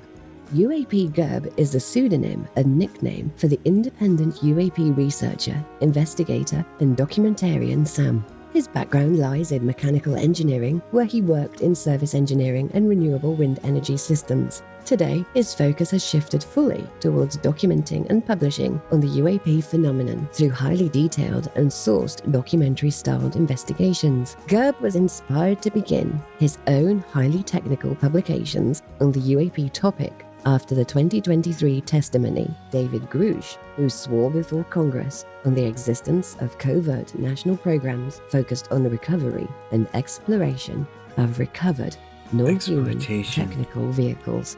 UAP Gerb, welcome to the program. John, thank you so much for having me. It's a Oh, true wow. honor to be here on Event Horizon. I've I didn't watched realize Event he was that Horizon, old. and your other channel, John Michael Godier, for years. So it's a real treat to be on here with you today. Yes, and I watch your channel as well because you were probably at this point the top researcher as far as in-depth out there. You know, people were lost like Stan Friedman and all that, and we needed a new generation, and there you are. Now, you have looked into perhaps the one thing right now that I get asked most about on my YouTube channels is the recent government drops of documents and videos. And there have been 2 so far, and you've dug deeply into them. I've looked at quite a bit. It's on the and found some Viagra Boys interesting things, playlist. especially in this second drop. What is your takeaway on these 2 UAP drops from the government? Is there legitimately important things there for research? Well, I think that's a great question. Subtropic and quite a bit to Orchestra. unpack. This U.S. government initiative to kind of release the UFO files started with Obama making some comments on UFOs, UAPs on a podcast, and kind of culminated in Trump promising to release the UFO files. I think in both the executive Psychedelic branch, jazz as well as interpretations the of House of the Representatives, Ethiopian right now, there are keyboard 2 player very Hailu intriguing paths Murgia. towards some sort of UAP disclosure or revelations about the UFO, UAP phenomena. But let's start with these 2 file drops from the White House, from the Department of War or Department of Defense. French electronic music pioneer The first Panda file Bear. drop included an assortment of files and videos from the DoD. This, in my opinion, was sort of a way to test the water to the public's The guy reaction, from the public's Duncan? interest in the UFO, UAP It's an subject. interesting I combo. think within a week, about 5 days, the DoD website detailing and hosting these files and videos got over 1 billion views. We just had earlier in this month of May, the second file drop. Both of these file drops to me are somewhat pedestrian. There's not much in these file drops, though there are some diamonds in the rough. And I think we can talk about some of those diamonds specifically in file drop 2. I think that if we get a 3rd, 4th, and Some of 5th those file drop, videos- these need to start reaching into Department of Energy, Old Atomic Energy Commission, files and so forth, DTRA, the Defense Threat Reduction Agency, and start a wider sweep than just some of these surface level videos on Jay The Woods and Viagra Cigarette that we're Boys? getting now. But that being said, there are a handful of pretty interesting things in the second file drop that I think we should get into. Yes, first we'll do the videos and then some of the documents that are of particular interest. Now, there were 2 videos, and I think there were over 50 released. This playlist and most is pretty of them were good. ambiguous. Man, some of them ambiguous. were What do you think that is, dude? Pretty obviously other things. In the first drop, there was what satisfies me was a flare dropped, hanging from a parachute.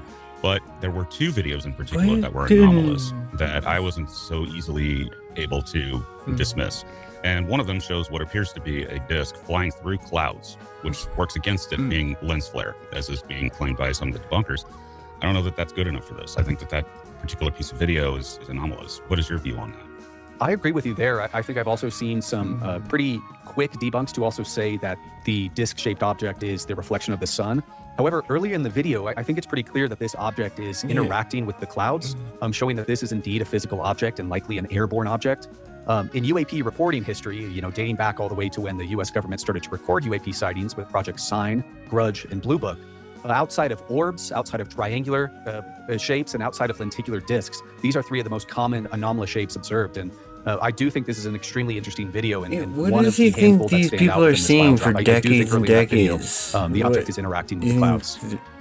They're all seems clear. And to go reporting back into seeing objects shaped like this thing you see in the sky here. Of a close encounter of an actual disc is what Hynek had said.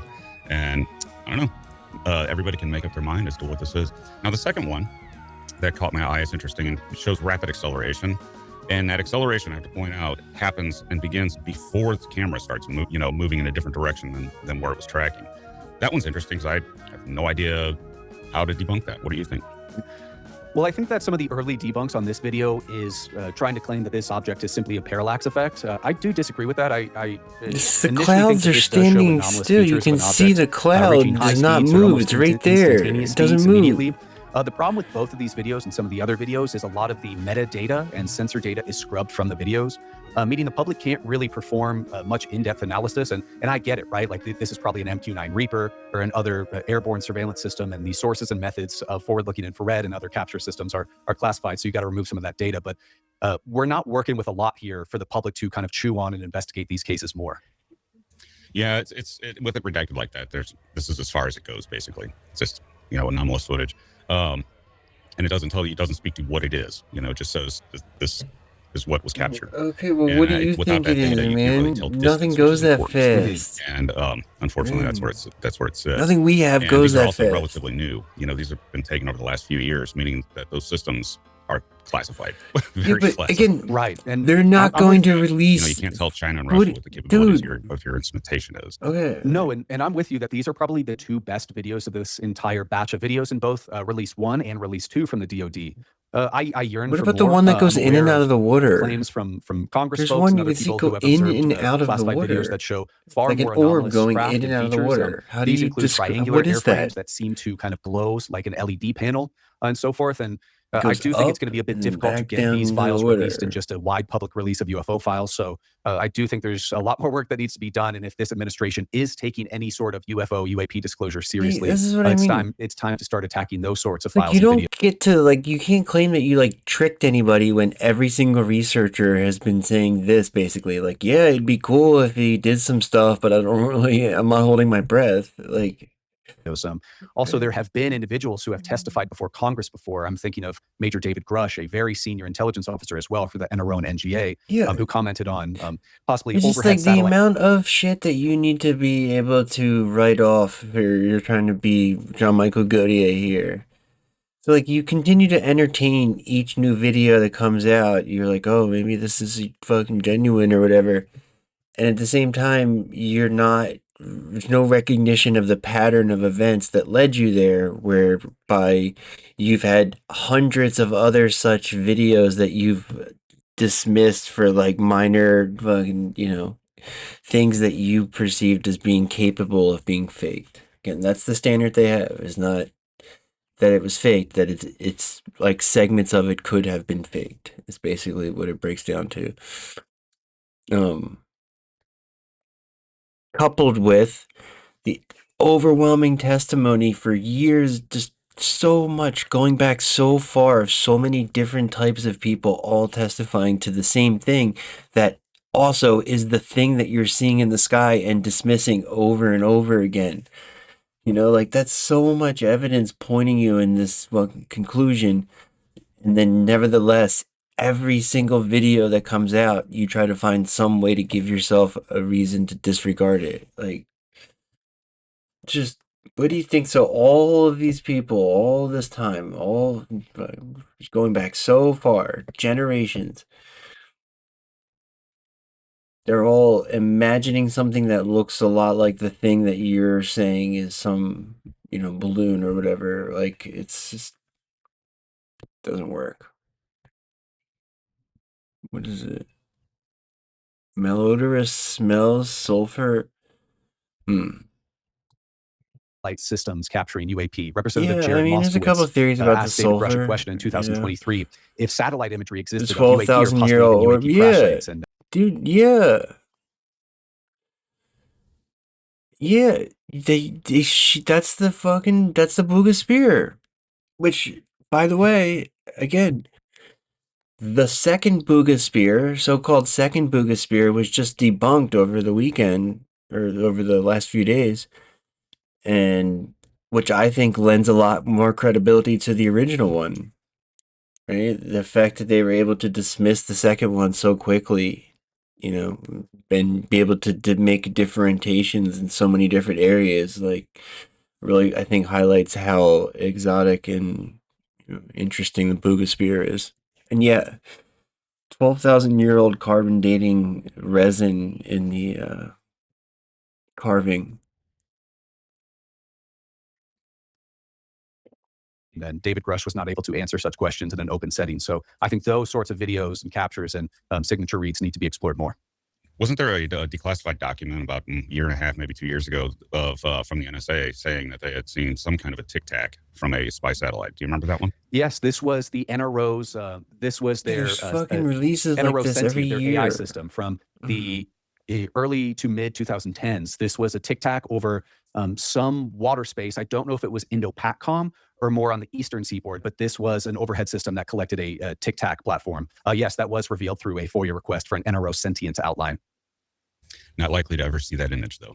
No, because furthermore, there have been other whistleblowers, such as former Department of State employee Matthew Brown, who commented on the existence of the Immaculate Constellation National Security Council activity. And basically what this was an unacknowledged special access program that served to basically vacuum up UAP data, both of presumably non-human origin and human origin, and kind of get that into a centralized database. Indeed, in the Immaculate Constellation outline that Matthew Brown wrote, I'm details telling you, videos and files that he I was observed, talking to that random also Polish discussed guy. tic-tac-shaped objects. What's interesting about those is Eamon's Brown friend's commented that first the communion overhead collection party, platform seemed to have and foreknowledge he was of all tic-tacs, over all the crank arrival shit. and Dude. location. So that was Some pretty random guy intriguing. barely spoke English, And but it's he interesting spoke because crank, the the universal description language tic-tac of obviously goes crank. back to the 2005 Nimitz event, but they were seen before then. We were and going variously all described fucking as things Beyond like Day flying and septic shit. tank, It was things great. like that. These tic tacs go back, decades. They go back to the early 50s. Yeah, There early are 50s, yeah. there are reports in Project Blue Book of submariners or sailors observing tic tacs, like you Dude, said, flying Saturday butane is tanks his hovering church just over the picnic. He water wanted surface us in to the come middle to. of the I don't know ocean. if we're gonna Very do similar it. to Commander David Fravor sighting off of the USS Nimitz back in 2004. So Ricky. these sightings of butane tanks, saucers, orbs, international triangular shapes, they're language? nothing What new. did she These have say? been occurring over U.S. and global airspace language since of love? at least the 1940s, and far before the 1940s. Late 40s is just when the U.S. in particular started to record such sightings. But that's one of the scientifically actionable things you can do with the UAP phenomenon is you can look for patterns. And you can say, okay, this was Not seen here, you, this was seen here. though, These all seem John to be the same Michael. thing. It's an egg-shaped object. You. A field in Kansas. And then a month later, an egg-shaped object is seen in France. And you can look at that and say that's So very what do you unlikely think that those two accounts are? related. And they you can do those sorts of things and try to, and I believe Jacques Vallée did that, and build a database that you can kind of get a feel for it. You But then don't you're always know gonna have enough very about the anomalous subject. things that people report that don't fit any model. And I Typical don't think we quite debunker, saw that here. honestly. But now to the documents that came in the drops. I didn't see much in drop 1, but drop 2 had some interesting things in it. And one in particular was a document detailing an interaction between UAP and a group of military, personnel, intelligence officials, things like that, where they actually Los went out to Alamos. specifically try to recover materials that they believed originated from this UAP. That shows that the U.S. government will send out a recovery team looking for bits and pieces of an unknown object. And I found that interesting. What's your takeaway there? Yeah, so this file in particular is the second to last file in the second file drop of the UAP documents. I didn't see this specific one. document is titled U.S. Person, shorthand U.S. Per, Statement About UAP. This was collected in late 2025, and the origin or agency origin of this document is the FBI. Basically, what this document entails, which is pretty mind-boggling, and I'm rather stunned this particular document hasn't gotten more attention, is a senior intelligence community official who themselves and others attempted to intercept orbs over a sensitive military range. This crescendoed in a helicopter attempting to intercept said orb, where that orb, for a distance of 20 miles, traveled far faster than the helicopter could keep up with. And either during this time or after, there were basically 4 to 5 other anomalous signatures that would kind of appear, flicker in, flicker out. And this continued for a while. What's interesting to me and why I'm so intrigued by this document is I do have knowledge of this incident. And I understand that the video that exists of this incident is shocking. And certain lawmakers have been briefed on this incident, and that these are some of the videos we're talking about that would really be kind of more paradigm shifting on the subject of UAP than some of the videos we've gotten in the first 2 file drops. I would be very interested to see some of the on-site video of this. I don't know if we'll get it. This sighting and this chase and intercept occurred over a sensitive U.S. military location, so we will see if we're ever able to get eyes on this particular incident. Dude, Burleson said he was going to release them himself about these if they didn't release is, them. If you travel all the way back to the 1940s, the late 1940s, there was a United States government project called Project Twinkle. And essentially what this was is out on Sandia in Albuquerque, New Mexico, Los Alamos, various other U.S. military and U.S. government scientific locations out in the southwest of the United States. First 2 names, there was a concentrated effort to study John green Michael. fireballs in the sky over the southwest. This wasn't some sort of trivial effort. I mean, even astronomer Lincoln LaPaz was involved with this effort. I believe the head of the project, Anthony Murarchi, he stated when the Project Twinkle concluded that many of these signatures they observed were experienced maneuvered motion. And Air Force intelligence recommended that Project Twinkle not be declassified because not all of the sightings could be easily debunked or explained away by prosaic phenomena.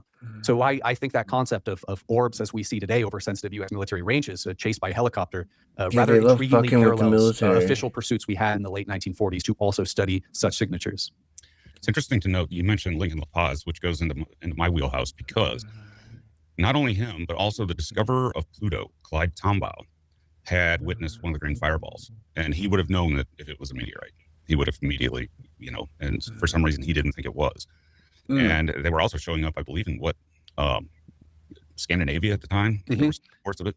The ghost rockets out in Sweden and Scandinavia, even early in World War II, this phenomena, whether it's Foo Fighters, whether it's the ghost rockets, the orb seen late 2025 or the orb seen in Project Twinkle, this is not an isolated phenomena. Yeah, and when you go back that far, I don't know if there's a difference between, a glowing orb and a Foo Fighter. It may have been the same thing. You just don't know. So I sort of process this stuff through my head thinking, okay, well, a really weird origin. Let's not pigeonhole it to aliens, but a really weird origin for this is possible. But there's also the possibility that there's things about the atmosphere that we don't understand. Plasmas and things like that aren't well observed. But some of the stuff isn't going to fit that. It's not going to fit that. No, I mean, my personal belief, and anybody who's watching this who's observed my channel will probably know this, that some UAP are of human origin, some UAP of our U.S. origin, some are from U.S. adversary origin, some are just simply human advanced airframes, and then a selection of these signatures are UAP, UFO, USO, fast walkers, fast movers, uncorrelated contacts, unknown contacts, but technical vehicles of non-human origin and sentient non-human origin, and that there have indeed been attempts to monitor, collect, and exploit such technical vehicles. We simply don't know what they are. Unidentified. Right. And it's been over 80 years and they're still unidentified. Now, what else in the documents that you have read piqued your interest? So this is my own personal take, but I personally think that the White House declassification and UFO files effort pales in comparison to what a specific representative out of Missouri, Representative Eric Burleson, is doing right now. Shit. Eric Burleson, his kind of experience with the UAP topic goes back to 2023 when he sat in for the testimony of David Grush, David Fravor, and Ryan Graves. Following David Grush's testimony, Representative Eric Burleson actually brought on David Grush as a staffer. So I think that the efforts of both David Grush and Representative Burleson far outpace the White House at the moment. And I would hope that the White House starts to work closely, and the executive branch at large works closely with Eric Burleson specifically on the task force on declassification secrets. I personally would like to see Eric Burleson chair a select committee on UAP. But some of the efforts that this office has been doing is sending out legal interrogatories to compel various agencies, services, private companies to basically divulge their awareness of both the UAP phenomenon and to divulge knowledge or materials in their possession from recovered, exploited, or acquired UAP. And that brings us to this excellent letter right here, which was sent by Eric Burleson to MIT, the Massachusetts Institute of Technology's Lincoln Labs. A little preamble, I know some people probably don't care, but I do, and I bet you do too, is Lincoln Labs is a federally funded research and development center, FFRDC. This is basically a GoCo institution, government-owned, contractor-operated. MIT Lincoln Labs was formed in 1951 to kind of spearhead the United States' first kind of nationwide air defense system. He looks so glum. Lincoln Labs was the evolution of MIT Radiation Lab, which was, of course, Vannevar Bush's pet project in World War II out of the Office of Scientific Research and Development. So what this letter entails is Burleson is asking specifically for MIT Lincoln Labs to They said they were going to comply, but I don't believe the them. film is labeled AF Air Force-ATIC Air Technical Intelligence Center-film. But what this film is something called the Flying Saucer Talk, given by Air Force Captain Edward J. Ruppelt. If the audience doesn't know who Mr. Ruppelt is, he was the head of Project Grudge and Project Blue Book, which was two of three of the Air Force's official investigations into UFOs. So Eric Burleson here is saying, I know you have this film, MIT Lincoln Labs. I will compel you to hand over the film and pursue legal action if need be. The question must be asked, why does MIT Lincoln Labs have such a film? Edward J. Ruppelt is rather prolific for his work on the UAP topic. Of course, he departed Project Blue Book, which ran from 1952 to 1959 and 1953, after a panel called the Robertson Panel took place. The Robertson Panel is one of the biggest instigators into why people today think the UFO subject is silly, it's goofy, it's a tinfoil hat, a little green man, conspiracy subject. This and 1969's Condon Committee. Basically, the Robinson Panel was a panel chaired and instigated by the CIA to review the Air Force's investigations into UFOs up to this point and to outright quell public concern on the subject and to reduce public interest in UFOs. The birth of the stigma. The fact this film is recorded before the Robertson Panel takes place, I think there could be some extremely interesting information or discussion in this film. Furthermore, in 1956, Edward J. Ruppelt published a book. I believe, gosh, what is this book called? His book is called, Past, Present, I'm trying to Future? remember this, I wrote it down. The Report on Unidentified Flying Objects, because Ruppelt kind of coined the term UFOs. And within that book, first of all, it's fascinating. Ruppelt outlined various attempts or ideas to chase flying saucers and discs with F-94 Starfires out in Albuquerque, New Mexico in the Western Ranges. But early on in the book, I think within the first 50 pages, Ruppelt writes that he observed an estimate of the situation report from 1948. 1948 at the time was Project Sign, the first of the three U.S. Air Force's investigations into UFOs. This estimate of the situation, according to Ruppelt, concluded that some UFOs were of interplanetary origin. And this document was ordered to be destroyed by General Hoyt Vandenberg. So this tiny epoch before the Robertson Panel, I think there is quite a bit to chew on with this discussion. And I think Burleson's request for this film almost kind of outpaces or outweighs any of the files or videos we've gotten from the DoD so far. I hope it's successful, and I'd love to see it. You know, I will simply look at the evidence, even as a skeptic of an alien origin specifically. I'll look at anything. And again, he's skeptical of his personal headcanon of what alien means. Do you think there are going to be more drops? Do you think there's going to be, in the series, are there going to be further ones over the coming weeks? Well, that depends, right? What He's else are we gonna be debunking able the to buy, hypothetical in from his the DoD? mind. So far, most of these videos have been taken from JWIX and CyberNet, which are basically two closed-loop online platforms to share and transmit classified data. JWIX is at the TSSCI level for the DIA, and CyberNet is at the secret level for the DoD. My interest is what sort of videos and files are protected by a Department of Energy and the former Atomic Energy Commission controls. As the audience may not know, Department of Energy classification systems, whether it's restricted data, formally restricted data, broad interpretations of special nuclear materials, aren't subject to the standard executive order-based declassification system. These sorts of secrets and information inherently born secret has their own statutory classification and declassification system. So I think that's going to be quite a bear to tackle. I think of another interview who discussed legacy UAP programs in front of Congress, sworn in his testimony, Dylan Borland, who would later make remarks that whilst he was working at DTRA, the Defense Threat Reduction Agency, he was working right alongside a cadre of files from the Atomic Energy Commission that also concluded that some UAP were of extraterrestrial origin. DTRA is the evolution of the AFSWP, the Armed Forces Special Weapons Project, which was basically a system in place after the Manhattan Project to work and control nuclear weapons, started by the Department of War at the director of the Department of War at the time, and James Forrestal, Secretary of the Navy. I would not be surprised if this institution, the AFSWP, crossed over into UFO study at the time as well. You know, that was one of the strange things that I noticed. That it was just simply because strange thing you noticed, Skeptic? The French government had made a report, I believe in the 1990s, in a report, Cometa, that the most likely explanation was an alien origin for the UAP. Where does that report, which has been out there forever, but where does that report suddenly appear in the U.S. government files? Yeah. In the first drop. And I thought, why is the government interested in a French report, you know, from 1990, whatever? Why wouldn't they be? Why were they interested in that, you know? And why wouldn't that just be something that, you know, would be sitting in their library? But it was actually in that drop. And that was curious. I don't think it means anything, but it was just curious. I don't think it means anything. Oh, yeah. Yeah, that is a great point, because it has seemed like there have been several concentrated efforts to gather intelligence on what foreign nations understand and know about UAP. I'm thinking directly of the OSAP program, the Advanced Aerospace Weapon Systems Application Program, that of course was started in about, I believe, about 2007 to 2009. And the infamous incident with the OSAP was OSAP attempted to pry free from some UFO materials from Lockheed Martin through a Department of Homeland Security PSAP, or Prospective Access Program. But one of the objectives of the OSAP program was to basically filter in foreign knowledge on the UAP subject, specifically focusing on Brazil and the Russian former Soviet Union knowledge on the UAP subject. George Knapp, at the fall of the Soviet Union, who's been an investigative reporter in Nevada for quite a while. He's broken many UFO stories, smuggled out documents out of the USSR as it collapsed, called the Thread 3 documents, which was basically a situation on Russian knowledge on UAP. So there's been quite an interest to understand both our adversaries and friendly nations' knowledge on the topic too. It's interesting because there's also some evidence out there that China's also interested. And what evidence is that? Ufology groups showing up, you know, being formed up in China. And that there may be something there as well.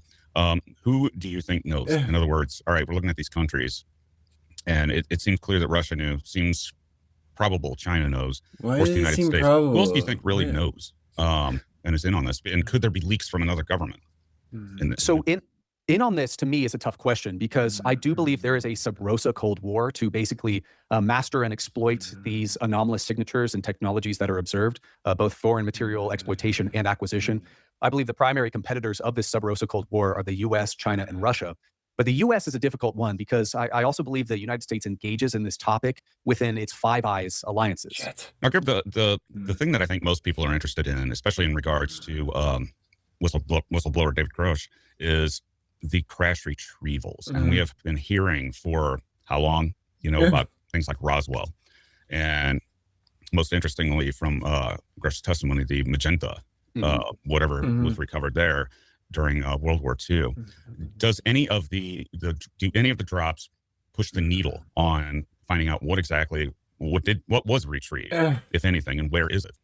Not in the slightest. The subject of crash retrieval and UAP acquisition, exploitation, and storage will inherently be protected by Title 10, Title 50 national programs. To be able to pry records and any sort of written, oral, or video history on such a topic will be quite a Herculean effort. But I'm sure I share the same interest with many of your audience that crash retrieval is one of my top interests in this topic. There are so many kind of infamous crash retrieval cases throughout U.S. and global history.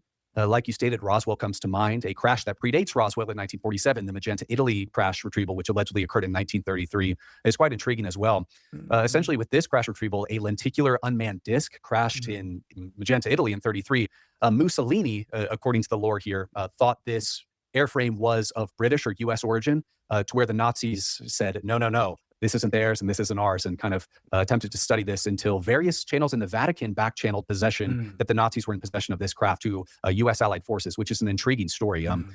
There have been numerous crash retrieval cases throughout history as well. You know, I think forward to the 1953 Kingman, Arizona crash. Yeah, Kingman. That's the one I was trying to remember the other night. Knothole.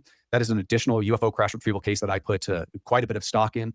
Going even more forward, 1997, there was a Marine by the name of Lance Corporal Jonathan Wygant, who claimed to firsthand have stumbled upon a UFO crash retrieval in the jungles of Peru during Operation Laser Strike, and so forth. There are so many of these cases throughout history, but to get actual written record or actual debriefs or dossiers on retrieval missions is going to be near impossible, and that will require a disclosure of not only the presence of non-human intelligence and non-human UAP, but also the disclosure of UFO crash retrieval and reverse engineering programs, which are two different disclosures, and one of those is much harder to get than the other. There's actually a series of non-UAP related artifacts that show how good the government is at keeping everything inside of its Indiana Jones warehouse. And that would be the Glomar Explorer recovering parts of the Russian sub. We've never seen those, you know. Where did they go? Where are they stored? Were they scrapped, you know? Not only that, but the Glomar Explorer operated under a U.S. intelligence agency that's still to this day unacknowledged. People like to think there are the big 5 U.S. intelligence agencies, including the CIA, NRO, NGA, DIA, and NSA. Well, there is a 6th, and that's the NURO, the National Underwater Reconnaissance Office, that was established in 1969 to coordinate activities between the CIA's Directorate of Science and Technology and the U.S. Navy. Control over this office was actually wrestled between the CIA and Navy up to about 1972 to 1974, but various activities of the Glomar Explorer were carried out by the NURO at the time, and indeed, I think there is an argument to be made that there were possibly maritime UAP retrieval missions that occurred under the Glomar Explorer and under oversight of the NURO as well at this time. Now, the Glomar Explorer was clandestinely built for that recovery. And it has this for a segue. So what the stated goal of the existence of that ship, which I believe has been scrapped now, not that long ago, was to prospect and mine manganese nodules from the ocean floor. Within the UFO community now, there's a lot of people talking about USOs, undersea objects, and how they could be, the UFOs may originate from the ocean, that there's something on there manufacturing them. What is your opinion on this scenario? Since we're looking at the manganese nodules right now, people are prospecting those as a source for manganese and other metals. If you find an area that should have them and doesn't, would that constitute evidence of UAP activity underneath the ocean? It could, but I don't think that specifically would indicate UAP activity. However, there is in the zeitgeist of the topic, including discussion of former rear admirals such as Tim Gallaudet, of USO activity and possibly a permanent non-human intelligence or UAP presence within our oceans. Not only do I believe that those statements are accurate, but I believe there is a specific semi-private institution, an FFRDC, that is actually tasked with monitoring USOs and permanent undersea UAP and NHI locations, and that would be the MITRE Corporation, alongside the U.S. Navy, of course. And the MITRE Corporation is now the subject of a development that literally happened before we went on air, although you were already aware that they are now in focus, in the eyesight of Congressman Burleson. Give us a rundown of that. So basically, this press release is stating that Representative Burleson, at the advice of David Grush, has basically sent legal interrogatives to the MITRE Corporation, compelling them to reveal their knowledge on UAP tracking, UAP monitoring, collection, retrieval, exploitation, and storage. And before we dive into this, if you think about Burleson's letter to MIT Lincoln Labs, Burleson had the exact film name of what he was looking for as well. I would believe that the same sort of charged language is in this MITRE letter. Now, what's so important about MITRE here? MITRE isn't like your Lockheed Martins, your Raytheons, your Boeings. MITRE is what's known, as I stated before, a federally funded research and development center.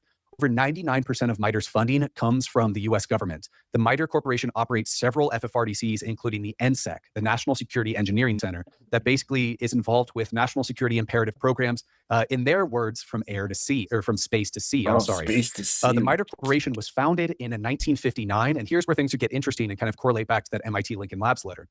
MIT Lincoln Labs began to develop something called SAGE, the Semi-Automatic Ground Environment Radar System, which was a full U.S. air defense system. MIT Lincoln Labs SAGE personnel decided to spun off the MITRE Corporation in 1959. So MIT Lincoln Labs and the MITRE Corporation are inherently linked. In my investigations into UFO crash retrieval and reverse engineering programs and trying to outline what is known as the legacy program architecture, a coordinated U.S. effort to retrieve and exploit non-human technical vehicles, the MITRE Corporation is one of the centerpieces of this effort. not only for monitoring undersea UFO and USO activity and the permanent presence of NHI, but also the collection and exploitation of such vehicles. Why it's important that I mention that MITRE operates several FFRDCs, GOCO institutions, government-owned, contractor-operated, is this sort of system is the perfect place for the United States government to have such covert and clandestine programs that they want to keep secret, keep them out of arm's length of the government, but continue to retain control over the programs. The function of FFRDCs are to accomplish science and technology projects that their government customer could not inherently complete in-house. So in the realm of UAP legacy programs, the MITRE Corporation and other FFRDCs, specifically Department of Energy National Labs, Sandia, Los Alamos, Lawrence Livermore, would serve as basically subject matter experts and R&D aces. Now, the way you bridge this topic was undersea monitoring. There has been in UAP lore many sort of a rumor mill, anonymous whistleblowing testimony, and so forth of a possible undersea UAP presence, a permanent presence, and in the zeitgeist, this presence, Garbage just this permanent fucking station, whopping this guy, man. Like, for a lack of a better phrase, prints UAP to spec for mission. I mean, it's like, how do you reply to this, like, as the skeptic? Like, what do you think all this stuff may is? just be collecting materials, building UAP to spec. Once the mission is complete, don't really care what happens to that object after that. So, maybe you and I could explore this because you're sort of the conceptual thinker. I'm more of the analytical person who likes government acronyms and programs. But I think this is a really important topic that is well worth exploring. And again, I'll just say it. I am aware of direct claims that the MITRE Corporation, alongside the Navy, has been studying 2 such permanent presences across the globe undersea. 2 such permanent presences into that area, which is where I was going. Oh my God! Ask you about another nonprofit organization that does government work in a similar way, the Battelle Institute. Oh shit! How do they factor into this? Well, Battelle Memorial Institute factors into the subject of UAP and UAP legacy programs for decades. So let's start all the way back and work forward. Battelle Memorial Institute was running their own U.S. government-mandated investigation into the subject they of have UFOs a big in the late 1940s underground and 1950s. shit at This Wright was completely Patterson, separate from connected Sign, to Grudge, Wright and UBA. Patterson. This was something called Project Stork. And I find that rather intriguing that Battelle, as in the late 1940s, was tasked with their own UFO investigation. There's also a rumor mill swirling that Battelle Memorial Institute was able to basically derive the material nitinol from recovered UAPs, specifically the Roswell event. I'm trying to remember the exact series of events, but I believe nitinol was haphazardly discovered in the 1960s, even though way back in the 1940s, late 1940s and early 50s, Battelle Memorial Institute was publishing quite a bit of classified research into shape memory alloys and nickel titanium alloys at the time. Battelle Memorial Institute also runs numerous FFRDCs through what's called Triad National Security, LLC. Triad National Security, LLC is comprised of Battelle Memorial Institute, the University of California, and the University of Texas at Austin. This LLC, Triad, administrators Los Alamos National Lab, which is extremely intriguing, of course. I'm sure everybody watching knows Los Alamos and it's how critical Los Alamos has been to U.S. national security. But Battelle is quite an intriguing player in this whole puzzle as well. All right, everybody, ladies and gentlemen, I had to suspend the interview for a moment to grab something for a science demonstration. This paperclip is made out of nitinol, okay? And nitinol, when you bend it like this, bends like a paperclip. When you apply heat to it, it returns back to true. Cool. Back to a regular paperclip. And this part of it didn't actually do it, so let's get it. There we go. Wow. So that is what that material that Gerb mentioned actually does. And it has industrial uses. Thing is, you can't really link it to anything high-tech because it's an alloy, but still. Anyway, Gerb, continue on. That's really fascinating. I mean, I think nitinol is also used in like medical applications, and I believe in materials for the moon rover as well. I could be wrong there, but nitinol has had some fascinating implications. And before we talk about that, the presence of undersea UAP and USO, I really need to again just give credit to Representative Eric Burleson and David Grush for instead of just saying where's the evidence for the existence of UAP crash retrieval and reverse engineering, or just trying to data dump. He actually went after Grush's actually sources. Pursuing real legislation. He hired Grush and they went after the people. Compelling institutions and individuals to give statements about their knowledge on the subject. This was relatively popular or kind of well known in the community zeitgeist last year, but this is not the first volley of interrogatives and legal letters Representative Burleson has sent out. He sent out a letter to the CIA. The CIA responded, routing Representative Burleson and David Grush to AARO, the All Domain Anomaly Resolution Office. If that's not disrespectful, I don't know what is. A similar FFRDC, Representative Burleson also sent a letter to the Aerospace Corporation. The Aerospace Corporation flew out to individuals green behind the gills to sit down with Rep. Burleson and possibly David Grush and just talk that they knew nothing about the subject. My question with the Aerospace Corporation is, why were individuals like Randall G. Walden, who was the former director of the Air Force Rapid Capabilities Office, and why weren't individuals like Edward C. Aldrich, who was both Undersecretary of the Air Force and Secretary of the Air Force and Director of the NRO? Both of these individuals now serve senior board positions or C-suite positions within the Aerospace Corporation. Why were these people not, why did they not go out to talk to Representative Burleson? So I think Burleson is doing the right thing right now, actually investigating claims and ideas and institutions behind UAP legacy programs instead of just sending out a tranche of files. And I think Representative Burleson's on the right track. Yeah, and again, with the specific language in the MIT Lincoln Labs letter with the Edward J. Ruppelt video, I would imagine that same ultra-specific language is in the MITRE letter. I absolutely love the fact that I'm from the same state as Burleson, Missouri. And Oh my God, shut up, John Michael. Show me state. And he's out there being a true Missouri native and saying, show me.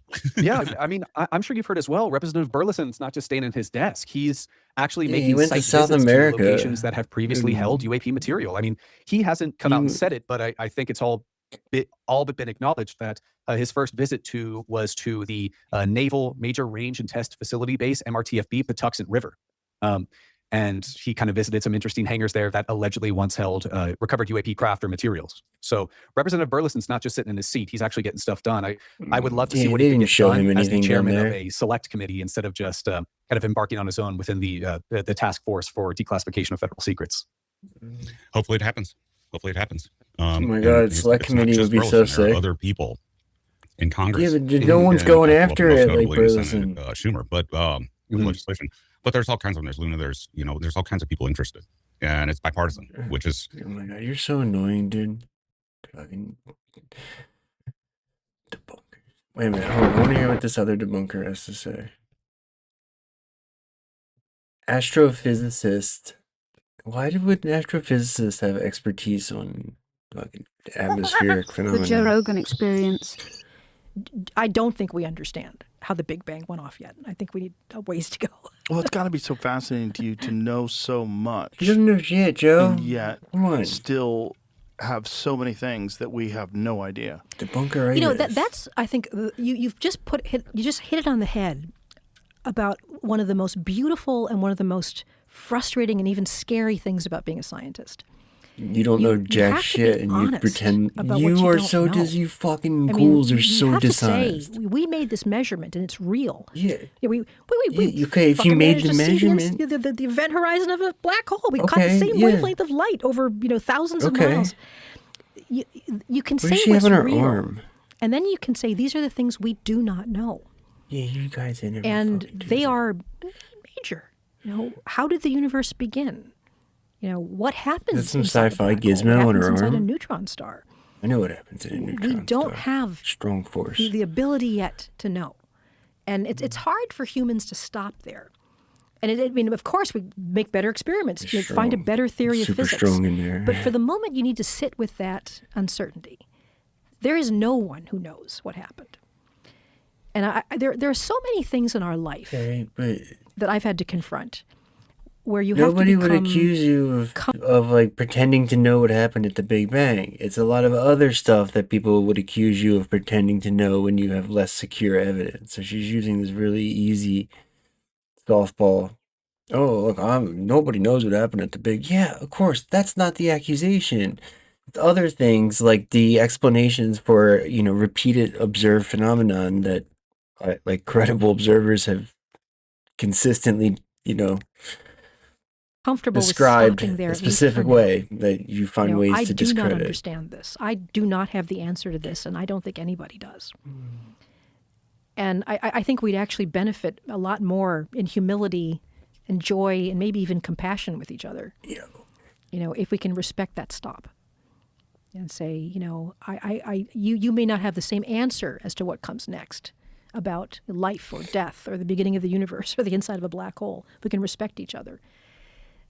To me, I find a good discipline and the humility to stop and say, I don't know. Good. Well, Let's it's very hear you do important, it. Because otherwise we're not going to Explain alien abductions. the stuff you do know. There has to be some things that you can't know. It has to be measurable. So, Yeah, and this especially is in the current state of what we're able to measure right now. Science is limited deliberately, and I think this is beautiful. I think people don't understand. There are things that are outside, at least for now, the realm of measurement. You can't combine and that inferences. doesn't mean they're not real. As a scientist, I cannot say that there aren't, ghosts or inside a black hole or alien visitations or whatever. There are all kinds of things that are wonderful to think about. Alien visitation. What can you do a consistent experiment on that people all around the world could do the same experiment and get the same result? Hutchison That's effect. science, and it's limited. I've had to talk to so many people that called into NASA saying they had profound experiences with time travel. Or You had to talk to time travelers? Oh, yeah. Or people would call in. Was there a time traveler hotline like Art Bell? They would often forward the calls to me. And, why you? Well, I was doing communications at NASA, and I think they just didn't know what to do with these people. And I think they knew. And I pride myself on this. I try to be kind. I try to lead with compassion. And I would listen to people's stories about, I traveled in time. That's where she started to debunk her origin story. And, dude. And I would listen there you go. to them. I think that. Oh, and I would just practice my debunkings. I would say to them. They would call, and I would debunk. You have had a debunk. profound experience. You have experienced something that, I hope you use as a gift. I would say that there's not much as a scientist that I can do with an individual experience. I can't do an experiment on it. I can't have my colleagues all over the world do the same experiment. Debunk it, she means. About what you did you have a spiritual experience? Did you have a profound feeling of oneness? I mean, it's More not that than these that, aren't lady. real. Science has to be limited. Because just like what you said, how can you trust it, right? How can you trust people are saying? I mean, why are these people at NASA allowed to have telescopes? But it should and do all this inform stuff? your analysis, what though, makes is this the thing. worthwhile? That's the issue, is that, like... You have to say there's a limitation. Before we can, like, but you have to be able to accept data points into your hypothesis, like your body of knowledge that you're hypothesizing from, your corpus, like... You have to, at some point, I would think that we've passed many years ago, but like accept the overwhelming pattern of evidence that is a genuine thing that's happening there. That's really interesting, and it, I think, opens up so many other avenues to go down of associated, like, woo, I think these people just have a very rigid. She's trying to sound like lovey-dovey or whatever here, but I think these people have a very rigid framework, and she's saying it here. Like, this is just like her debunker spiel, where she can just be like, "Oh, that's amazing that happened to you." It's like woke debunkerism or something. She's like doing standpoint debunkerism. She's like, "Oh yeah, that's great that that's your truth." I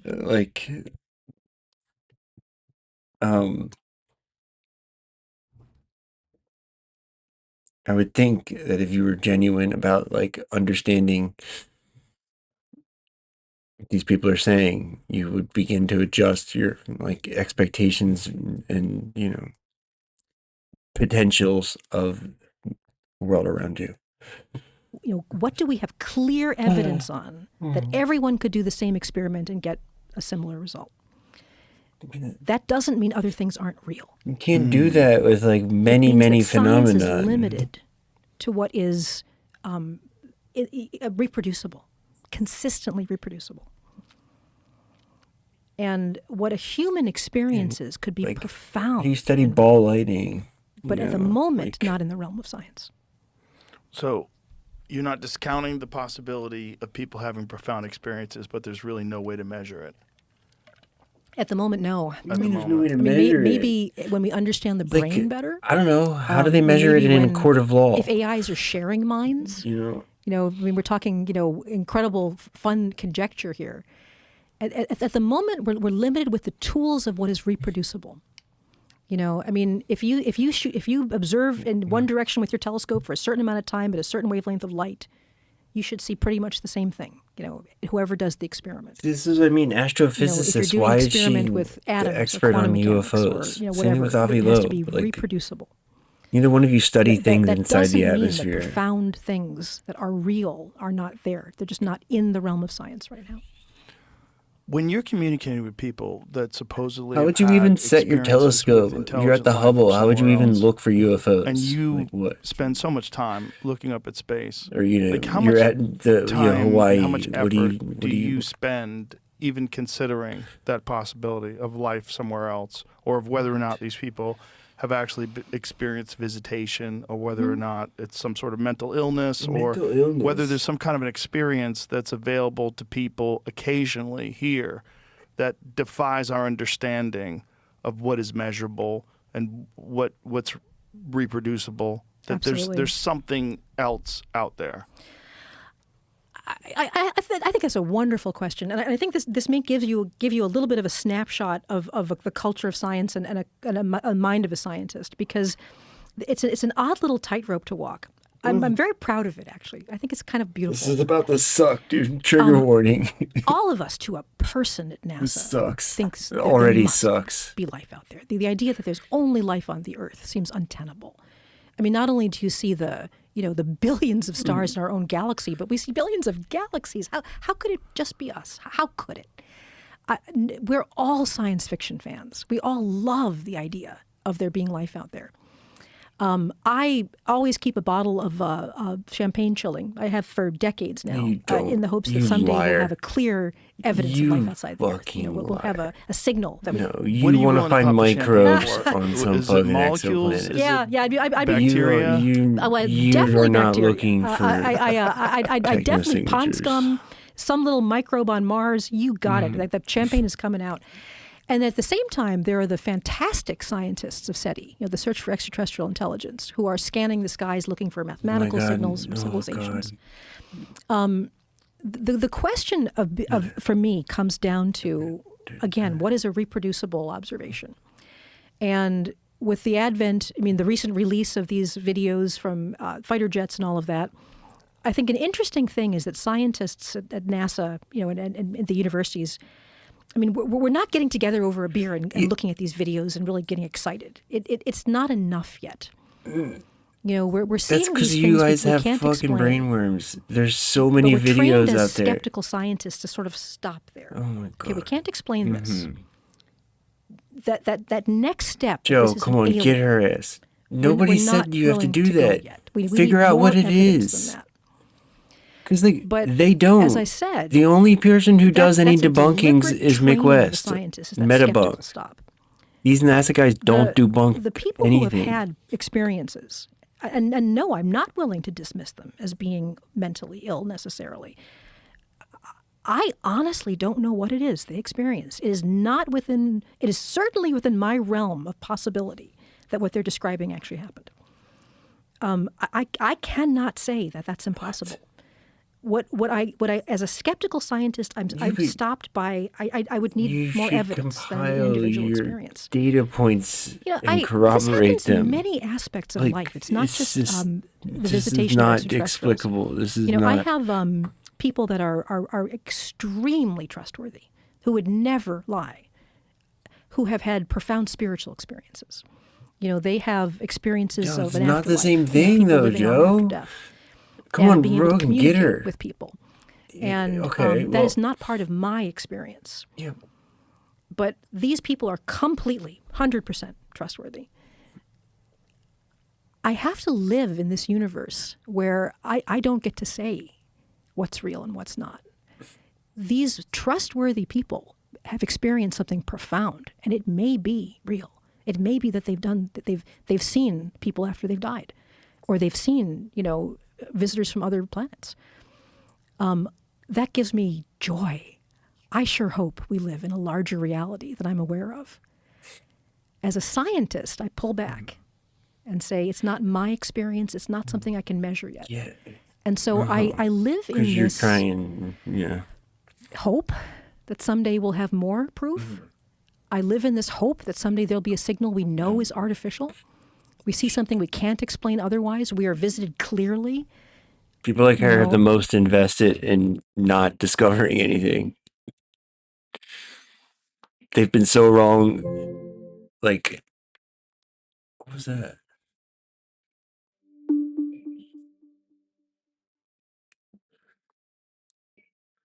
I live in this sort of skeptical tightrope with hope that someday things will become more clear. That's a great place to be. How's that? I love that. I actually like it. That To me, sucks, Rogan. You I fucking think suck for humility letting her and get away with compassion, this bullshit too, man. This is terrible. You know, I think we could. The world could use a lot more of that. And she's patting herself on the back. I'm so reserve fucking judgment. cool. Think about how different a human experience is. We don't understand what consciousness is. We don't understand how the human brain works. You know, is it possible somebody had a different experience of time? Maybe it is. Why are you trying to confuse the issue now? In science, people, there's a what very can we clear measure pattern is of what people powerful. report over and over We and do over things we again should not be able that to matches these like anomalous catch waves video. of space and time. Like, see light and space curve. Fuck, dude, this sucks so bad. It made Joe Rogan great. Yeah, okay, you fucking morons. Oh, dude, so bad. I'm leaving. I'm leaving now because this was so bad.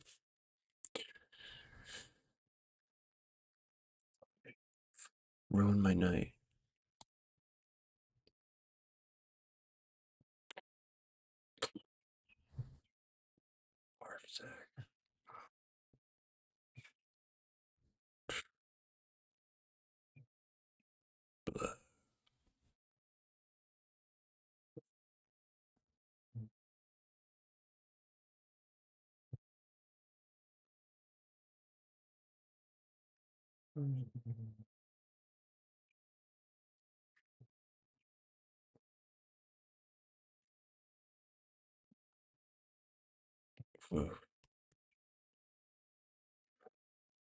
Anyway. Oh, wait. Did she just leave? Looks like she might have.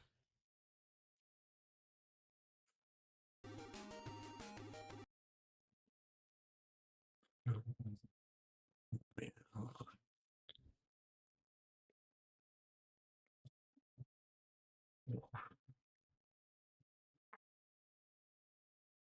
Just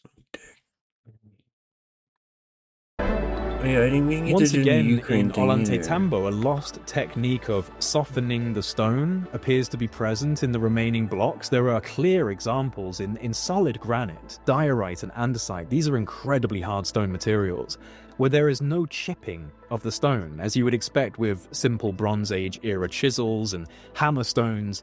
Instead, we see smooth indentations, flowing curves and grooves that look as if they were created when the material itself was somehow malleable. So you can see where the other rocks were impressed into the rock right over here.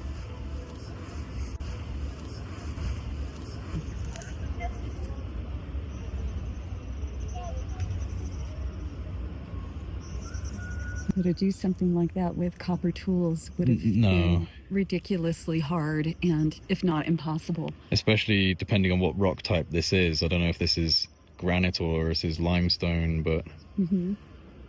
This isn't limestone. No. This is like diorite. Right. And then over here you have andesite, which are all volcanic rocks. Yeah, the majority of this place is andesite, diorite, granite. Yep.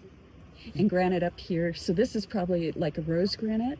This is rose granite right here. So you can see the crystalline nature. Yep. Super hard.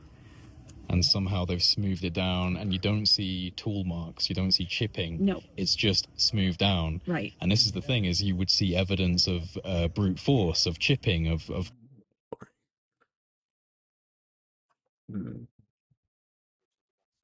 See what I mean? How many My videos are estimates, there like was this? scanning it with the binoculars, you know, it was like, I actually was scanning it. It wasn't like, I guess it was in the whole field of view, but it was, you know, I was scanning with binoculars, and it was incredible, you know, the length. I would say, I still think it was about a mile long. It was just another ordinary day in Salida, Colorado. Tim Edwards' restaurant was closed for the afternoon, and he was working on his new home with his 6-year-old daughter, Brandy. And that's when this ordinary Sunday became extraordinary. We were probably out here a couple minutes. Brandy started saying, Daddy, there's something up in the sky. I didn't pay attention to her. Again, she said, Daddy, there's something up in the sky. And I still wasn't paying attention to her. And finally, he says, Daddy, there's something in the sky. I looked up, and the sun was just on this side of the gutter here, August 27th, so we were protected from the sun here. This is what Tim saw. You're watching the actual videotape he recorded that day. Dad, can a spaceship grow bigger like that? Huh? Huh? Uh-huh. It could. Tim taped the object for more than an hour. His father also saw it. I says, my gosh, what is that thing? Gosh. And to me, it appeared as a long pencil-like aluminum foil triangle object in the sky, moving erratic, but staying just north and west of the sun. Salida means gateway. Indian legend has it that this area was a window to other worlds.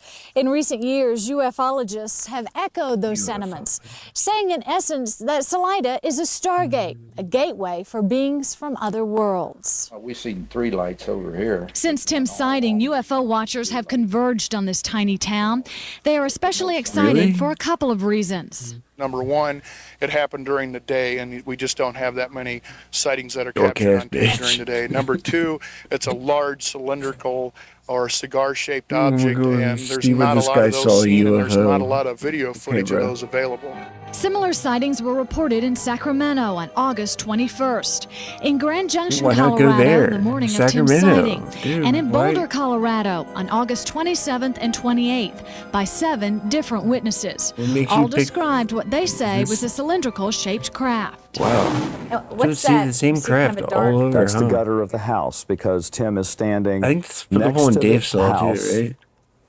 looking up in the sky, and that's the gutter. The tape has been sent to several labs around the country, including Village Labs in Tempe. That's where computer scientist Jim Delatoso spent more than a month going over the video, frame by frame. What we can do is analyze the edges of that object and the edges of that object. Non-subscribers. This is a very large object. Non-subscribers being taken to the underworld. About a mile long. Through space, it's somehow. Very high altitude, 70 or 80,000 feet. Delatoso believes what Edwards saw is a UFO. As for Tim Edwards, he says he doesn't need a high-tech lab to confirm what he saw is real. It's He's just we known can't it see the since that shape because August it's so high up afternoon and so when he big. first looked up into the sky.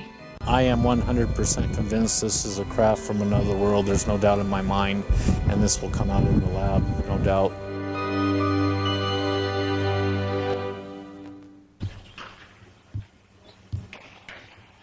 Now you know it's from another world, not this world. From another time. There ain't no little airplane that moves 5 miles in 2 seconds. Or it's moved more than 5 miles. It moved over that part of the sky there. It probably moved 500. It probably moved 100 miles in a matter of a second or two. Huh? Dad, can a spaceship grow bigger like that? Huh? Uh-huh.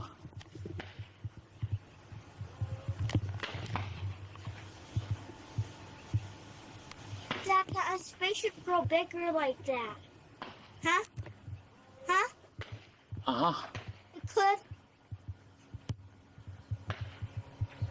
Take things off these now.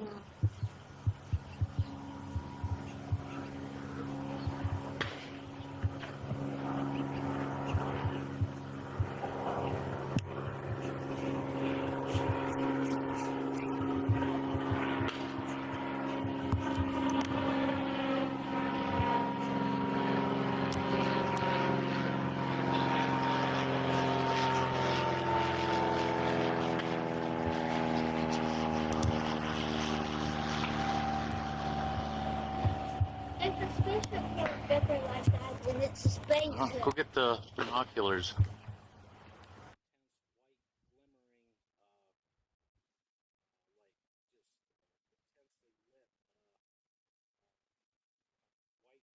When we got the binoculars on, a lot of time it turned into like we're looking into a fog bank or something like that, and it appeared it could be a wheel with an inner ball inside, with the wheel with the lights rotating around at a 360-degree wheel. Orange. Jesus, it's orange. Yep, there's something going around it. Something going around with it. Something papers on you?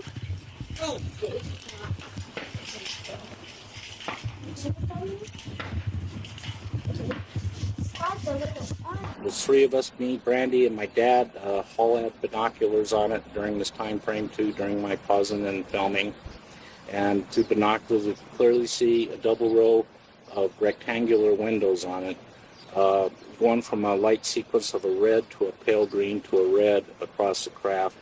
It appeared, to go across in almost like a wheel on a car or something, to go forward and back, an osculating effect. The skin of the craft, which that was the only skin, was in between the windows, was equal to the height, about half the height of one of the row of windows, and so there was this skin between the windows, but the craft itself was all lights, except for that, the double row of lights were continuous with no structure in between each light. It was a solid light around it. Through all the telephone calls, I made the 7 telephone calls to the sheriff's department, the radio station, twice to the restaurant. Was able to get one witness, a cook, to witness on the north side of the restaurant at the same time.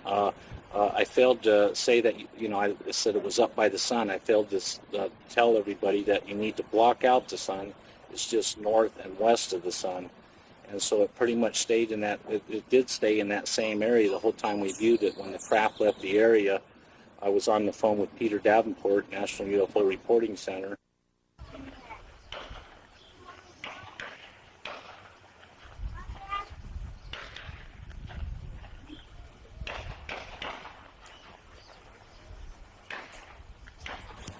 I went down to the local paper and showed them, and then they interviewed me, and that made the front page headlines the following day. I went down to the local radio station, and they put it on the AP Newswire, and all the Denver media, CBS, NBC, and ABC, contacted me the following day, and all came up and did stories on it with Channel 4, CBS, doing follow-up stories on the lab analysis and testimony of witnesses and documentation on the craft. I believe it was about a mile long. I stated in the paper the following day that if it would have landed, it would have took out Salida, at least the business district, which is about 16 blocks. So.